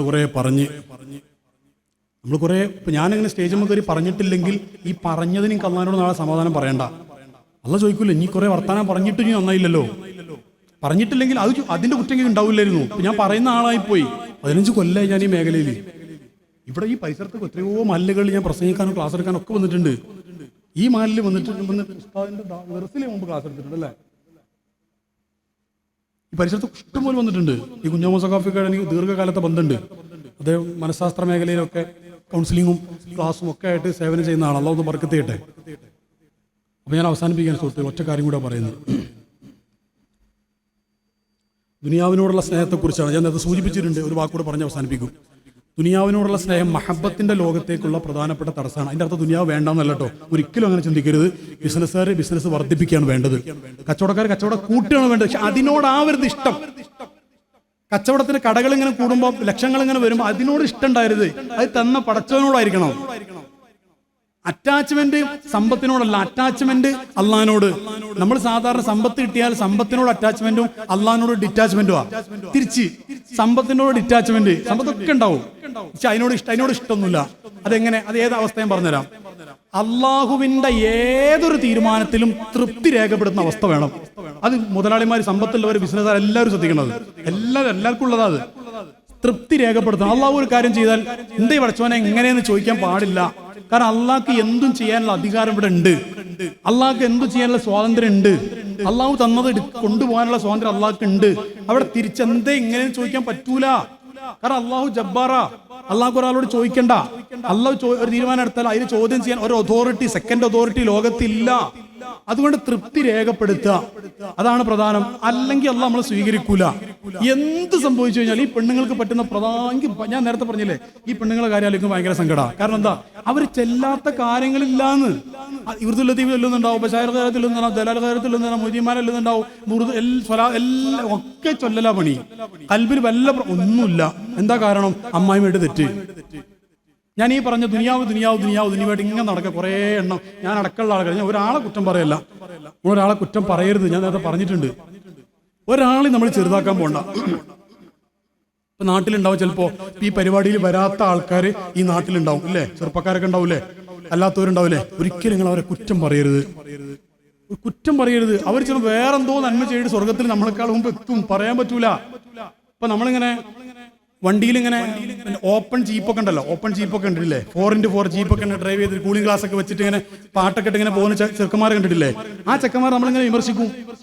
ഈ വയനാട് ദുരന്തം ഉണ്ടായ സമയത്ത് അവിടെ ഡെഡ് ബോഡി പൊക്കാൻ ആരാ വന്നത്? ഈ ചെക്കന്മാർ നമ്മൾ വിമർശിക്കുന്ന ചെറുപ്പക്കാരാ അവിടെ വന്നത്. ഒരു ഒറ്റ കുട്ടിയെ വിമർശിച്ചു പോരുത്. അള്ളാഹു ചിലപ്പോൾ അവരുടെ വയനാട്ടിലെ സേവനം, അല്ലെങ്കിൽ ഉരുൾപൊട്ടലുണ്ടായപ്പോൾ ഒരു 4x4 വണ്ടി കൊണ്ടുവന്ന് ചെയ്ത സേവനല്ലേ, അത് സ്വീകരിച്ചിട്ട് അവരെ ആക്രിമത്ത് നന്നാക്കും. ചിലപ്പോ അവർ കുറ്റം പറഞ്ഞതിന്റെ പേരിൽ നമ്മുടെ ആക്രിമത്ത് മോശമാവും. ഒരാളെയും കുറ്റം പറയണ്ട. ഇത് ഇസ്കിന്റെ ലോകാണിത്. ഒരൊറ്റ കുട്ടിയെയും കുറ്റം പറയരുത്. സ്നേഹത്തോടെ തിരുത്തി കൊടുക്കാം. ഉസ്താദിന് കുട്ടികളെ തിരുത്തണം. തിരുത്തപ്പെടാനാ കുട്ടികൾ വന്നത്. മാതാപിതാക്കൾ മക്കളെ തിരുത്തണം. ഭാര്യ ഭർത്താവിനും ഭർത്താവ് ഭാര്യക്കും നിർദ്ദേശങ്ങൾ കൊടുക്കണം. അതൊക്കെ വേണം. അത് വേണ്ടതല്ല. പക്ഷെ കുറ്റം പറയാ, വേറൊരാളോട് പറയാ, നാറ്റിക്ക, അതുണ്ടാവരുത്. ഞാൻ കുറെ ആലോചിച്ചാണ് ഈ വയനാട് ദുരന്തം നടന്ന സമയത്ത് സ്വന്തം വണ്ടി, ആ വണ്ടി ചെളിയിൽ പൂണ്ടാലും കുഴപ്പമില്ല, കംപ്ലൈന്റ് ആയാലും കുഴപ്പമില്ല, 10-20 ലക്ഷം റുപ്യുള്ള വണ്ടി. ഈ ചെറുപ്പക്കാർ പറയും എന്റെ വണ്ടി പോയാലും കുഴപ്പമില്ല, ജനങ്ങൾക്ക് ഉപകാരപ്പെടില്ല എന്ന് പറഞ്ഞിട്ട് വണ്ടി ഓടിച്ചു വരിക. ആരോ ഗവൺമെന്റ് എന്തോ ശമ്പളം കൊടുത്തിട്ടല്ല, അവര് സ്വന്തം പൈസ എടുത്തിട്ട്, സ്വന്തം ഭക്ഷണം പോലും കിട്ടാതെ, കിട്ടിയവരും കിട്ടാത്തവരൊക്കെ ഉണ്ട് അതിന്റെ ഇടയിൽ. ആ കഠിനമായിട്ട് അധ്വാനിച്ചിട്ട് ചീഞ്ഞളിഞ്ഞ ഡെഡ് ബോഡി ഒക്കെ ഉണ്ടല്ലോ, ആ ഡെഡ് ബോഡി ഒക്കെ മണ്ണിന്ന് വലിച്ചെടുക്കാണ് ഇവര്. എന്തെങ്കിലും ആരെങ്കിലും ചാനലുകാർ ഷൂട്ട് ചെയ്തിട്ട് ഫേമസ് ആവാൻ വേണ്ടി അല്ല. ആ ചെറുപ്പക്കാരുടെ ഇഖ്ലാസില്ലേ, നാടിന് ഇപ്പോ ഞങ്ങൾ ആവശ്യമാണെന്ന് മനസ്സിലാക്കിയിട്ട് ആ ഇഖ്ലാസോട് ആ ഒരൊറ്റ ഇഖ്ലാസ് മതിയാവും. ചിലപ്പോൾ നാളെ അള്ളാന്റെ മുമ്പിൽ അവർ രക്ഷപ്പെടാൻ. കുറ്റം പറഞ്ഞ നമ്മൾ ബാക്കിയാവും. അതാ ഞാൻ പറഞ്ഞു, ഒരാളെ കുറ്റം പറയണ്ട. ബഹുമാനപ്പെട്ട മഅറൂഫുൽ ഖർഖി റളിയല്ലാഹു അൻഹു ചരിത്രത്തിലുണ്ട്. ജുനൈദുൽ ബഗ്ദാദി റളിയല്ലാഹു അൻഹുവിന്റെ ഷെയ്ഖായിട്ടുള്ള ബഹുമാനപ്പെട്ട സിരിയു സഖത്തി റളിയല്ലാഹു അൻഹുവിന്റെ ഷെയ്ഖാണ് മഅറൂഫുൽ ഖർഖി റളിയല്ലാഹു അൻഹു. നമ്മുടെ വിലായത്തിന്റെ റൂട്ടുകളൊക്കെ മിക്കവാറും ത്വരീഖത്തിന്റെ റൂട്ടുകളൊക്കെ അതിലൂടെ കടന്നു പോവാ. ആ മഹാൻ ഇങ്ങനെ നടന്നു പോകുമ്പോൾ കുറച്ച് ശിഷ്യന്മാരുണ്ടായിരുന്നു കൂടെ. മഅറൂഫുൽ ഖർഖി തങ്ങളുടെ കൂടെ ശിഷ്യന്മാരുണ്ട്. ആ സമയത്ത് കുറച്ച് ചെറുപ്പക്കാരെ ഒരു പുഴയുടെ അടുത്തുകൂടെ അങ്ങനെ ബഹുമാനപ്പെട്ട് നടന്നു പോകുമ്പോൾ പുഴയിലൂടെ പാട്ടും കൂത്തുമായി, നമ്മുടെ ഭാഷ പറഞ്ഞ പാട്ടും ഡാൻസൊക്കെ ആയിട്ട് കുറച്ച് ചെറുപ്പക്കാർ ഇങ്ങനെ പോകുന്നുണ്ട്. ആ സമയത്ത് ശിഷ്യന്മാര് പറഞ്ഞു, ആ ചെറുപ്പക്കാർക്കെതിരെ ദുആറക്കണം ഉസ്താദേ എന്ന് പറഞ്ഞു. ഉസ്താദ് ഉടനെ കൈ ഉയർത്തിയിട്ട് പറഞ്ഞു, ആ ചെറുപ്പക്കാർ ഇവിടെ സന്തോഷിച്ചതുപോലെ നാളെ ആഖിറത്തിൽ സന്തോഷിപ്പിക്കണേ അല്ലാഹ്. ഇവിടെ ഏതായാലും സന്തോഷിച്ചില്ലേ, ഇനി നാളെ ആഖിറത്തിൽ സന്തോഷിപ്പിക്കണം. അതെങ്ങനെയാണ്? ഈ സന്തോഷിച്ചത് ഒരു സന്തോഷം കിട്ടിയല്ലോ, ഇനി പടച്ചവൻ തെറ്റൊക്കെ നീ പുറത്തു കൊടുക്കണം, എന്നിട്ട് അവർ നല്ല ആൾക്കാരാക്കിയിട്ട് ആഖിറത്തിൽ വിജയിപ്പിക്കണേ അല്ലാഹ് ദ്വാരക്കേണ്ടത്. ഒരാളെയും തള്ളിപ്പറയരുത്. നമ്മൾ ഈ പിന്നെ നല്ല വെള്ളമൊക്കെ ഉണ്ടാവുന്നത് പുഴയിലൊക്കെ ചാടി കുളിക്കാൻ പോകുന്ന ആളുകളെ കുറ്റം പറയാറില്ല. ചിലപ്പോ ഓൻ വലിയ ആളാവാൻ വേണ്ടി അപകട അവസ്ഥയിൽ നീന്താനൊന്നും പോകരുത്. വേറെ കാര്യം, നീന്തൽ അറിയാത്തത്. അതേശം നല്ല നീന്തൽ എക്സ്പേർട്ടായ ആൾക്കാർ ചിലപ്പോൾ നല്ല വെള്ളമൊക്കെ വരുമ്പോൾ നീന്തി ചാടി കുളിക്കുന്നത് കാണാം. ഞാൻ പറയുന്നത് ഇപ്പൊ ഈ ഉരുൾപൊട്ടലുണ്ടായിട്ട് വയനാട് നിന്ന് വന്ന ആ മയ്യത്തുകള്, എത്രയോ മയ്യത്ത് കൈയും കാലൊക്കെ പീസായിട്ട് ഒലിച്ചു വന്നപ്പോ അത് നീന്തി എടുക്കാൻ വേണ്ടി പോയത് ആരാ? ഈ നീന്തി കളിച്ച ആളുകളാ. ഈ നമ്മൾ ഈ കുറ്റം പറയുന്ന ചെറുപ്പക്കാരാ പോയത്. ഒരൊറ്റ കുട്ടിയെ കുറ്റം പറയണ്ടെന്ന് ഞാൻ പറയാനുള്ള കാരണം അതാ. വേറൊരാളെ കുറ്റം പറയാൻ നമ്മൾ ആയിട്ടില്ല. സ്വന്തം ഭാര്യയുടെ കുറ്റം പറയാൻ നമ്മളായിട്ടില്ല, തിരുത്തി കൊടുക്കാം, അതിന് കുഴപ്പമില്ല. ഭർത്താവിന് കുറ്റം പറയണ്ട, സ്നേഹത്തിന്റെ ഭാഷയിൽ തിരുത്തി കൊടുക്കാം. അതെങ്ങനെയാണ്? മറ്റൊരാൾ അറിയാതെ ഭാര്യയെ ഒറ്റയ്ക്ക് വിളിച്ചിട്ട് സ്നേഹത്തോടെ തിരുത്തി കൊടുക്കുന്ന നല്ല ശൈലിയിൽ, മറ്റൊരാളുടെ മുമ്പിൽ പറയാതെ ഭർത്താവിന്റെ തെറ്റ് പറഞ്ഞു കൊടുക്കുക, ആ ശൈലിയിൽ. പിന്നെ ആത്മീയ ലോകത്ത് സമർപ്പിതരായിട്ട് കുറച്ച് മുന്നോട്ട് പോയി കഴിഞ്ഞാൽ വഷളാക്കലുണ്ട്, അത് അമ്മാർത്ത് നീങ്ങാനുള്ള വേറെ പരിപാടിയാണ്. അത് തൽക്കാലം നമ്മൾ ആരും ആയിട്ടില്ല, അതുകൊണ്ട് ആ ലോകം ഇപ്പൊ തുറക്കണ്ട. കുറച്ച് കഴിഞ്ഞാൽ അങ്ങനെയാണ്. കാരണം എന്താ? അലി സൈലാം ചേർന്നവർക്ക് ചരിത്രത്തിൽ അതുണ്ട്, അവരൊക്കെ അങ്ങനെ ചെയ്തിട്ടുണ്ട്. മഹാന്മാരായ ആളുകൾ, ഇമാമികൾ എന്ത് ചെയ്യുന്നറിയോ? വലിയ പണ്ഡിതന്മാരുടെ ചരിത്രത്തിലൊക്കെ ഉണ്ട്. വേറെ ഒരാൾക്ക് 500 റുപ്യ കൊടുക്കും, എന്നിട്ട് പറയും അങ്ങാടിയിൽ എല്ലാവരും ഉള്ള സ്ഥലത്ത് വെച്ച് എന്നെ പരസ്യമായിട്ട് ചീത്ത പറയാൻ, തെറി വിളിക്കണം. അതെന്തിനാണ്? ഞാൻ എന്നുള്ള ചിന്ത പോയി കിട്ടാനാണ്, എൻ്റെ അമ്മാറത്തൊന്നും നീങ്ങി കിട്ടാനാണ് എന്ന് പറയുന്ന മഹാന്മാരുടെ ലോകം വേറെ ഉണ്ട്. നമ്മൾ അങ്ങോട്ട് എത്തിയിട്ടില്ല. ഞാനെങ്കിലും അതെവിടെയെങ്കിലും വായിച്ചിട്ട് അതോന്ന് ചോദിക്കണ്ടെന്ന് വിചാരിച്ചിട്ടാണ് അത് ഇവിടുന്ന് പറഞ്ഞത്. അങ്ങനെ ലോകം അറിയാത്തോണ്ടല്ല ഞാനത് പറഞ്ഞത്. സാധാരണ ഒരു മനുഷ്യന്മാർക്കുള്ള ഒരു കാര്യമാണ് ഞാൻ ഈ പറഞ്ഞത്. ഏതായാലും ഞാൻ അവസാനിപ്പിക്കുകയാണ്. അല്ലാഹു സുബ്ഹാനഹു വ തആല നമുക്ക് ഞാനൊന്നുമല്ല എന്നുള്ള ഒരു ചിന്തയിലേക്ക്, എല്ലാം അള്ളാഹുവാണ്, ഈ ലോകത്തിന്റെ സർവത്തിന്റെയും കാരണം മുത്തറസൂലാണ് സല്ലല്ലാഹു അലൈഹി വസല്ലം എന്നുള്ള ഒരു നിയത്തിലേക്ക് എത്താൻ മരണത്തിന്റെ ആ തലയാഴ്ചെങ്കിൽ അള്ളാഹു നമുക്ക് തൗഫീഖ് ചെയ്യുമാറാവട്ടെ. തലയാഴ്ച എത്തിയാൽ മതി എന്നല്ല ഈ പറഞ്ഞതിന്റെ ഉദ്ദേശം, നമ്മൾ അത്രമാത്രമേ ആയിട്ടുള്ളൂ എന്നുള്ളത് കൊണ്ടാണ് അങ്ങനെ പറഞ്ഞത്. നാളെ തന്നെ ആവാനാണ് ആഗ്രഹം. അതുകൊണ്ട് സ്വലാത്ത്, ഞാൻ ഈ പറഞ്ഞ പോലെ അൺകണ്ടീഷണൽ മഹബത്ത്, അൺകണ്ടീഷണൽ സ്വലാത്ത്, അതൊക്കെ മനസ്സിലായിട്ടുണ്ടെന്ന് വിചാരിക്കുന്നു. ഹബീബിനോട് കുറേ ഇങ്ങോട്ട് വാങ്ങാനല്ല, അങ്ങോട്ട് കൊടുക്കുക, മഹബത്ത് അങ്ങനെ അങ്ങോട്ട് കൊടുക്കുക. ആ രീതിയിലേക്ക് എത്താൻ അള്ളാഹു നമുക്ക് തൗഫീഖ് ചെയ്യുമാറാവട്ടെ. ഞാനൊന്നുമല്ല, ആരെ കണ്ടാലും എവിടെ കണ്ടാലും എത്ര പൈസ ഉണ്ടായാലും, പൈസ ഉണ്ടായിട്ട് എന്ത് കാര്യം? അയാളെ ബെൻസ് കാറില്ല മയ്യത്ത് കൊണ്ടുപോവാ, ആചാരാണ് അത്ര ആചാരി, അല്ലെ വലിയ എന്താ കമ്പനിയുടെ ചെയർമാനോ വേറൊന്ന്, അതെന്ത് കാര്യം? മയ്യത്ത് കെട്ടിൽ 6 കാലിലെ കെട്ടിലാണ് അയാൾക്കും വരിക. അയാൾ എന്താ മുതലാളിയാണ് വെച്ചിട്ട് എന്താ? അയാൾക്ക് മുതൽ കൊടുത്തത് കൊണ്ട് അയാൾ അള്ളാഹിനോട് നാളെ കൂടുതൽ സമാധാനം പറയേണ്ടി വരും, അത്രേ ഉള്ളൂ. അല്ലാതെ അതൊരു സ്ഥാനമായിട്ട് ആരും കാണണ്ട. സമ്പത്ത് പരീക്ഷണമാകുന്നു. മുത്തൻ റസൂൽ സല്ലല്ലാഹു അലൈഹി വസല്ലം പറഞ്ഞല്ലേ, സമ്പത്ത് പരീക്ഷണമാണ്. അതുള്ളതും പരീക്ഷണം, ഇല്ലാത്തതും പരീക്ഷണം തന്നെ. കാരണം ഈ ഇത് കുഫരിയത്തിലേക്ക് അടുപ്പിക്കും, ഫഖർ കുഫരിയത്തിലേക്ക് അടുപ്പി റസൂൽ പറഞ്ഞിട്ടുണ്ട്. ഇനി അത് കൂടിക്കഴിഞ്ഞാൽ എന്റെ ഉമ്മത്തിന് പരീക്ഷണാണ് എന്നും റസൂൽ പറഞ്ഞിട്ടുണ്ട്. അപ്പൊ കൂടുന്നതും പരീക്ഷണം തന്നെ, കുറയുന്നതും പരീക്ഷണം തന്നെയാണ്. അതിൽ വിജയിക്കുമോ നോക്കും. അത് നേരത്തെ ഞാൻ പറഞ്ഞു വെച്ചത്, റിള രേഖപ്പെടുത്തണം. അള്ളാഹു എന്ത് തീരുമാനം എടുത്താലും അതിൽ റിള രേഖപ്പെടുത്തി. എന്തേ ഇങ്ങനെ പടച്ചോനെന്ന് ചോദിക്കരുത്. കാരണം നിങ്ങൾ വേറെ ആളെടുത്ത് തീരുമാനമാണ് ചോദിക്കുക, അള്ളാഹിനോട് ചോദിക്കാനുള്ള അവകാശം നമുക്ക് എല്ലാ സഹോദരങ്ങളെ. അപ്പൊ ഞാൻ അവസാനിപ്പിക്കുകയാണ്. ഒന്ന് എന്നിട്ട് നമുക്കൊരു പാട്ട് വഴി അവസാനിപ്പിക്കാം. എല്ലാവരും നമ്മൾ ഈ പറഞ്ഞതിന്റെ അടിസ്ഥാനത്തിൽ റബീഉൽ അവ്വൽ മാസത്തിൽ നബി സല്ലല്ലാഹു അലൈഹി വസല്ലം തങ്ങളോട് മഹബത്തായിട്ടില്ല എന്നാണ് നമ്മൾ പറഞ്ഞത്. നബി സല്ലല്ലാഹു അലൈഹി വസല്ലം തങ്ങളോട് മഹബത്തായിട്ടില്ല എന്ന് നമ്മൾ പറഞ്ഞു. ആവണം എന്നുള്ള ആഗ്രഹത്തിലാണ് നമ്മുടെ ഈ സംസാരം മുഴുവനും.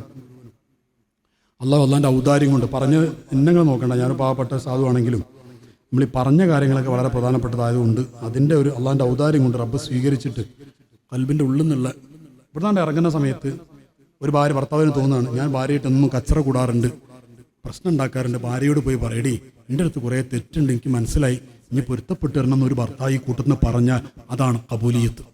ഒരു ഭാര്യ ഭർത്താവിനോട് പറയാണ്, ഇക്ക ഞാൻ ഒരുപാട് നിങ്ങളെ ചീത്ത പറഞ്ഞിട്ടുണ്ട്, കണ്ടതിനില്ലാത്തതിലൊക്കെ കുറ്റം പറഞ്ഞിട്ടുണ്ട്, ഇപ്പോഴാണ് എനിക്ക് മനസ്സിലായത് നിങ്ങൾ എനിക്ക് പൊരുത്തപ്പെട്ട് നിങ്ങളെ പൊരുത്തം വേണം, അല്ലെങ്കിൽ ഞാൻ സ്വർഗത്ത് പോരാ എന്നൊരു ഭാര്യ എന്ന് പറഞ്ഞാൽ അതാണ് കബൂലിയത്ത്. ഇത് കേട്ടിട്ട് ഭാര്യ കുറേ നന്നാവാൻ എന്ന് ചിന്തിക്കുന്ന ഭർത്താവാണെങ്കിൽ അയാൾ ഏറ്റവും വലിയ കിബിറനാണ്. ഈ സംസാരം കേട്ടിട്ട് ഭർത്താക്കന്മാരാണ് നന്നാവേണ്ടത് ചിന്തിക്കുന്ന ഒരു പെണ്ണുണ്ടെങ്കിൽ അത് കിബിറത്തിയാണ്, നന്നായിട്ടില്ല. ഓരോരുത്തരും അവനവനൊക്കുള്ള ഇൻസാനിൻ അൽസംനഹു ത്വാഇറഹു ഫീ ഉനുഖിഹി, ഓരോരുത്തരും അവരവരുടെ ജീവിതത്തിന്റെ ഉത്തരവാദിത്തം ഏറ്റെടുക്കേണ്ടത്. മറ്റവനെ വിട്ടേക്ക് തൽക്കാലം, ഒന്ന് സ്വന്തത്തെ വിചാരണ ചെയ്യും. ഉമർ ഇബ്നു ഖത്താബ് റളിയല്ലാഹു അൻഹു ആരാന്നറിയോ? നബി സല്ലല്ലാഹു അലൈഹി വസല്ലം തങ്ങൾ പറഞ്ഞു, ഉമറും ഫിൽ ജന്ന, അത് നേരെ നോക്കിയിട്ട് നിങ്ങൾ സ്വർഗത്തിലാട്ടോന്ന് മുത്തുനബി പറഞ്ഞതാ, അത് ഉറപ്പാ. പക്ഷേ 2 ഘട്ടങ്ങളുണ്ട് ചരിത്രത്തിൽ. ഒരിക്കൽ ആരും ഇല്ലാത്തൊരു സമയത്ത് അനസ് ബിൻ മാലിക് റളിയല്ലാഹു അൻഹു ഇങ്ങനെ ഉമർ റളിയല്ലാഹു അൻഹു ഫോളോ ചെയ്തു. ഉമർ റളിയല്ലാഹു അൻഹു നടന്ന് ഇങ്ങനെ പോകുന്നുണ്ട്. എന്നിട്ട് ഇടക്കിടക്ക് നോക്കുന്നു, ആരെങ്കിലും ഉണ്ടോ നോക്കുന്നുണ്ട്. ഉമർ ഖത്താബ് റളിയല്ലാഹു അൻഹു, ഉമർ റളിയല്ലാഹു അൻഹു ഇടക്കിടക്ക് നോക്കുന്നുണ്ട് ആരോ ഉണ്ടോ. അപ്പോൾ അനസ് റളിയല്ലാഹു അൻഹു ബാക്കിൽ, മരത്തിന്റെ ബാക്കിൽ കാണാതെ മറിഞ്ഞ് നടന്ന് ഉമർ റളിയല്ലാഹു അൻഹു കണ്ടില്ല. എവിടേക്കാണ്? അന്ന് ഖലീഫ റസൂലുള്ളാഹി വഫാത്തായിട്ടുണ്ട്, സിദ്ദീഖ് റളിയല്ലാഹു അൻഹു വഫാത്തായിട്ടുണ്ട്. അപ്പോൾ എന്താണ് ഖലീഫക്ക് പണി നോക്കാൻ വേണ്ടി പോയതാ. എന്താ സംഭവം എന്നറിയോ? ആരുമില്ലാത്തൊരു വിജനമായ സ്ഥലത്തെത്തിയപ്പോൾ ഉമർ റളിയല്ലാഹു അൻഹു പണി എന്താണെന്നറിയോ? സ്വന്തത്തെ വിചാരണ ചെയ്യാം. ഉമറേ നീ നന്നാവണം, ഉമറേ നീ അള്ളാനെ പേടിക്കണം, ഉമറേ നീ സൂക്ഷിക്കണം, ഉമറേ നീ ഒരുപാട് നന്നാവാനുണ്ട് ഉമറേ എന്ന് പറഞ്ഞിട്ട് സ്വന്തത്തെ വിചാരണ ചെയ്യാൻ, സ്വന്തത്തിനോട് ദേഷ്യപ്പെടുക. സയ്യിദുനാ ഉമർ ഇബ്നുൽ ഖത്താബ് അവർ പോകുന്ന സ്വർഗത്തിൽ നമുക്ക് പോകേണ്ടത്. ഇതേ ഉമർ റളിയല്ലാഹു അൻഹു അബൂ ഹുറൈറ റളിയല്ലാഹുവിന്റെ അടുത്ത് ഹുദൈഫത്തുൽ യമാൻ റളിയല്ലാഹുവിന്റെ അടുത്ത് സ്വാഹിബു സിർ എന്ന പേരിൽ അറിയപ്പെടുന്ന സ്വഹാബിയാണ്. പല സ്വഹാബികളുണ്ട്, അതിൽപ്പെട്ട ഒരു സ്വഹാബിയാണ്. റസൂലുള്ളാഹിന്റെ രഹസ്യങ്ങളൊക്കെ ഉള്ള ഒരു സ്വഹാബിയാണ് ഹുദൈഫത്തുൽ യമാൻ റളിയല്ലാഹു അൻഹു. യുദ്ധത്തിൽ സ്വർഗം കൊടുത്ത ആളാണ്. പ്രത്യേക കാരണമാണ്, ഞാനിപ്പോൾ ആ ചരിത്രം പറയുന്നില്ല. അപ്പുറത്ത് പോയി കൊണ്ട് ഒന്നതിൻ്റെ പേരിൽ സ്വർഗം കൊടുത്തിട്ടുണ്ട്. ആ ഹുദൈഫ റളിയല്ലാഹുവിന്റെ അടുത്ത് ഒരു ലിസ്റ്റ് ഉണ്ട്. ശരിക്കും മനസ്സിലാക്കാനുണ്ടാവും, അവസാനിപ്പിക്കുകയാണ്. ഒരു ലിസ്റ്റ് ഉണ്ട്, അത് സ്വഹാബത്തിനൊക്കെ അറിയാം. എന്താണ് ലിസ്റ്റ്? മുനാഫിഖീങ്ങളുടെ ലിസ്റ്റാണ്. റസൂലുള്ളാഹി പറഞ്ഞു കൊടുത്തതാണ്. ഹുദൈഫ, ഇത്ര ആളുകളുണ്ട്, അവർ നമ്മുടെ അടുത്ത് വന്നിരിക്കുന്നവരാണ്, സദസ്സിലൊക്കെ ഉണ്ടാവും, നിസ്കാരത്തിലൊക്കെ ഉണ്ടാവും, പക്ഷേ വിശ്വസിച്ചിട്ടില്ല, യഥാർത്ഥ വിശ്വാസക്കാരല്ല, കാട്ടിക്കൂട്ടലിൻ്റെ ആൾക്കാരാണ്, മുനാഫിഖീങ്ങളാണ് എന്ന് കുറച്ച് ആൾക്കാരുടെ ലിസ്റ്റ് ഉണ്ട്. അത് ഹുദൈഫ റളിയല്ലാഹുവിന്റെ അടുത്തുണ്ട്. ഇതെല്ലാവർക്കും അറിയാം. സയ്യിദുനാ ഉമർ ഇബ്നുൽ ഖത്താബ് റളിയല്ലാഹു അൻഹു അവര് കുത്ത് അങ്ങനെ കൊണ്ടിട്ട് ഷഹീദ്, അള്ളാഹിന്റെ തീരുമാനമാണ്, ഷഹീദാനിയാണ് അവർ, ഷഹീദാനിയിൽപ്പെട്ട ആളാണ്. ഉസ്മാൻ റളിയല്ലാഹു അൻഹു ഉഹുദിന്റെ മേലെന്ന് പറഞ്ഞില്ലേ, റസൂലും സിദ്ദീഖും ഷഹീദാനിയാണെന്നൊക്കെ പറഞ്ഞില്ലേ. ഷഹീദാവുക, ആ ഷഹീദാവുന്നതിന്റെ അവസാന ഘട്ടത്തിൽ, മരണത്തിന്റെ വഫാത്തിന്റെ തൊട്ടടുത്തെത്തിയ ഘട്ടത്തിൽ ഉമർ റളിയല്ലാഹു അൻഹു ഹുദൈഫ റളിയല്ലാഹു അൻഹു വിളിച്ചു, മരിക്കാനായിട്ടുണ്ട്. എന്നിട്ട് ചോദിക്കുക, എന്താണെന്നറിയോ, റസൂലുള്ള തന്ന ആ ലിസ്റ്റിലെ മുനാഫിഖീങ്ങളെ അതിൽ എൻ്റെ പേരുണ്ടോന്ന്. നമ്മളാണെങ്കിൽ എന്താ പറയാ, ഞാനൊക്കെ സ്വർഗത്തിലൊന്ന് ഉറപ്പ്, റസൂലുള്ളാഹിയാണ് പറഞ്ഞത്, എന്നിട്ട് പോലും അതിന്റെ ഒരണുമണി തൂക്കം അഹങ്കാരം ഉണ്ടായിട്ടില്ല ഇവിടെ. ഇല്ലാന്ന് മാത്രമല്ല, പേടിച്ചിട്ട് അവർ ജീവിച്ചത്. നമുക്ക് ആക്രിമത്തിന് എവിടെ കൂട്ടരെ നമുക്ക് പേടി? ആക്രിമത്ത് പേടിയുള്ളവരെ എവിടെ? ആക്രിമത്ത് പേടിയുള്ള ഒരാൾ ഭാര്യനെ ചീത്ത പറയാൻ പോവോ? ആക്രിമത്ത് പേടിയുള്ള ഭർത്താവിനെ കച്ചറ ഉണ്ടാക്കുവോ? അയൽവാസിയായിട്ട് സമ്പത്തിന്റെ പേരിൽ തർക്കം ഉണ്ടാവും. ആക്രിമത്ത്, ഈ ദുനിയാവിലെ 2 ഇഞ്ച് ഭൂമിന്റെ പേരിൽ തർക്കം, ആക്രിമത്ത് പേടിയുള്ള ആള് എങ്ങനെ ഉണ്ടാവാ? ദുനിയാവിനെ കെട്ടിപ്പിടിച്ചിരിക്കുന്നവരാണ് അതിർത്തി തർക്കമുള്ളവര്. ഭൂമി തർക്കം, സ്വത്ത് വീതിച്ചോ മറ്റേ ആൾക്ക് കൂടുതൽ കിട്ടി, മറ്റേ ആൾക്ക് കച്ചറ. ഇസ്ലാമിലൊക്കെ വ്യവസ്ഥ ഉണ്ട്, അത് വേറെ കാര്യം. ഈ ഈച്ചയുടെ ചിറകിന്റെ വിലയില്ലാതെ ദുനിയാവിന് വേണ്ടി മൽപ്പിടുത്തം നടത്ത ഇവിടെ. ആക്രമത്തിന് ഒരു പേടിയില്ല, വെറുതെ പറയാതൊക്കെ. ആക്രമത്ത് പേടിച്ചിട്ട് കരയാൻ അല്ലാഹു നമുക്ക് തൗഫീഖ് ചെയ്യട്ടെ. ആമീൻ പറ, ആമീനുല്ലേ? ആക്രമത്തിനെ പേടിച്ചിട്ട് കരയാൻ അല്ലാഹു നമുക്ക് തൗഫീഖ് ചെയ്യുമാറാവട്ടെ. ആ കണ്ണുനീര് കൊണ്ട് അല്ലാഹു സുബ്ഹാനഹു വ തആല നമ്മുടെ ആഖിറം വെളിച്ചമാക്കി തരുമാറാവട്ടെ. എല്ലാവരും ചൊല്ലിക്കോളി, ഈ ആക്രമ്യത്ത് വേഗം ചൊല്ലിട്ട് എല്ലാവരും ചൊല്ലിക്കോളൂ കേട്ടോ. കൈ നേരത്തെ പറഞ്ഞ പോലെ നിൽക്കി, ഇങ്ങനെ ആട്, രസല്ലേ? ചൊല്ലിക്കോളി. മൗലായ സ്വല്ലി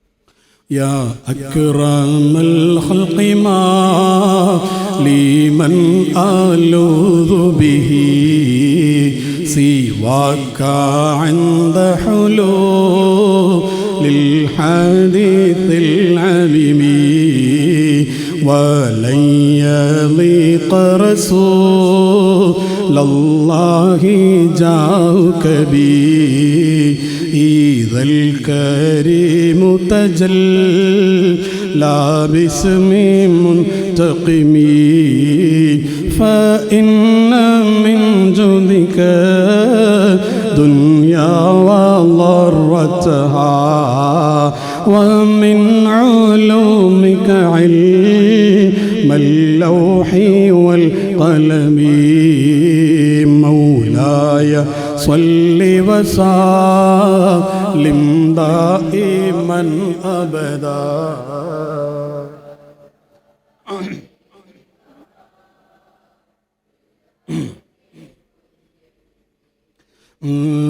يا نفسي لا تقنطي من زلة الظلمات إن الكبائر في الغفران كالأمم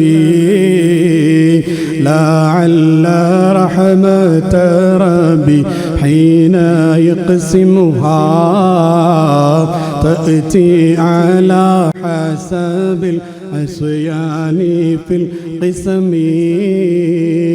يا ربي واجعل رجائي غير منعكس لديك، واجعل حسابي غير منغرم. مولاي صل وسلم على حبيب.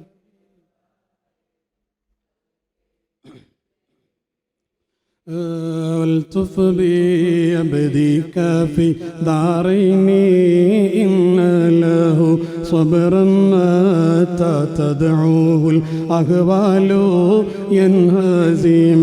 وأذن لي صحبي صلاة منك دائمة على النبي بمنهل ومنسجم والآل وصحبي ثم التابعين له أهل التقى والنقى والحلم والكرم. ما رنحت عذابات البنير حصبا وأطرب العيساحات العيس بنغمي. مولاي صل وسلم دائما أبدا على.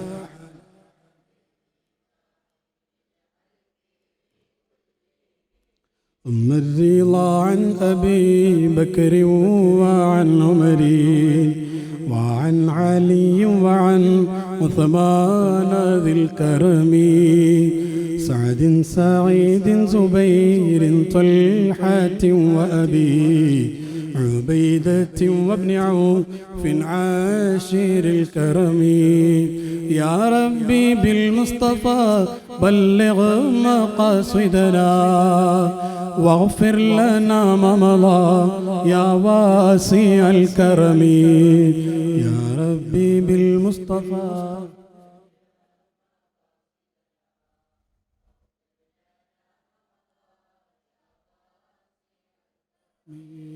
يا ربي بالمصطفى بلغ مقاصدنا واغفر لنا ما مضى يا واسع الكرم.